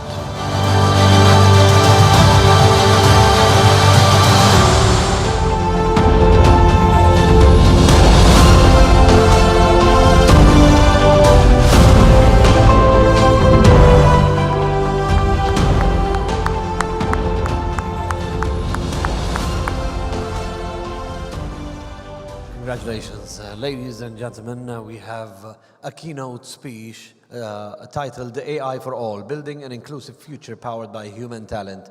This keynote speech will be given by His Excellency Dr. Suhail Ajaz Khan, Ambassador of India to the Kingdom of Saudi Arabia. Let's please welcome him on stage.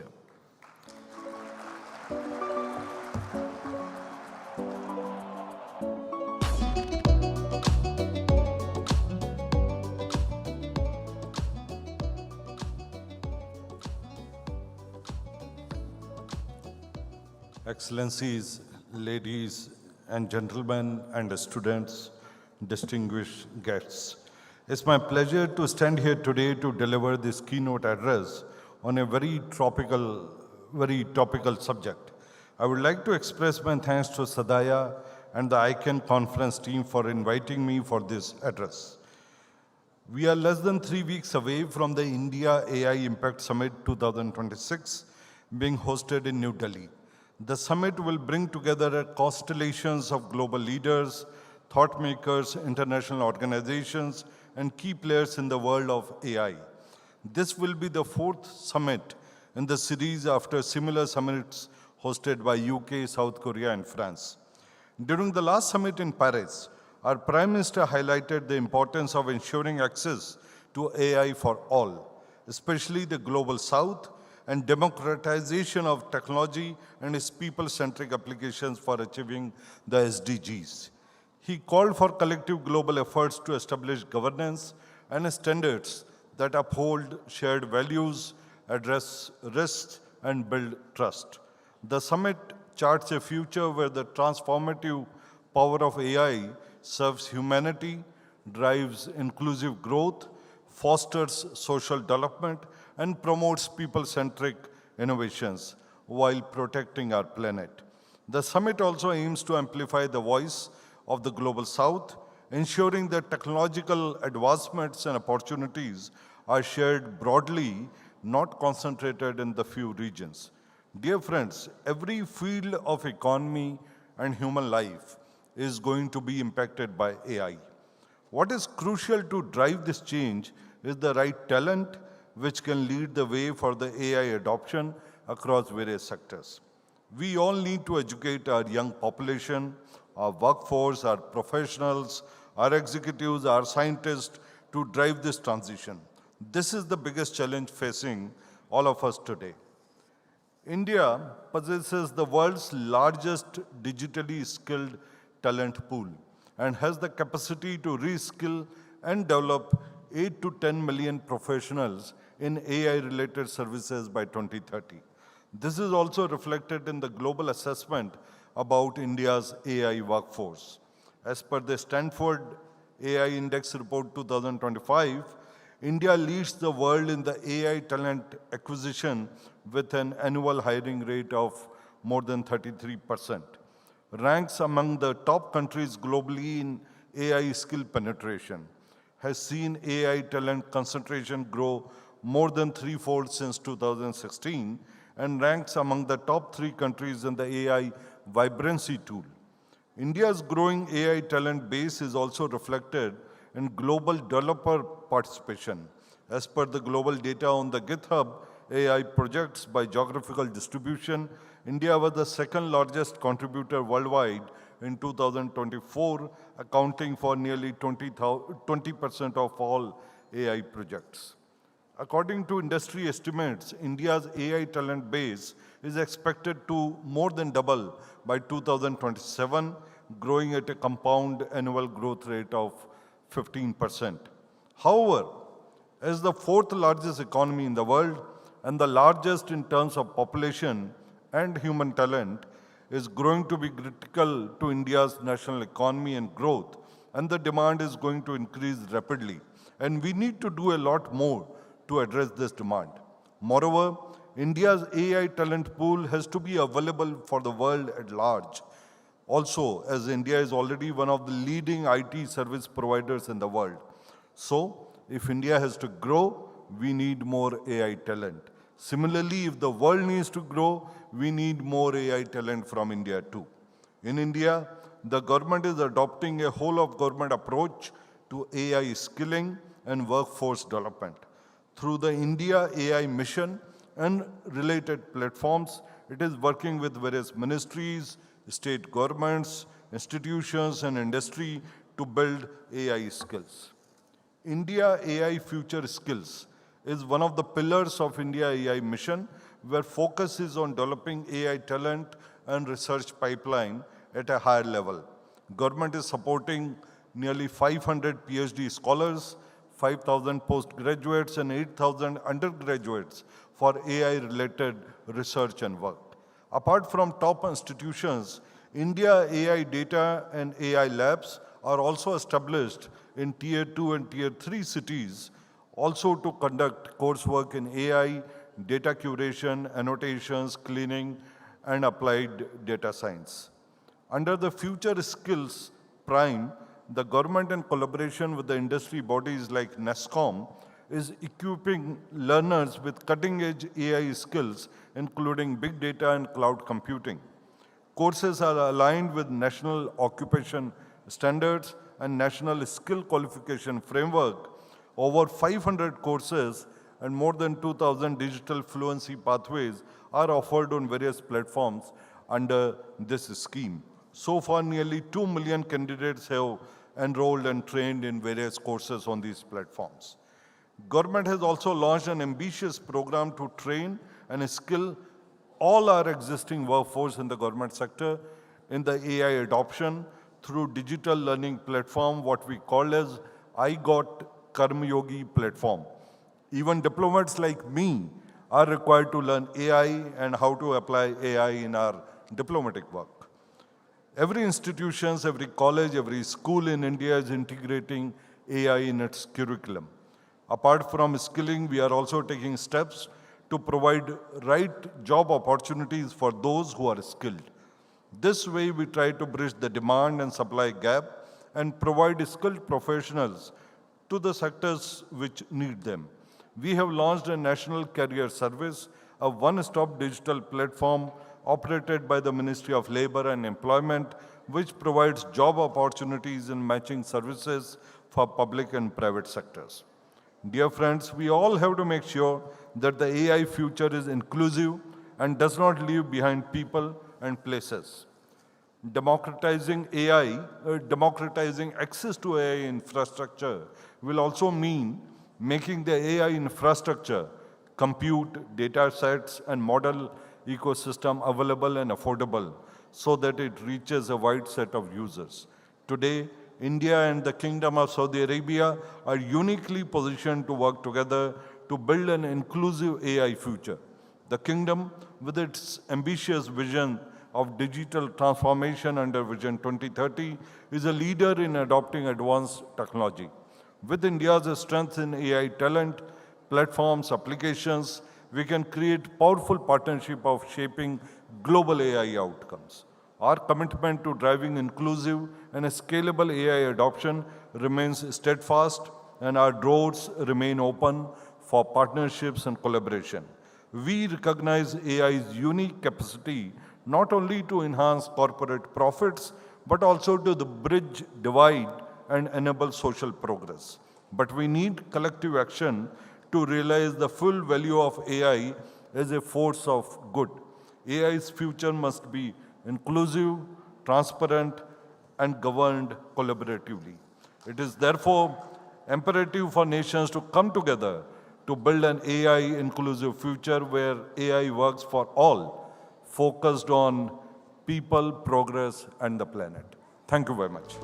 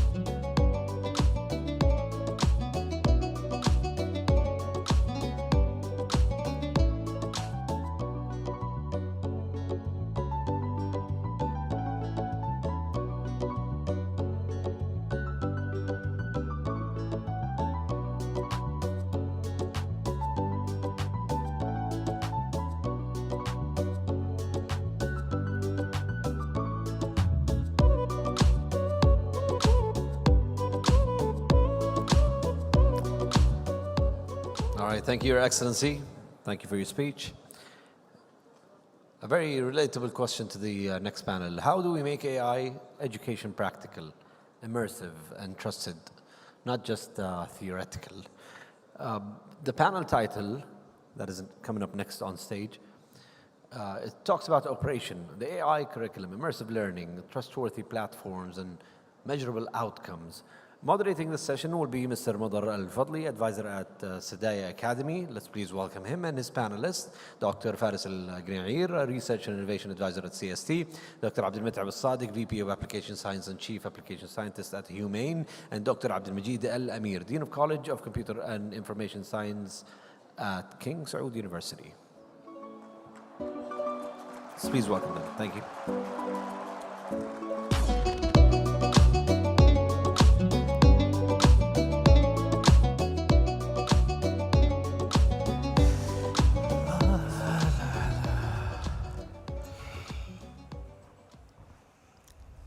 بسم الله الرحمن الرحيم والصلاة والسلام على أشرف الأنبياء والمرسلين سيدنا محمد وعلى آله وصحبه وسلم أجمعين. Good afternoon, everyone, and welcome to this very intriguing session and very important as well in this time, which is titled Operating the AI Curriculum. Joining me in his session, starting with Dr. Faris Al-Gnair, an AI expert with more than 20 years experience across academia, government, and industry, bridging research and deployment. He led impactful projects in machine learning, computer vision, NLP, and analytics, focused on applied solutions that drive innovation and competitiveness.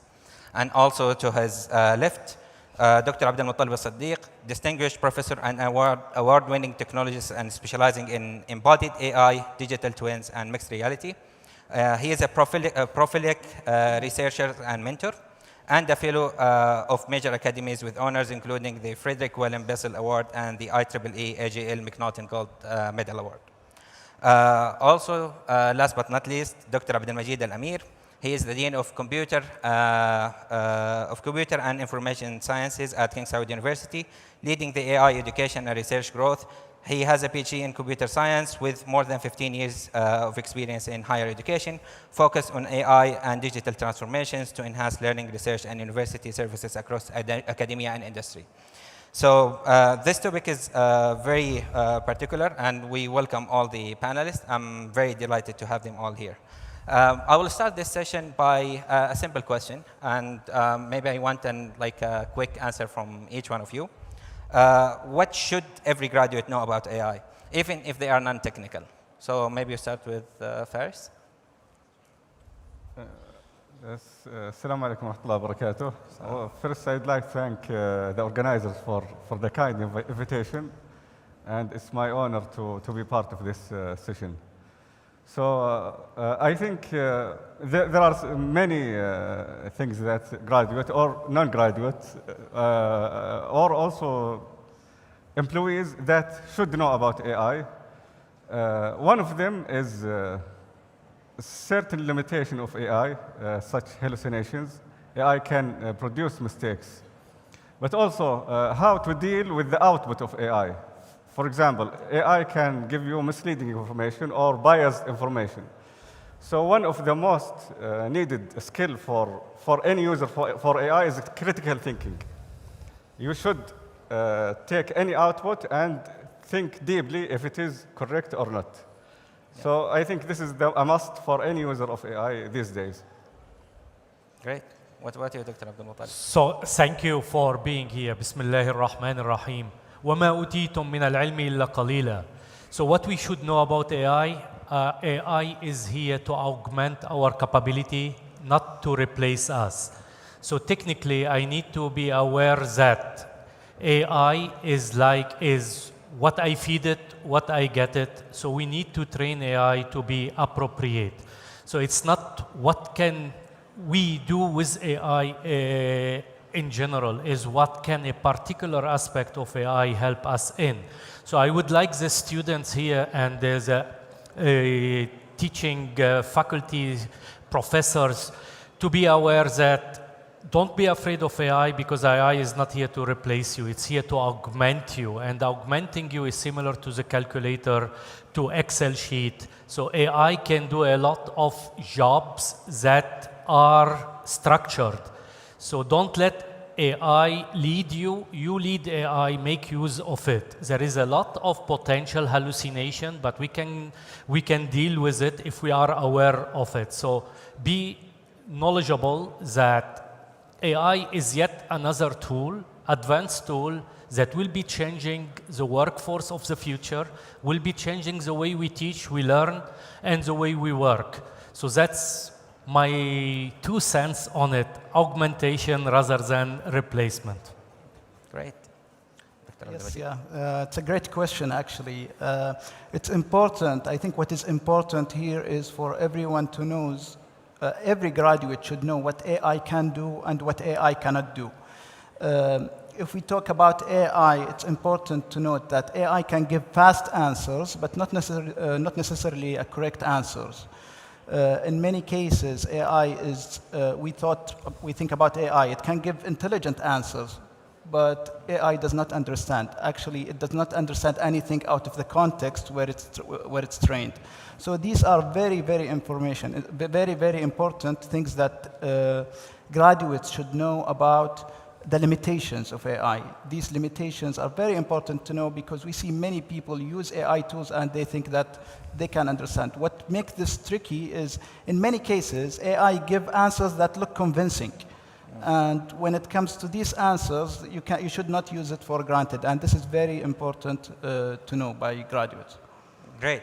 So understanding AI capabilities, AI limitations, as well as knowing that AI is not here to replace us. AI here is to help us and augment our skills and capabilities.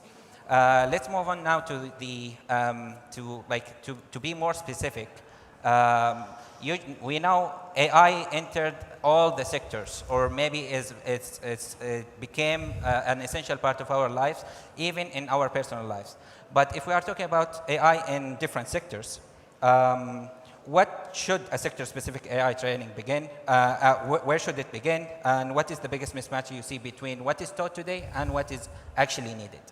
Let's start with you, Dr. Faiz. Yeah, one of the big mismatch now is in academia, we concentrate on algorithms and tools, not the objective or the main pain or the final usage of the AI.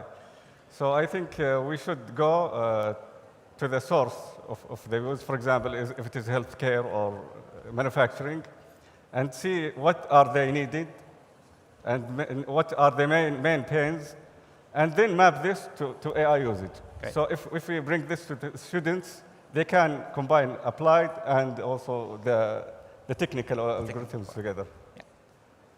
Dr. Abdullah. So in my perspective, we need to change our philosophy of learning and teaching. So if we go back a couple of 100 years, how science and education used to be, a scientist used to be interdisciplinary or multidisciplinary. And a good example, Ibn Sina, Al-Khwarizmi, and so forth. So what's going on in the 19th century with the Industrial Revolution, we went from knowledgeable into a worker to do the job in order for some people, the manufacturer industry, to make the money, and we become slave of the system. So what we need to do now is reimagine learning, education, starting from scratch, and collaborate with each other. It's not a computer scientist who has to teach educational people what they should be learning. There should, or a healthcare practitioner. There should be a kind of collaboration, of understandings, and of daily working together. In my perspective, in the education system, we need to change something fundamental.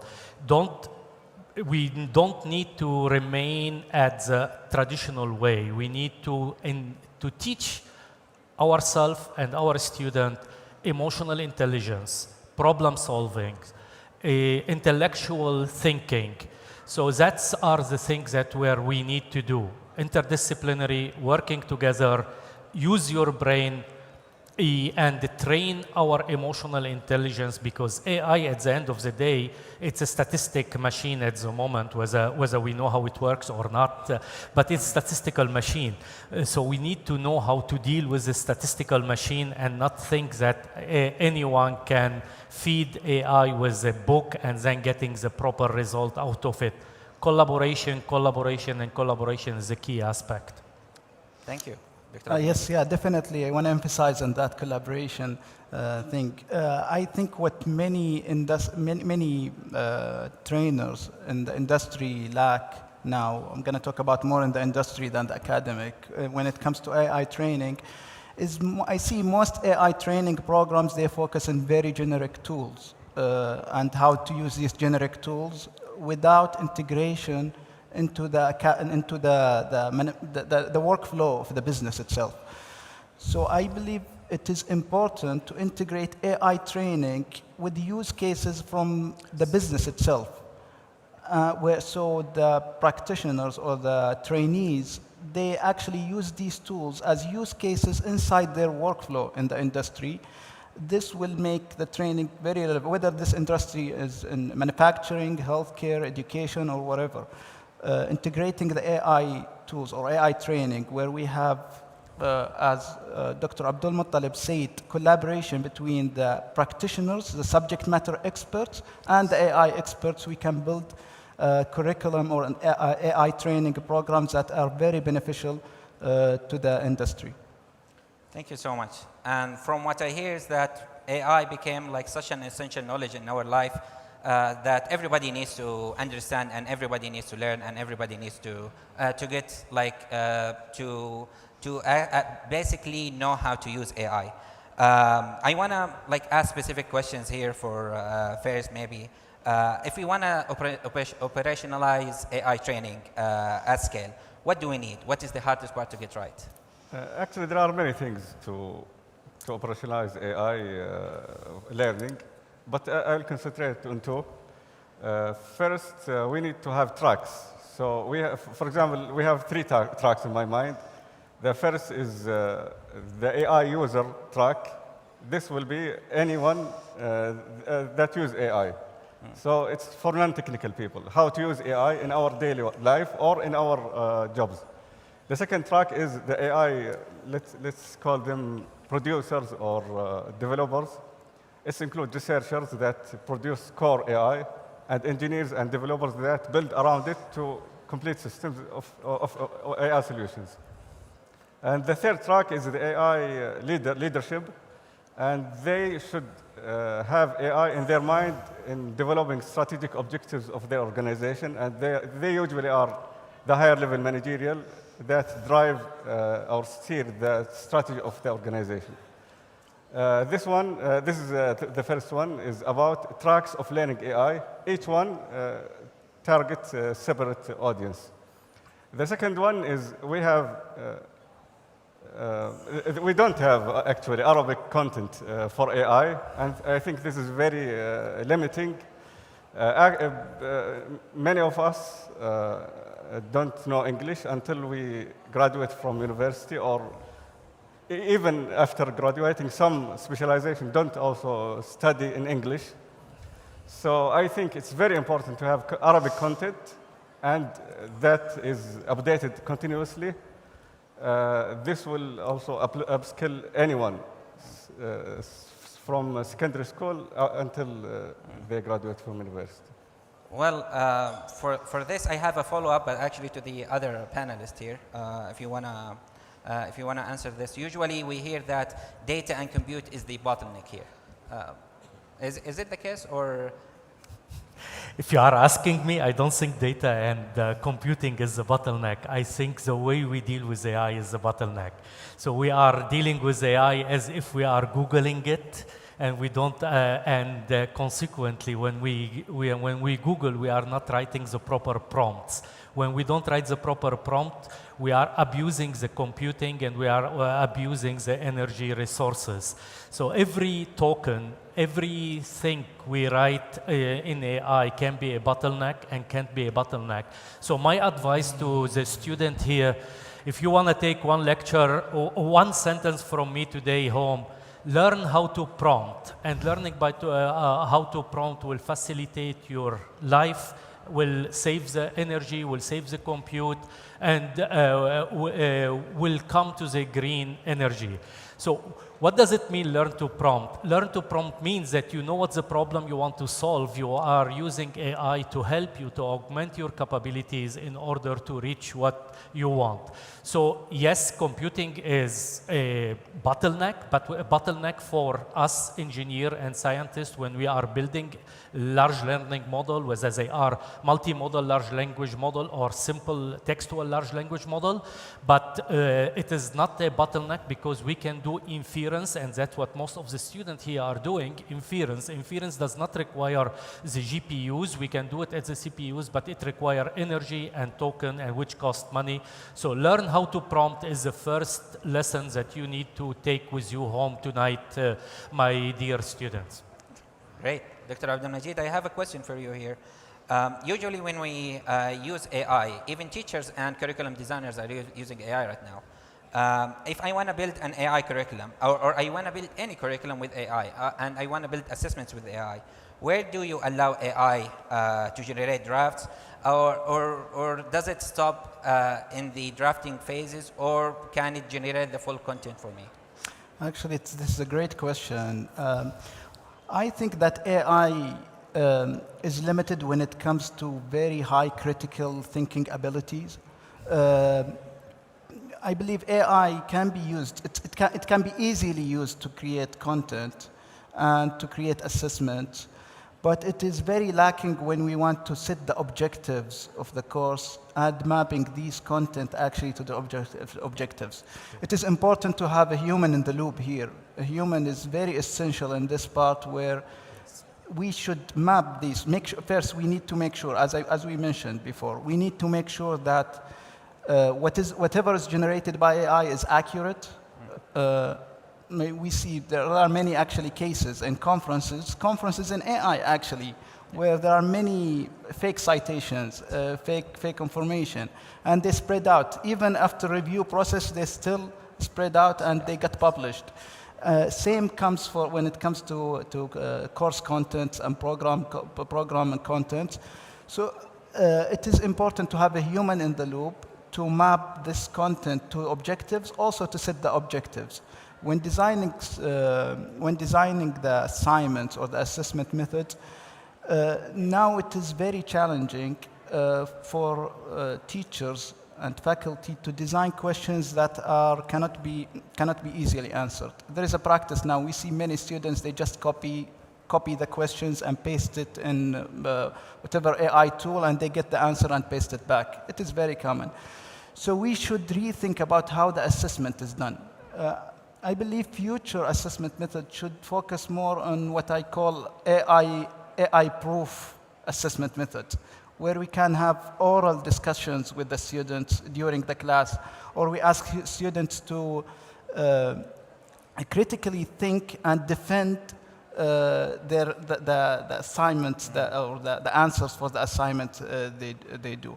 So we should definitely rethink about how assessment is done. AI, it is important to know to make AI or to use AI as a tool to assist. We should think of AI tools as assistant, but not as a decision maker. This is very important. So maybe like a quick follow-up here. If we are giving students assignments, do we encourage them to use AI nowadays, or should we encourage them to use more critical thinking and do not rely on AI? Or both? Do critical thinking with AI? It's actually both. We need both, definitely. We need to mix and match between these. Students, AI is nice because it can provide the information very fast. We can get the information knowledge very fast, but we should encourage students to get more in depth, try to solve problems. And solving a problem is very, very essential skills when it comes to AI training. I fully agree. So basically, we need to rethink the curriculum. So I am a big fan of using AI in learning and teaching. AI for me today is like what used to be calculator 50 years ago, where teacher opposed using calculator in school. AI is like a computer, a PC, or Excel sheet that were also abandoned in school. Today, everybody uses it. So AI today is here to stay. So we don't need to be afraid of it. We need to rethink the way we deal with it. So we need to get rid of the traditional method of assignment, of teaching. We need to think on better ways on how to use AI to augment the learning process. So critical thinking is what we need, fundamental. So we need to start to really teach the students the fundamental of science, because that's what AI cannot do. So the reasoning aspect, yes, some will tell me GPT 5.2 does the reasoning. The reasoning that it does is related to what we have. But the reasoning we do in our brain is much more fundamental. So math, physics, chemistry, languages are very fundamentals to learn in the school. And then how to use those AI tools to support education. So what I am doing basically is I am learning every day from the children and from the kids the use of AI so that I can enhance my teaching method using AI tool, because if I do teaching as I used to do 5 years ago, I will be outdated and the student will not profit from the knowledge since the knowledge is accessible. But how we make the knowledge accessible, how we test that their critical thinking is what is enhancing. So emotional intelligence, critical thinking, those are the aspects that we need to really concentrate on. Great. Maybe one last question here. And I know we have so many students in the audience. One of the biggest fears for like a fresh person entering university is, how can I select my major? Should I go to this one or that one? Previously, before the AI era, we had guarantees, sort of, that this career path would be stable. I will find a job at the end of the day. I can do X, Y, and Z. I have so many different options. But nowadays, AI started like to I don't want to say replace, but it started to change so many work environments. So as a university student, like looking at this in the future, should I go to university, or is it not worth it anymore? So you are asking me. So let me tell you something. I believe everyone is unique. The only problem, we need to discover our uniqueness. So I don't follow what my parent wanted me to do, and I don't let my kids follow what I want them to do. I follow my need, my interest, and when I follow my interest, I find myself easy understanding the concept. So if you basically, I wouldn't be afraid of studying computer science or art or Arabic literature. I will study what makes me happy, because the moment I make myself happy, I can be successful. So if I give always the extreme example to my kids, and my kids are my biological and my academic kids. Look at Messi. Messi is born talented, so figure out your talent. It's not easy to do it. And look at Cristiano Ronaldo. He was not talented, but he put in his mind he wants to be the best player in the world, and he achieved it by hard work. So should you study computer science, should you study engineering, biology?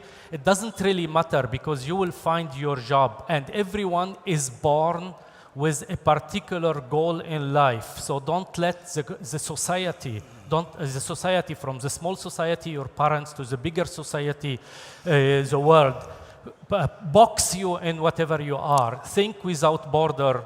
You are free to think in what you want to do. You are happy to achieve, and then you will achieve. God created us with a reason, and the reason is to worship Him and to do good in the society. Whatever you study, study with a good intention to do something good. Great. This is actually a great answer. Thank you so much. If anybody wants to add anything? Yeah, if I want to summarize it, just a message to all the students. I see it, and I can summarize it in one sentence. AI will not replace you. AI will replace the people who don't know how to use AI. And this is the message. So it's very important to know how to use AI properly. This is the message I send to all students. Faris? Yeah, one of the advices I usually did before 3 years ago, everyone should adapt within his field from 3 to 5 years. So even if you are on a job, you should see what's around you and adapt. But now with AI, I think it's more about 1 to 2 years. So it's very fast. Yeah. And the one or anyone that is adapted or flexible to adapt quickly, these will survive. So the rote memorization days are like long gone nowadays. We should focus on our passions. We should focus on what interests us and pursue that. And with that, we conclude the session. And thank you so much for being here. Jazakumullah khair. Thank you.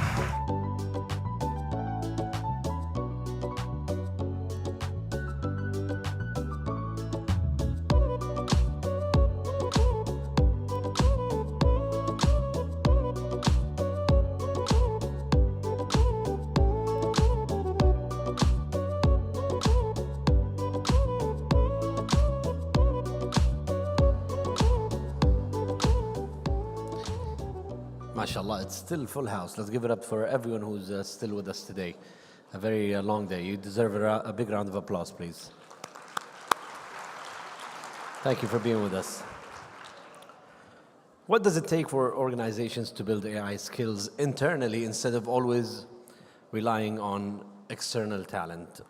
The panel next on stage will be talking about building the in-house data and AI academy. Please give it up to Dr. Lulwa Al-Dabai, who's going to moderate this session, Director of the AI Center, the CAT at King Saud University, and her panelists, Dr. Paris Del Traz, Managing Director at Venture Lab, IE Business School, Dr. Ahmed Shouel, Dean of College of Computer Science and Engineering at Taiba University, and Dr. Eliza Mohamedou, Head of Center for Skills at OECD. Let's give it up for our panelists and the moderator, please.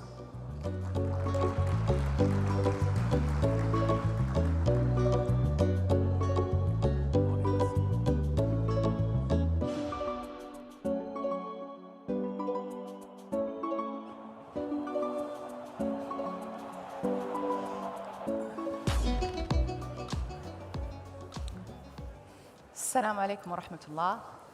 Ladies and gentlemen, Your Excellency, good afternoon. And welcome to this panel on building the in-house data and AI academies. Yesterday, Professor Paris reminded us of something that is deeply important. The greatest risk we face in the age of AI is not technological disruption, but is actually cognitive offloading, the missing of human judgment, confidence, and critical thinking. Today, the questions for organizations is no longer whether to adopt AI, but is actually on how to build sustainable human capacity, especially at scale. Capability that allows people to direct AI, not to defer to it. Hiring alone cannot keep up. One training initiatives cannot change people behavior. And access to tools without judgment create speed, but not intelligence. This is why organizations around the world are turning to in-house data and AI academies. Not simply to teach technology, but also to align skills with real business values. Today's discussions is practical. We will explore why organizations are building academies now, and we will answer questions like what to teach, how to teach, who to teach, and what is the business value of all of that? What is the return of investment that can persuade executives? I'm honored to be joined by 3 distinguished speakers who came across the world to share their experience on this matter. And I'll start this conversation with Dr. Paris. In your keynotes yesterday, you spoke about a deep shift we are all experiencing, from cognitive offloading, where people increasingly delegate judgment to machines, and to the urgent need to restore human agency. With that context in mind, let me start with a simple but fundamental question. Why are organizations building in-house AI academy? What's the problem they're trying to solve? Assalamu alaikum. So if you look at training people, if you look at academies traditionally, you have a company that has a strategy, and the academy is what is going to help train the people to execute that strategy. One of the challenges today is that most companies don't have a good AI strategy. They don't know what they're using AI for.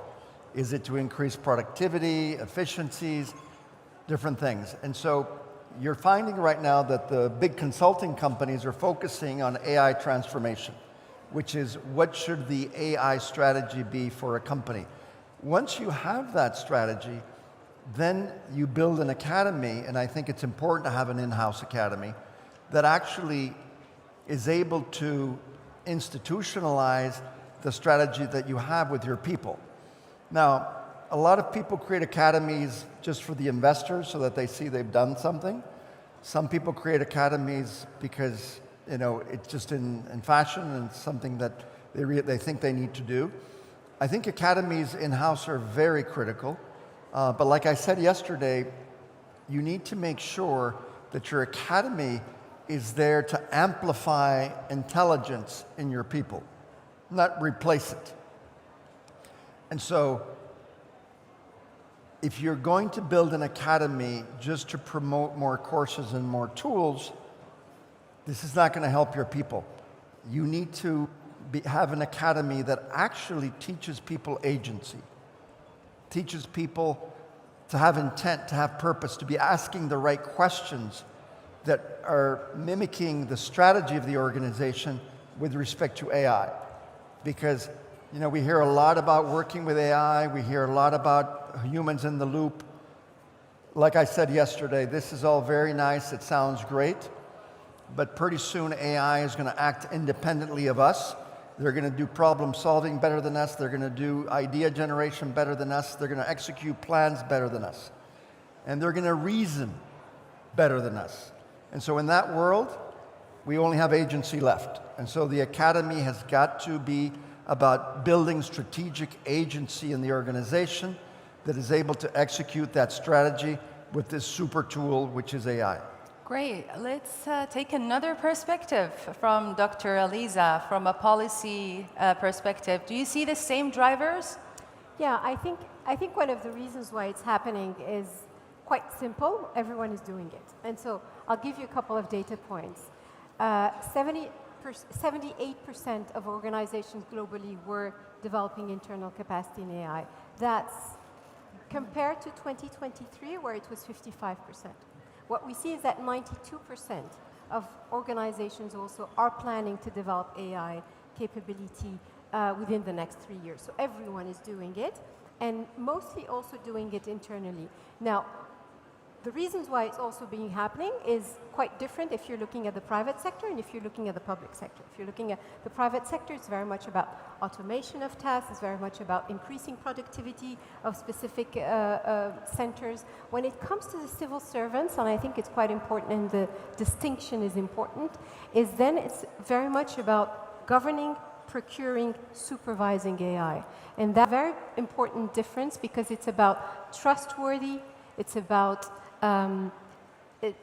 ethical, it's about also citizen-centered AI. And I think that distinction does about deployment. It's very much about, do you upstream think about what it might be useful for, and how are you going to measure actually the outcome? It's not just about what I was mentioning this morning about, is there an impact actually on the outcome at both the sector level, but also societal level. And I think that's where we need really specific targets, specific indicators, and a whole vision around it as well. Amazing. I totally agree with you.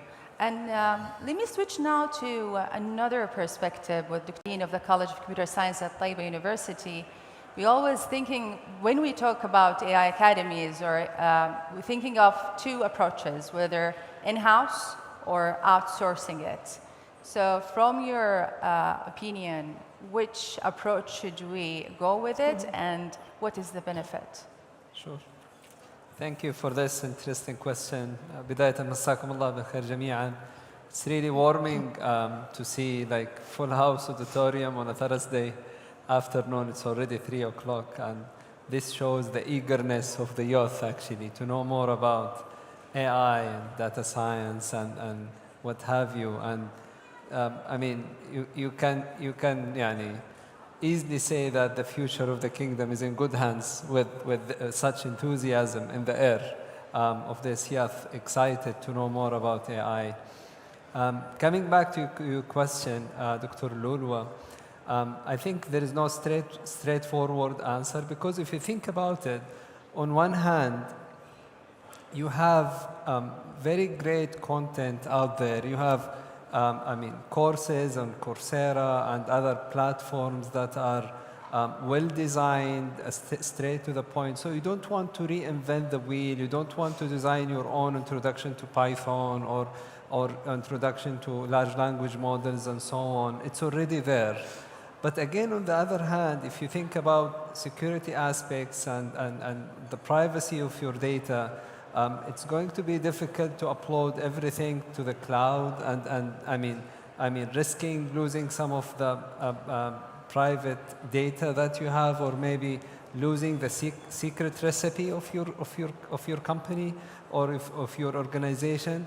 So I would say, I mean, I'm more inclined towards a hybrid approach where we get like 50-50, 70-30, maybe 70 of online outsourced material of great content that's out there that we could reuse actually to upskill our workforce, and maybe 30% of customized in-house developed specific training modules to be able to solve the pains that you have in your organization, and also be able to kind of really train the employees on specific use cases that you are, I mean, designing to, I mean, help them be more efficient using the data that, in your network without exposing it to the outer world. So I would say a hybrid model is the best in this case. Thank you very much, Dr. Ahmed. I totally agree. Some skills cannot be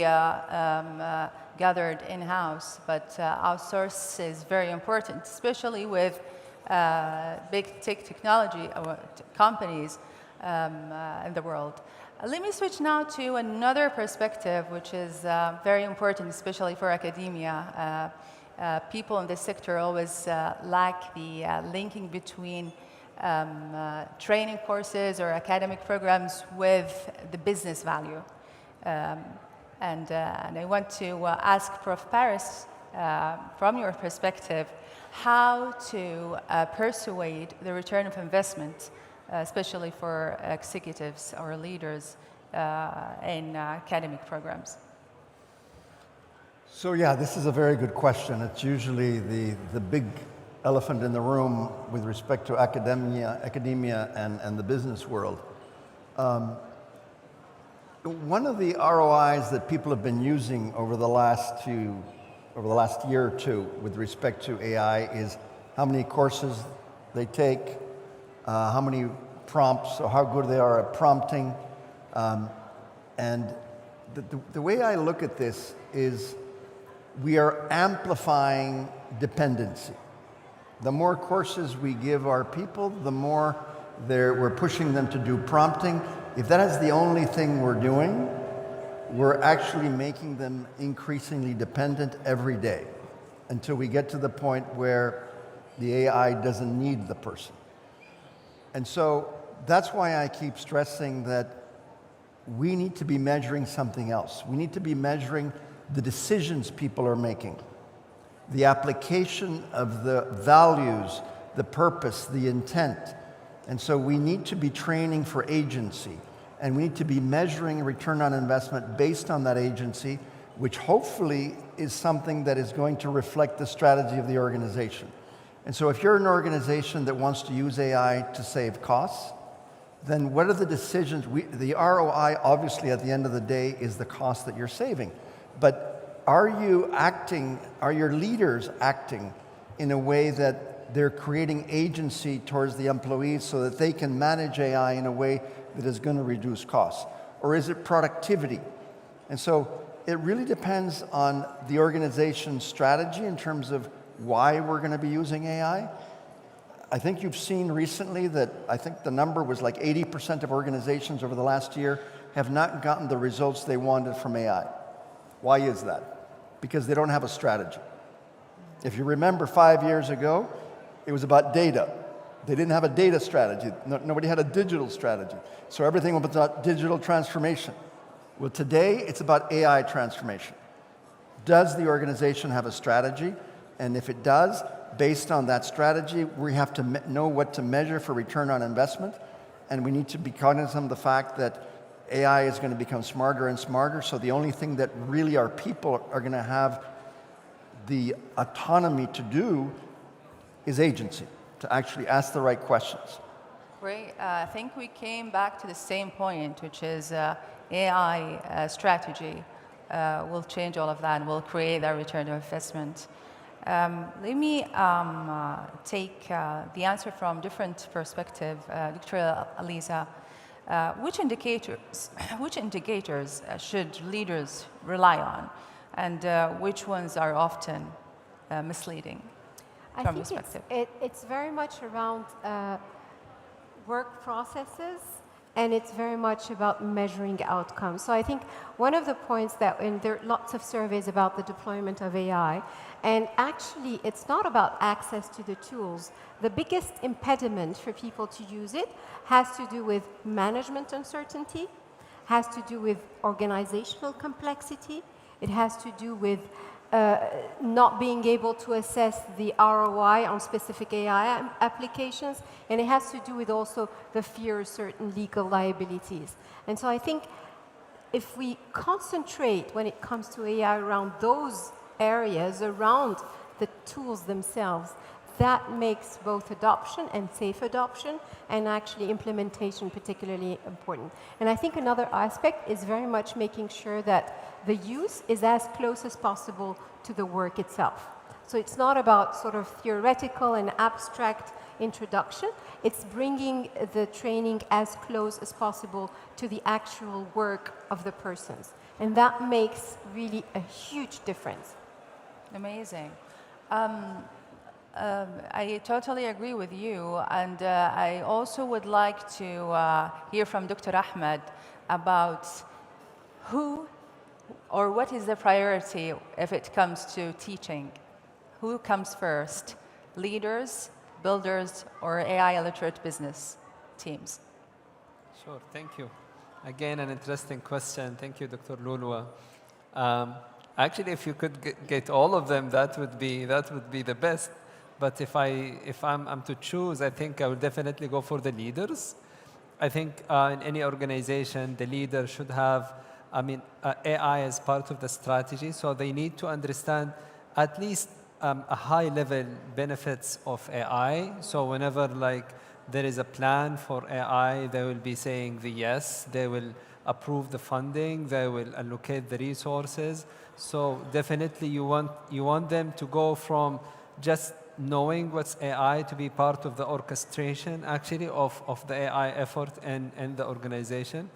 Also the business teams also they definitely are on the priority actually to get this AI upskilling, because if you think about the business units and the technology units, so both represent the supply and the demand. So you want to play with this. You want to create more demand by enabling the business people, so they will be tasting the benefits that they could get with AI, and pushing actually the technical side guys. Give us more of this. We want to be more efficient. We know how to use this tool and that tool. Also, what back of my decision is the great actually low-code, no-code initiatives that we see these days, the ability of outsourcing many of the initiatives, technical initiatives that could be outsourced.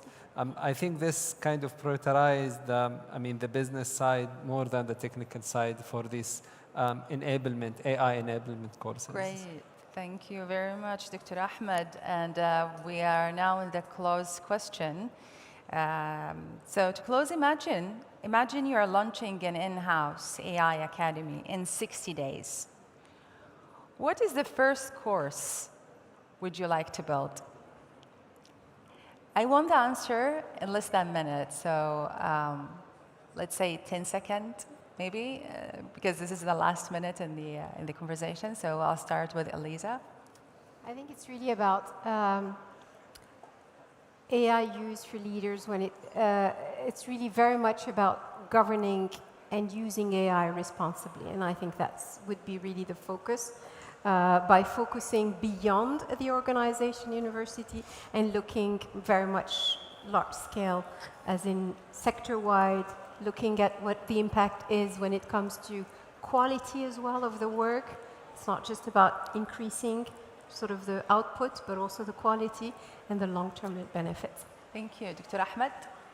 I think I will go for a AI human copilot training workshop for 4 weeks, where I will ask the business teams to bring their challenges, everyday challenges. For example, an RFP creation, a PowerPoint, professional PowerPoint creation, what have you. They bring it to this workshop, and then AI trainers will be helping them use this, use Gamma, use Gemini, use Nano Banana, whatever, and helping them building the stuff together. I think this will be my first training course.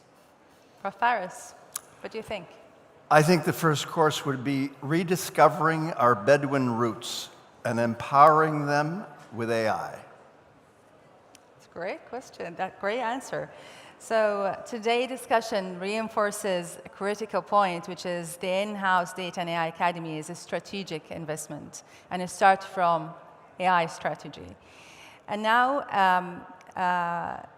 these organizations now can think, decide, and create value in the age of AI. Thank you, our panelists, for the greatest conversation we heard from you, and thank you all for joining us. Thank you again. Thanks. Bye.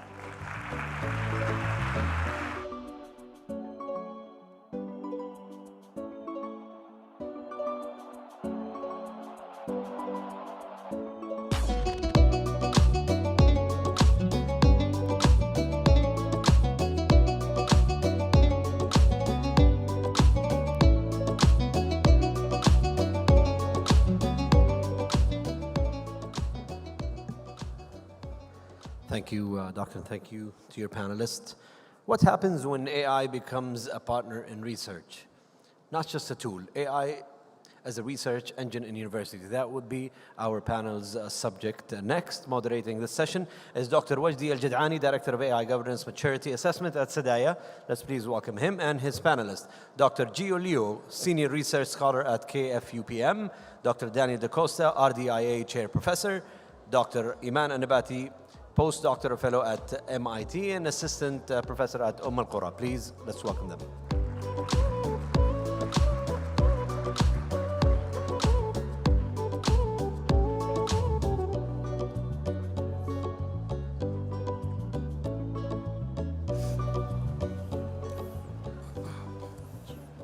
Assalamu alaikum. Good afternoon, everyone. Let me start with a simple and important question. What if AI is no longer a tool and acting as a collaborator and reshaping this research right now? Across the university today, as a monk of one, we are witnessing a quiet and profound shifting. And AI is no longer doing a tedious task like a research analysis or a labeling task or automated a routine task, influencing how formulating a research, how to design a research question, and so on. Nowadays, research is become our most important thing after COVID-19. And today, we are talking about the panelists about an AI in research engine in university. It's not about hype, but it's not about even fear. It's about reality understanding how research is changing over the time with an AI. Today is the day we are exploring AI not only as a productivity in the producing, but it's also structuring, forcing, shaping how future research academic in today. So I'm excited to have an outstanding panelist here today. They're sharing a diversity of experience in research and academia and also in practice. So let's start with the question for Dr. Iman. Dr. Iman, can you please tell us how changing AI in research day by day after AI? Well, AI can accelerate the research cycle and help with all the steps of research, starting with literature review, debugging code, writing and all of that. But also it could introduce risks, so people need to be aware. For example, people can use it to write code that looks correct and runs without errors, but it doesn't really do the work. Or it could hallucinate, especially in literature review. So maybe I can share what happened at NeurIPS 2025. So at NeurIPS is the biggest AI conference, and they found after NeurIPS that 50 accepted papers have hallucinations. One of the papers, it has over 10 hallucinations in its citations. Some of the citations were entirely made up. So we are talking about AI researchers. So yeah, it can help, it can assist, but we need to use it with caution. what an interesting experience that people are relying now a lot on research for using AI.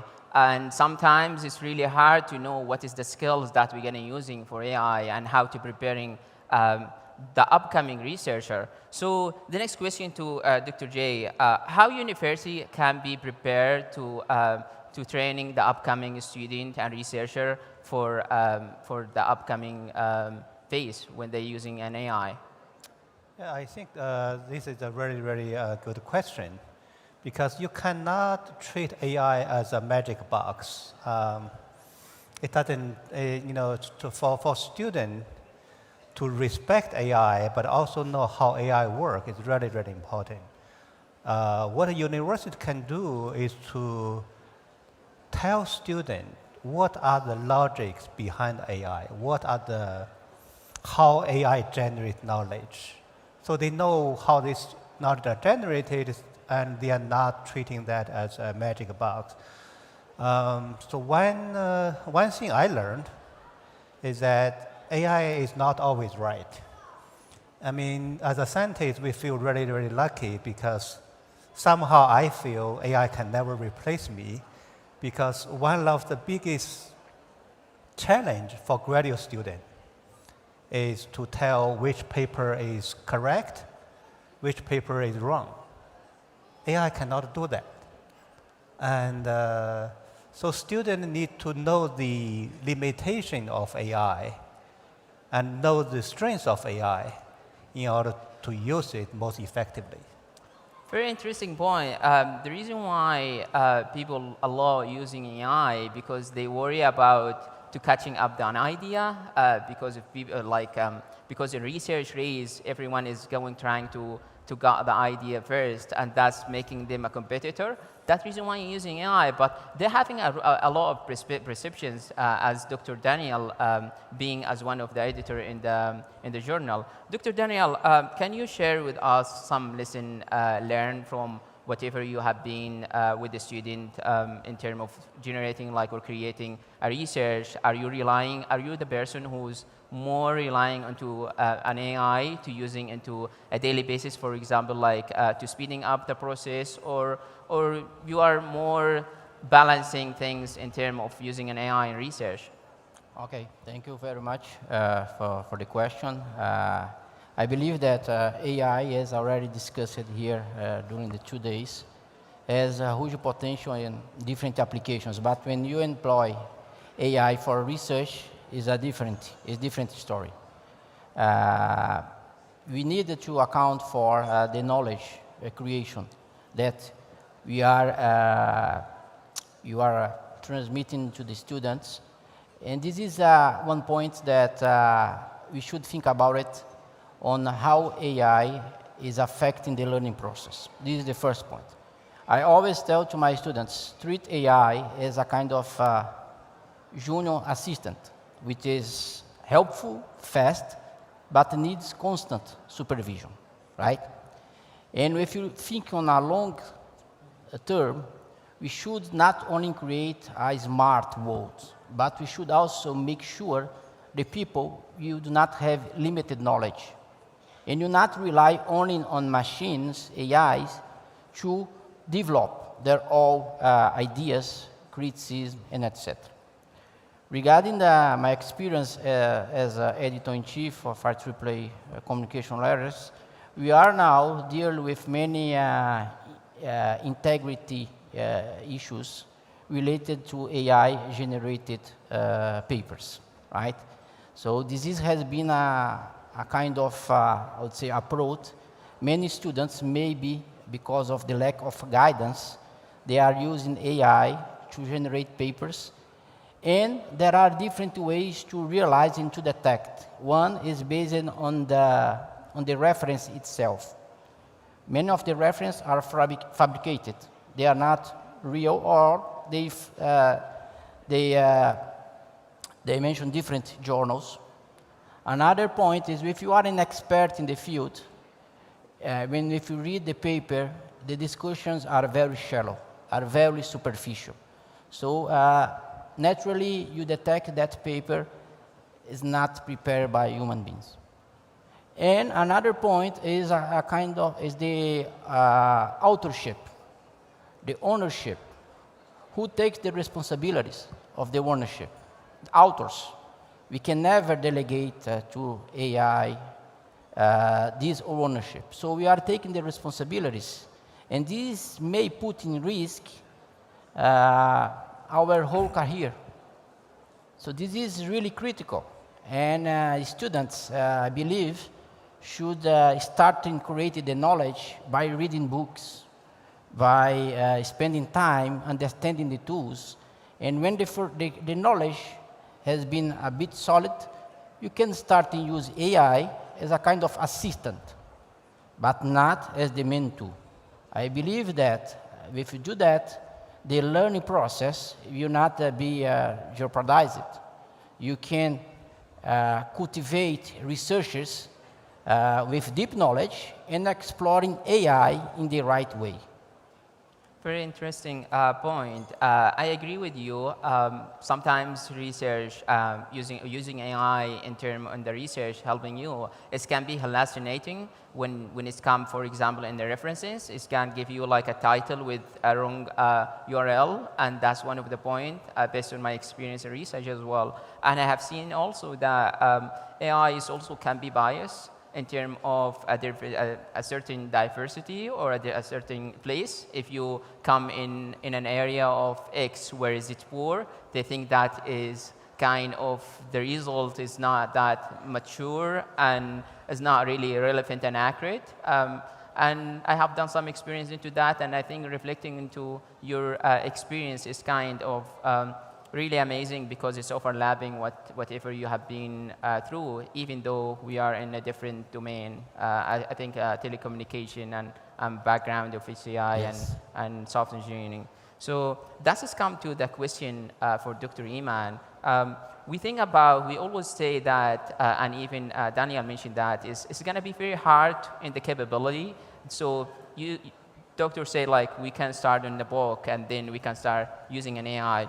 And no one is going to be going the book. It's just as in old days, you know, and say like it's kind of boring or so kind is not fast. So now people more lean and push to the AI side, and which is mean that it's going to be affecting how we are creative. So how we can balance like these things between the AI and creativity in terms of the research?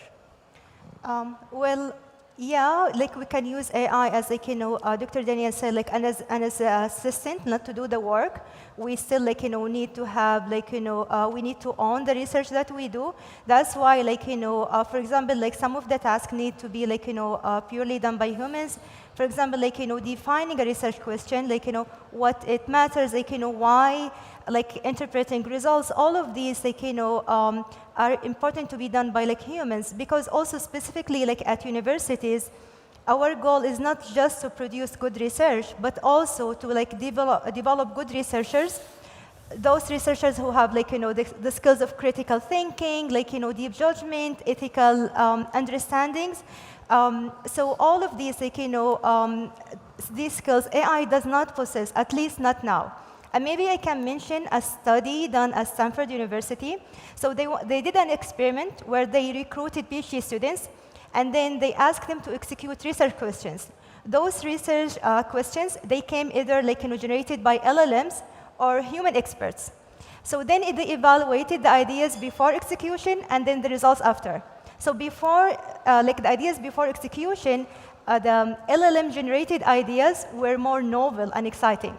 But after execution, human ideas led to stronger research like outcomes.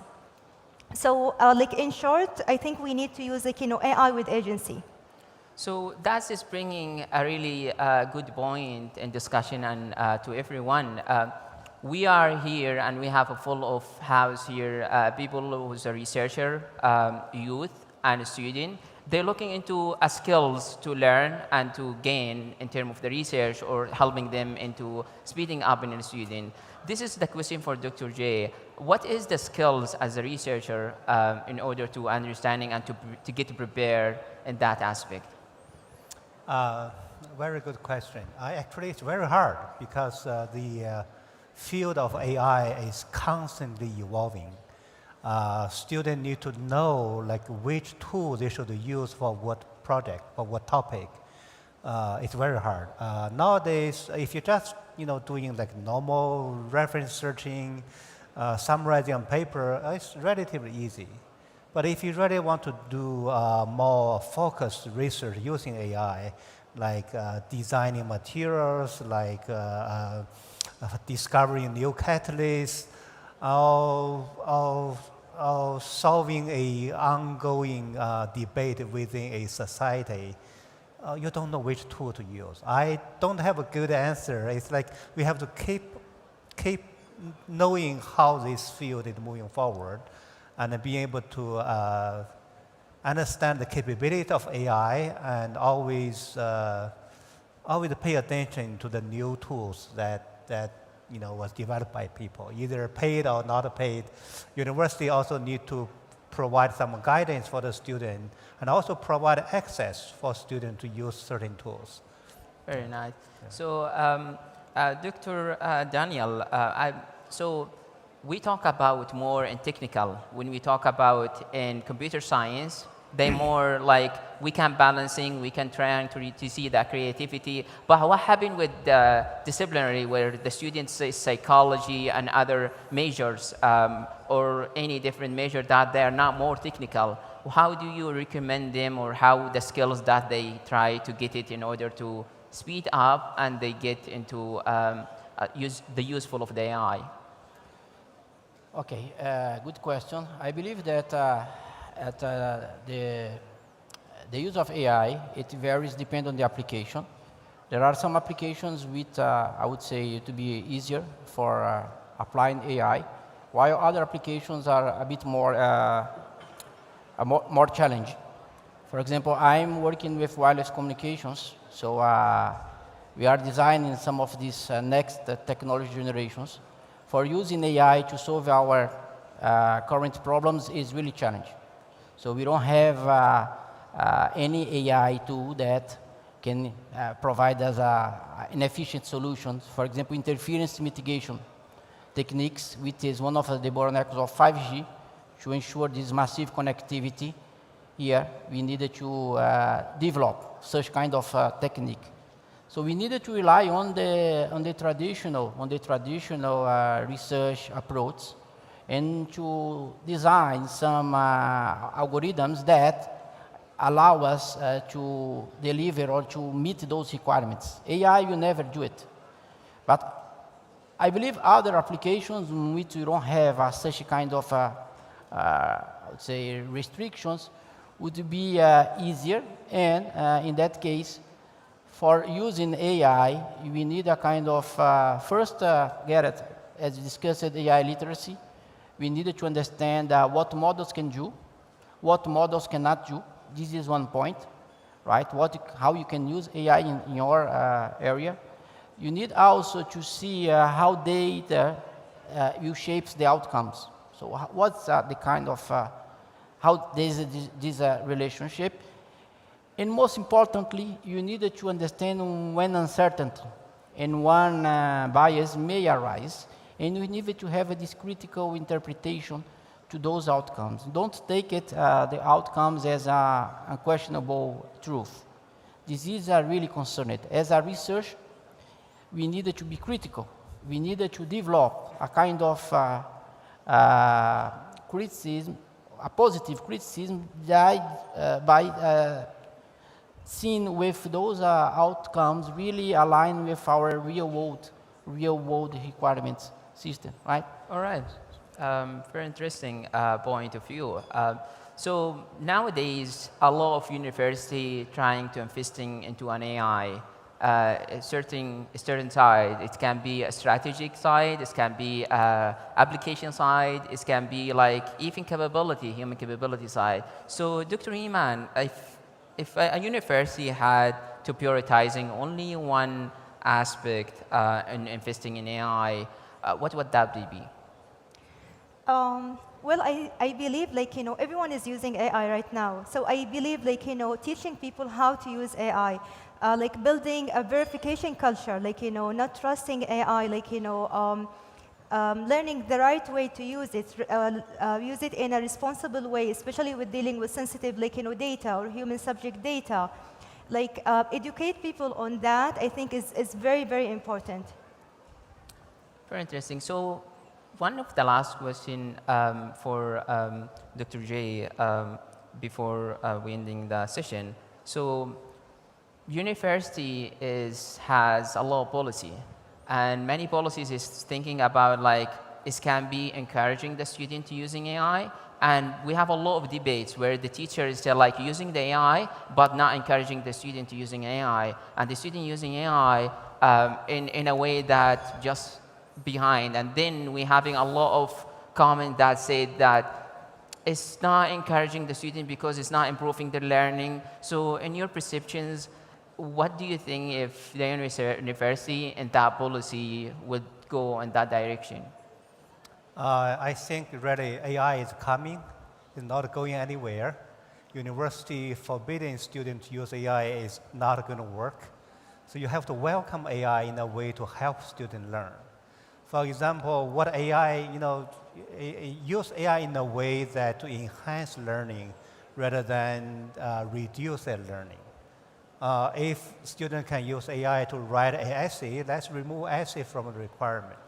If AI can help students solving problems, let's have them solve problems together and eventually have a testing scheme that basically tests their knowledge capture, right? If working with AI like playing with a computer game, you really learn things really, really fast. You design the AI program so that it's your buddy.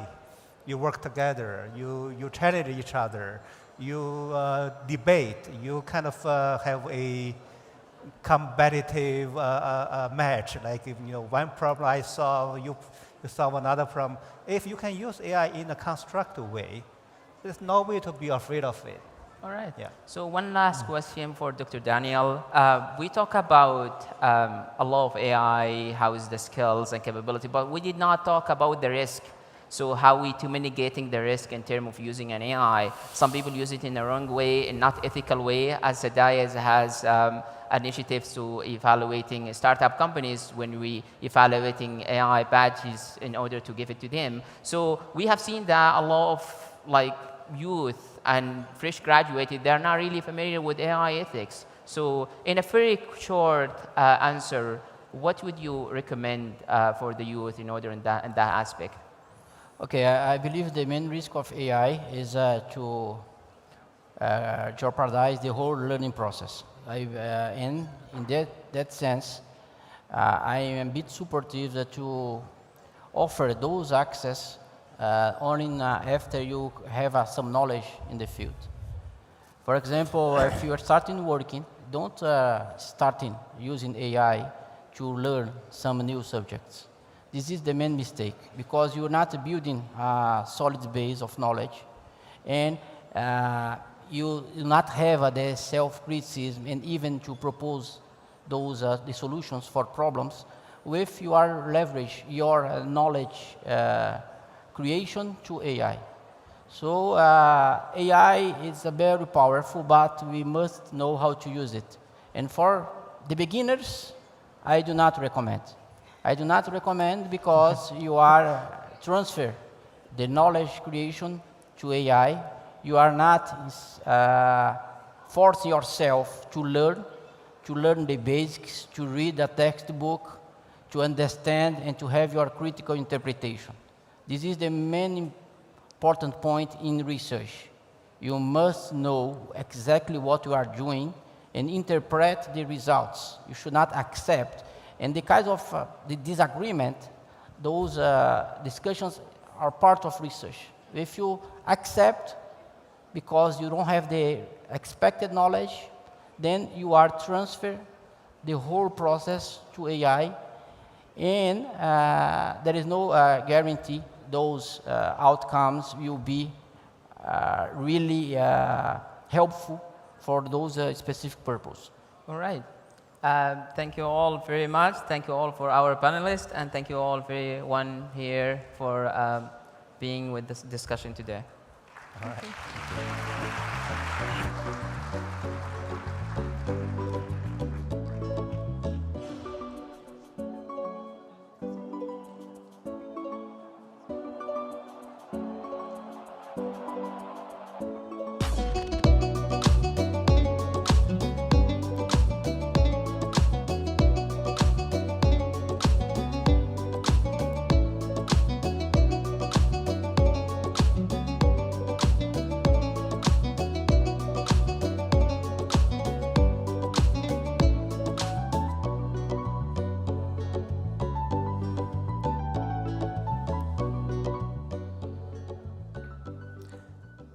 شكرا للدكتور وجدي. Ladies and gentlemen, to conclude ICAN Day 2, we are honored to welcome His Excellency الربدي بن فهد الربدي.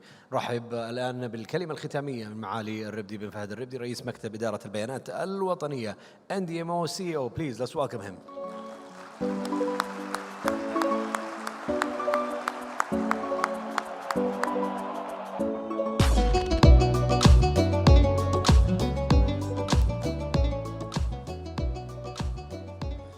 Assalamu alaikum. I will deliver my closing remarks in Arabic. You may use the headset for translation if needed. أصحاب المعالي والسعادة والمتحدثون والشركاء، الحضور الكريم، السلام عليكم ورحمة الله وبركاته. مع اختتام أعمال مؤتمر ICAN 2026 يطيب لي أن أتقدم بجزيل الشكر والتقدير لكل من شارك في هذا المؤتمر وساهم في إثراء المعرفة طوال مدة المؤتمر، سواء الضيوف القادمين من خارج المملكة أو الشركاء الوطنيين والمؤسسات التعليمية والأكاديميين والخبراء والمختصين في مجالات البيانات والذكاء الاصطناعي. والشكر أيضاً موصول لفرق العمل التي عملت بكل جد واجتهاد لإنجاح هذا المؤتمر وإخراجه بصورة تليق بمكانته. انطلق المؤتمر من فكرة واضحة أن مستقبل الذكاء الاصطناعي لن تحدده التقنية وحدها، بل سيصنعه الإنسان بقدراته والمؤسسات والمنظمات الرائدة في هذا المجال التي تحول الابتكار إلى نتائج ملموسة. خلال اليومين الماضيين أثبتنا من خلال هذا المؤتمر أن بناء القدرات في البيانات والذكاء الاصطناعي ليست مجرد رؤية، بل مشروع طموح يمكننا بناؤه معاً. وقد حظي المؤتمر بإقبال عالي من قبل المختصين والمهتمين والباحثين، فقد استضاف ICAN 2026 أكثر من 64 متحدثاً من الخبراء والمختصين من مختلف أنحاء العالم. وتم خلال هذا المؤتمر عقد 14 جلسة حوارية و15 ورشة عمل تطبيقية، وكذلك استضاف المعرض المصاحب 23 جناحاً من المؤسسات التعليمية والمنظمات الدولية المختصة بالبيانات والذكاء الاصطناعي. واختتم المؤتمر ب7 إعلانات لإطلاق مبادرات، إضافة إلى توقيع 28 اتفاقية، والتي ستساهم بإذن الله في تعزيز الشراكات الاستراتيجية لتحقيق أهداف هذا المؤتمر. كما تم في هذا المؤتمر إطلاق عدد من المبادرات النوعية خلال 3 مسارات. المسار الأول تحويل التعليم إلى جاهزية وطنية. أطلقنا النسخة الثانية من الإطار الوطني للبرامج الأكاديمية في البيانات والذكاء الاصطناعي، ليكون مرجعاً وطنياً لتطوير وتقييم واعتماد برامج التعليم العالي، وضمان جودة المخرجات وموائمتها مع المتطلبات التنظيمية واحتياجات السوق.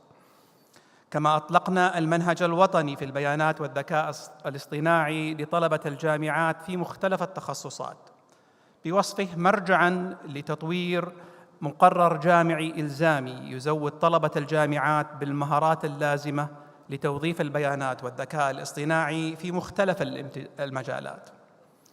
وفي الامتداد العملي لهذا المسار شهدنا قيام 14 جامعة سعودية بإطلاق 40 برنامج نوعي في البيانات والذكاء الاصطناعي تتنوع بين الماجستير والبكالوريوس والتخصصات الفرعية والدبلومات المهنية العليا، لتعزيز موائمة مخرجات التعليم مع التوجهات الوطنية واحتياجات سوق العمل في مجال البيانات والذكاء الاصطناعي.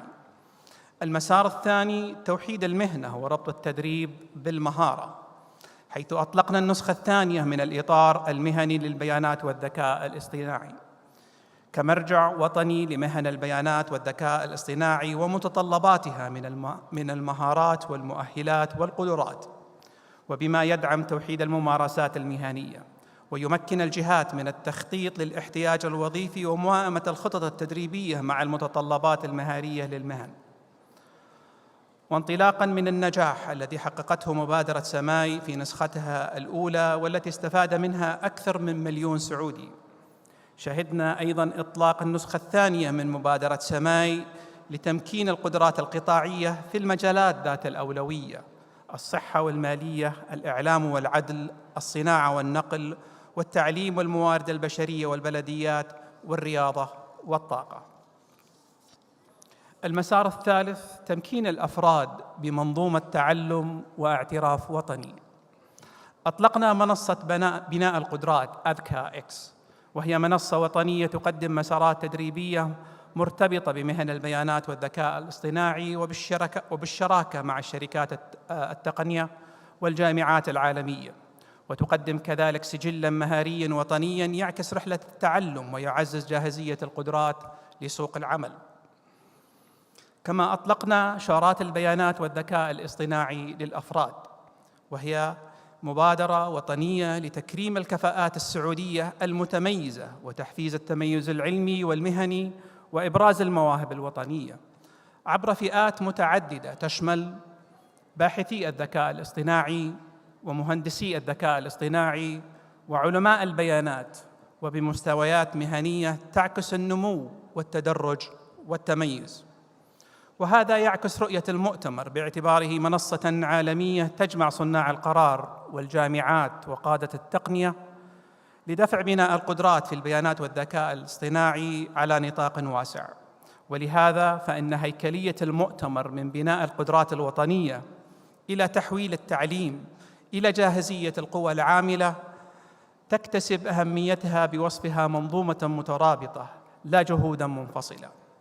وكما نؤكد لكم بأننا في سدايا نؤمن بأن الذكاء الاصطناعي ليس بديلاً عن القدرات البشرية بل داعماً لها، ومسؤوليتنا المشتركة أن نضمن توظيف هذا الدعم بما يسهم في تمكين الإنسان ورفع كفاءة المؤسسات وتوسيع الفرص والاستثمار المستمر في المواهب.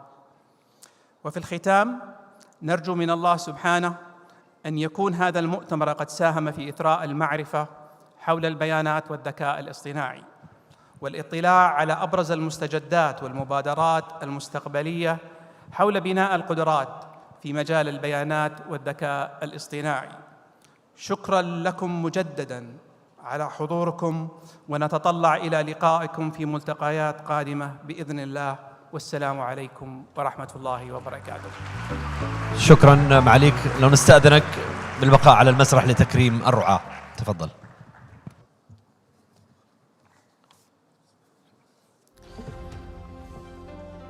لا يكتمل أي نجاح حضورنا الكريم دون شركاء يؤمنون بالرؤية يساهمون بالفعل قبل القول. شكرا وتقديرنا على دعمهم وثقتهم ودورهم المحوري في إنجاح هذا المؤتمر. معا نصنع الأثر ونبني المستقبل. نكرم الرعاة. أولا جامعة الملك سعود ويمثلها سعادة الدكتور علي مسملي رئيس الجامعة المكلف، فليتفضل مشكورا.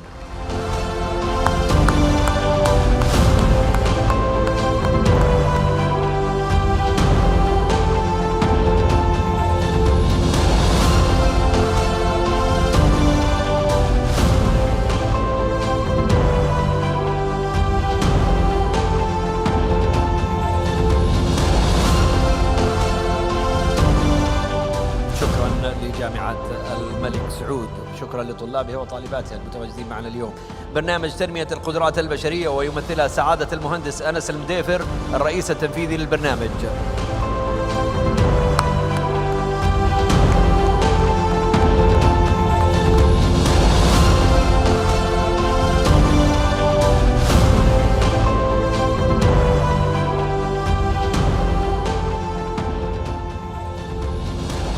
شكرا لبرنامج تنمية القدرات البشرية. شركة علم يمثلها سعادة الأستاذ خالد الشيباني نائب الرئيس لقطاع المنتجات الحكومية، يتفضل على المسرح مشكورا.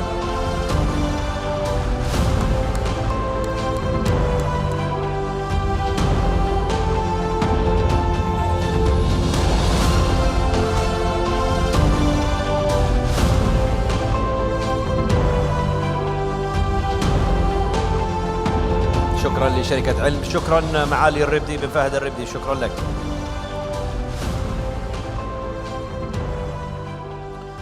شكرنا الرعاة، نشكركم أنتم أيضا حضورنا الكريم. في ختام هذا المؤتمر نؤكد أن ما طرح هنا لم يكن أفكارا للنقاش فقط، بل مسؤوليات تترجم بإذن الله إلى عمل وشراكات تبنى على ثقة بالتأكيد وقدرات نستثمرها في الإنسان. شكرا لكل من شارك وأسهم وحاور على المسرح، شكرا لكل من آمن أن مستقبل الذكاء الاصطناعي يبدأ من هنا بإذن الله، من الرؤية إلى الأثر. الرجاء من موظفي سدايا ومن سيتم تكريمه اليوم البقاء معنا على المسرح، وكل من حضر معنا شكرا لكم، تحية كبيرة لكم أنتم.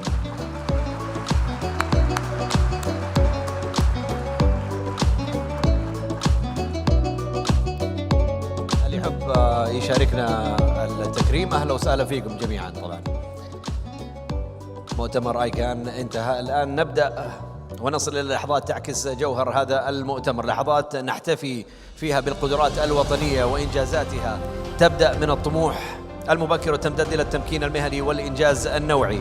يشرفنا أن ندعو معالي نائب رئيس الهيئة السعودية للبيانات والذكاء الاصطناعي سدايا المهندس سامي بن عبد الله مقيم للتفضل بالصعود على المسرح لبدء التكريم.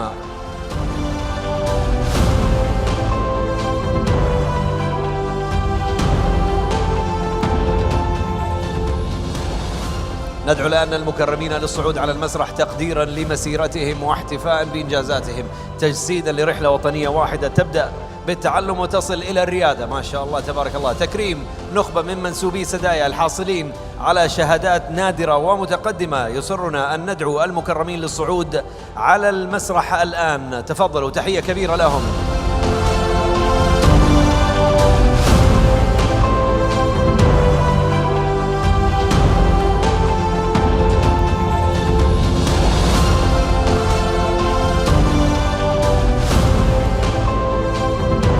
الحاصلين على شهادات نادرة ومتقدمة، هذه الشهادات ليست إلا مؤشرا على التمكين المهني، وتعكس بالتأكيد التزاما عاليا بالتعلم المستمر والتميز.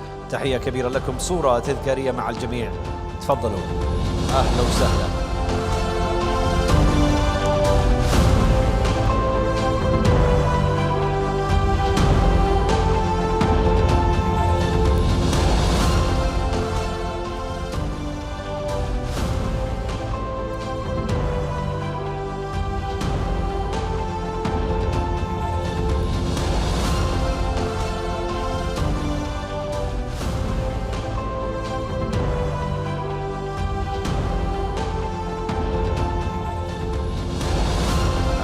جماعية لمنسوبي سدايا الحاصلين على شهادات نادرة ومتقدمة، تستاهلوا التكريم. شهادات إن دلت تدل على كثير من الجهد والشغف والتمكين المهني والالتزام العالي بالتعلم المستمر والتميز، تستاهلوا. اضحك، الصورة تطلع حلوة، ابتسم. ألف مبروك هذا التكريم، شكرا لكم.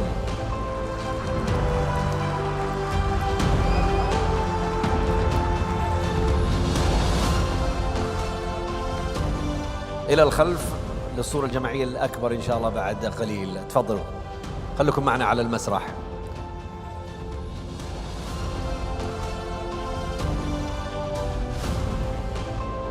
مع المهندس سامي رجاء البقاء على المسرح لتكريم الآن نخبة من منسوبي سدايا. أو لا كرمناهم خلاص، الحاصلين حنكرمهم مرتين، يستاهلوا بس يعني. الآن نكرم خريجي أكاديمية سدايا دفعة عام 2025، لو يتفضلوا بالصعود على المسرح. وتحية كبيرة، هذه الدفعة تمثل استثمارا وطنيا في بناء القدرات المتخصصة، تجسد رحلة كبيرة، رحلة تعلم ملهمة انتقلت من المعرفة إلى التطبيق. الآن يتوجهون على المسرح خريجي أكاديمية سدايا دفعة عام 2025. والله أنهم يستاهلوا تحية أقوى من كذا لو سمحتوا.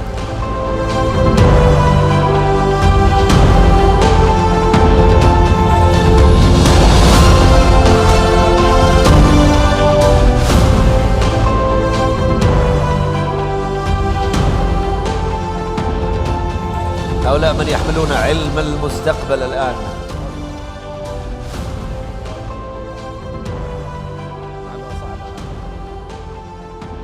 إذا يسمح المصور اللي فوق يرفع يده عشان حاشر عليه الآن. هذا هو المصور هناك، إذا سمحتم النظر إلى المصور في الأعلى. لا يعني أرفع يدك وأشر. إي هذا هو.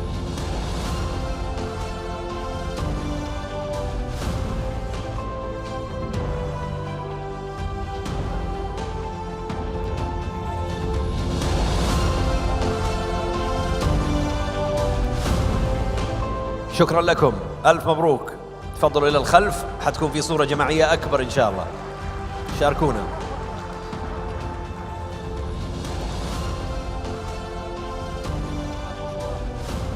معالي النائب مهندس سامي إذا تتفضل بالبقاء على المسرح أيضا.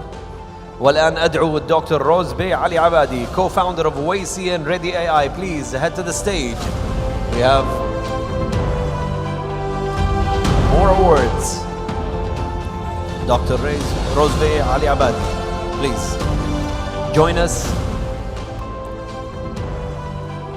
الآن ندعو الحاصلين على ميداليات ذهبية وفضية وبرونزية في مسابقة ويسي. هؤلاء هم الجيل الواعد، البذرة الأولى والشرارة اللي نراهن عليها في المستقبل إن شاء الله. واللي يحب من الآباء والأمهات يتفضل على المسرح، يتفضل لو سمحتوا، ما نحرمكم من هذه اللحظة. تفضلوا معنا آباء وأمهات الطلاب والطالبين الحاصلين على ميداليات ذهبية وفضية وبرونزية.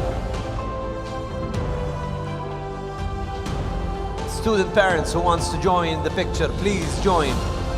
It's your celebration.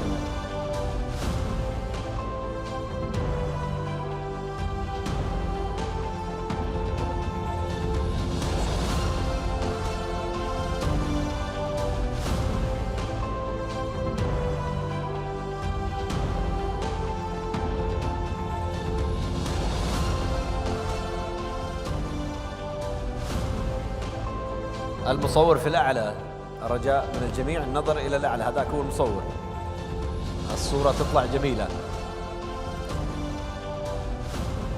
الآن الحاصلين على ميداليات ذهبية فضية وبرونزية في مسابقة ويسي يتوجهون على المسرح للصورة التذكارية. آبائهم وأمهاتهم، يعني الآباء والأمهات تفضلوا معاهم على المسرح إذا تحبوا، وأرجوكم النظر إلى الكاميرا اللي فوق.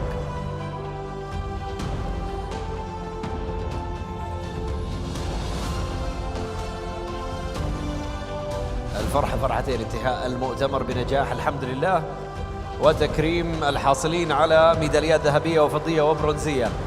ألف مبروك. راح يكون في صوت عالي، الرجاء من الجميع اللي يخاف ينتبه بس. هذا تنويه، راح يكون في صوت بعد قليل حيكون عالي جدا. ارفعوا كاميراتكم، صوروا هذه اللحظة الجميلة. وألف مبروك منسوبي سدايا الحاصلين على شهادات نادرة متقدمة، خريجي أكاديمية سدايا دفعة عام 2025، وأيضا الحاصلين على ميداليات ذهبية وفضية وبرونزية في مسابقة ويسي. التحية الأقوى للثلاثة كلهم لو سمحتوا الآن على المسرح جميعهم للصورة التذكارية.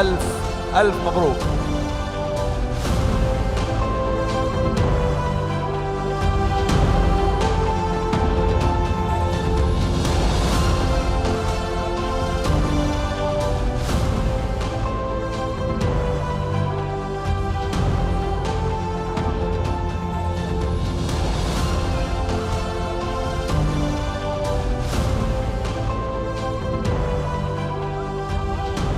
واحد اثنين ثلاثة، ألف مبروك. هذه هي الصورة.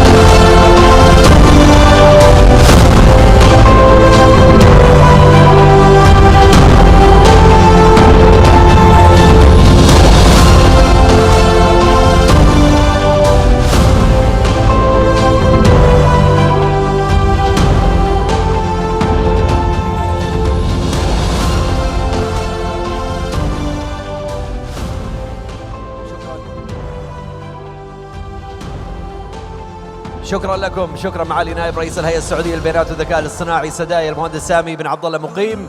شكرا لكل الخريجين والحاصلين على الشهادات وأيضا حاصلين على ميداليات من ويسي. الآن النتوركينج وبعضا من الفوضى الحميدة والتعارف مسموح للجميع. شكرا لكم، ليلة سعيدة إن شاء الله. شكرا لحضوركم معنا. بلد ثراها من نعيم، قدر لكم أن تخلقون عظماء من بلد عظيم. يا فخر العرب تاريخ ونسب، والمعدن ذهب سعوديون، يا عز عمره ما نضب سعوديون.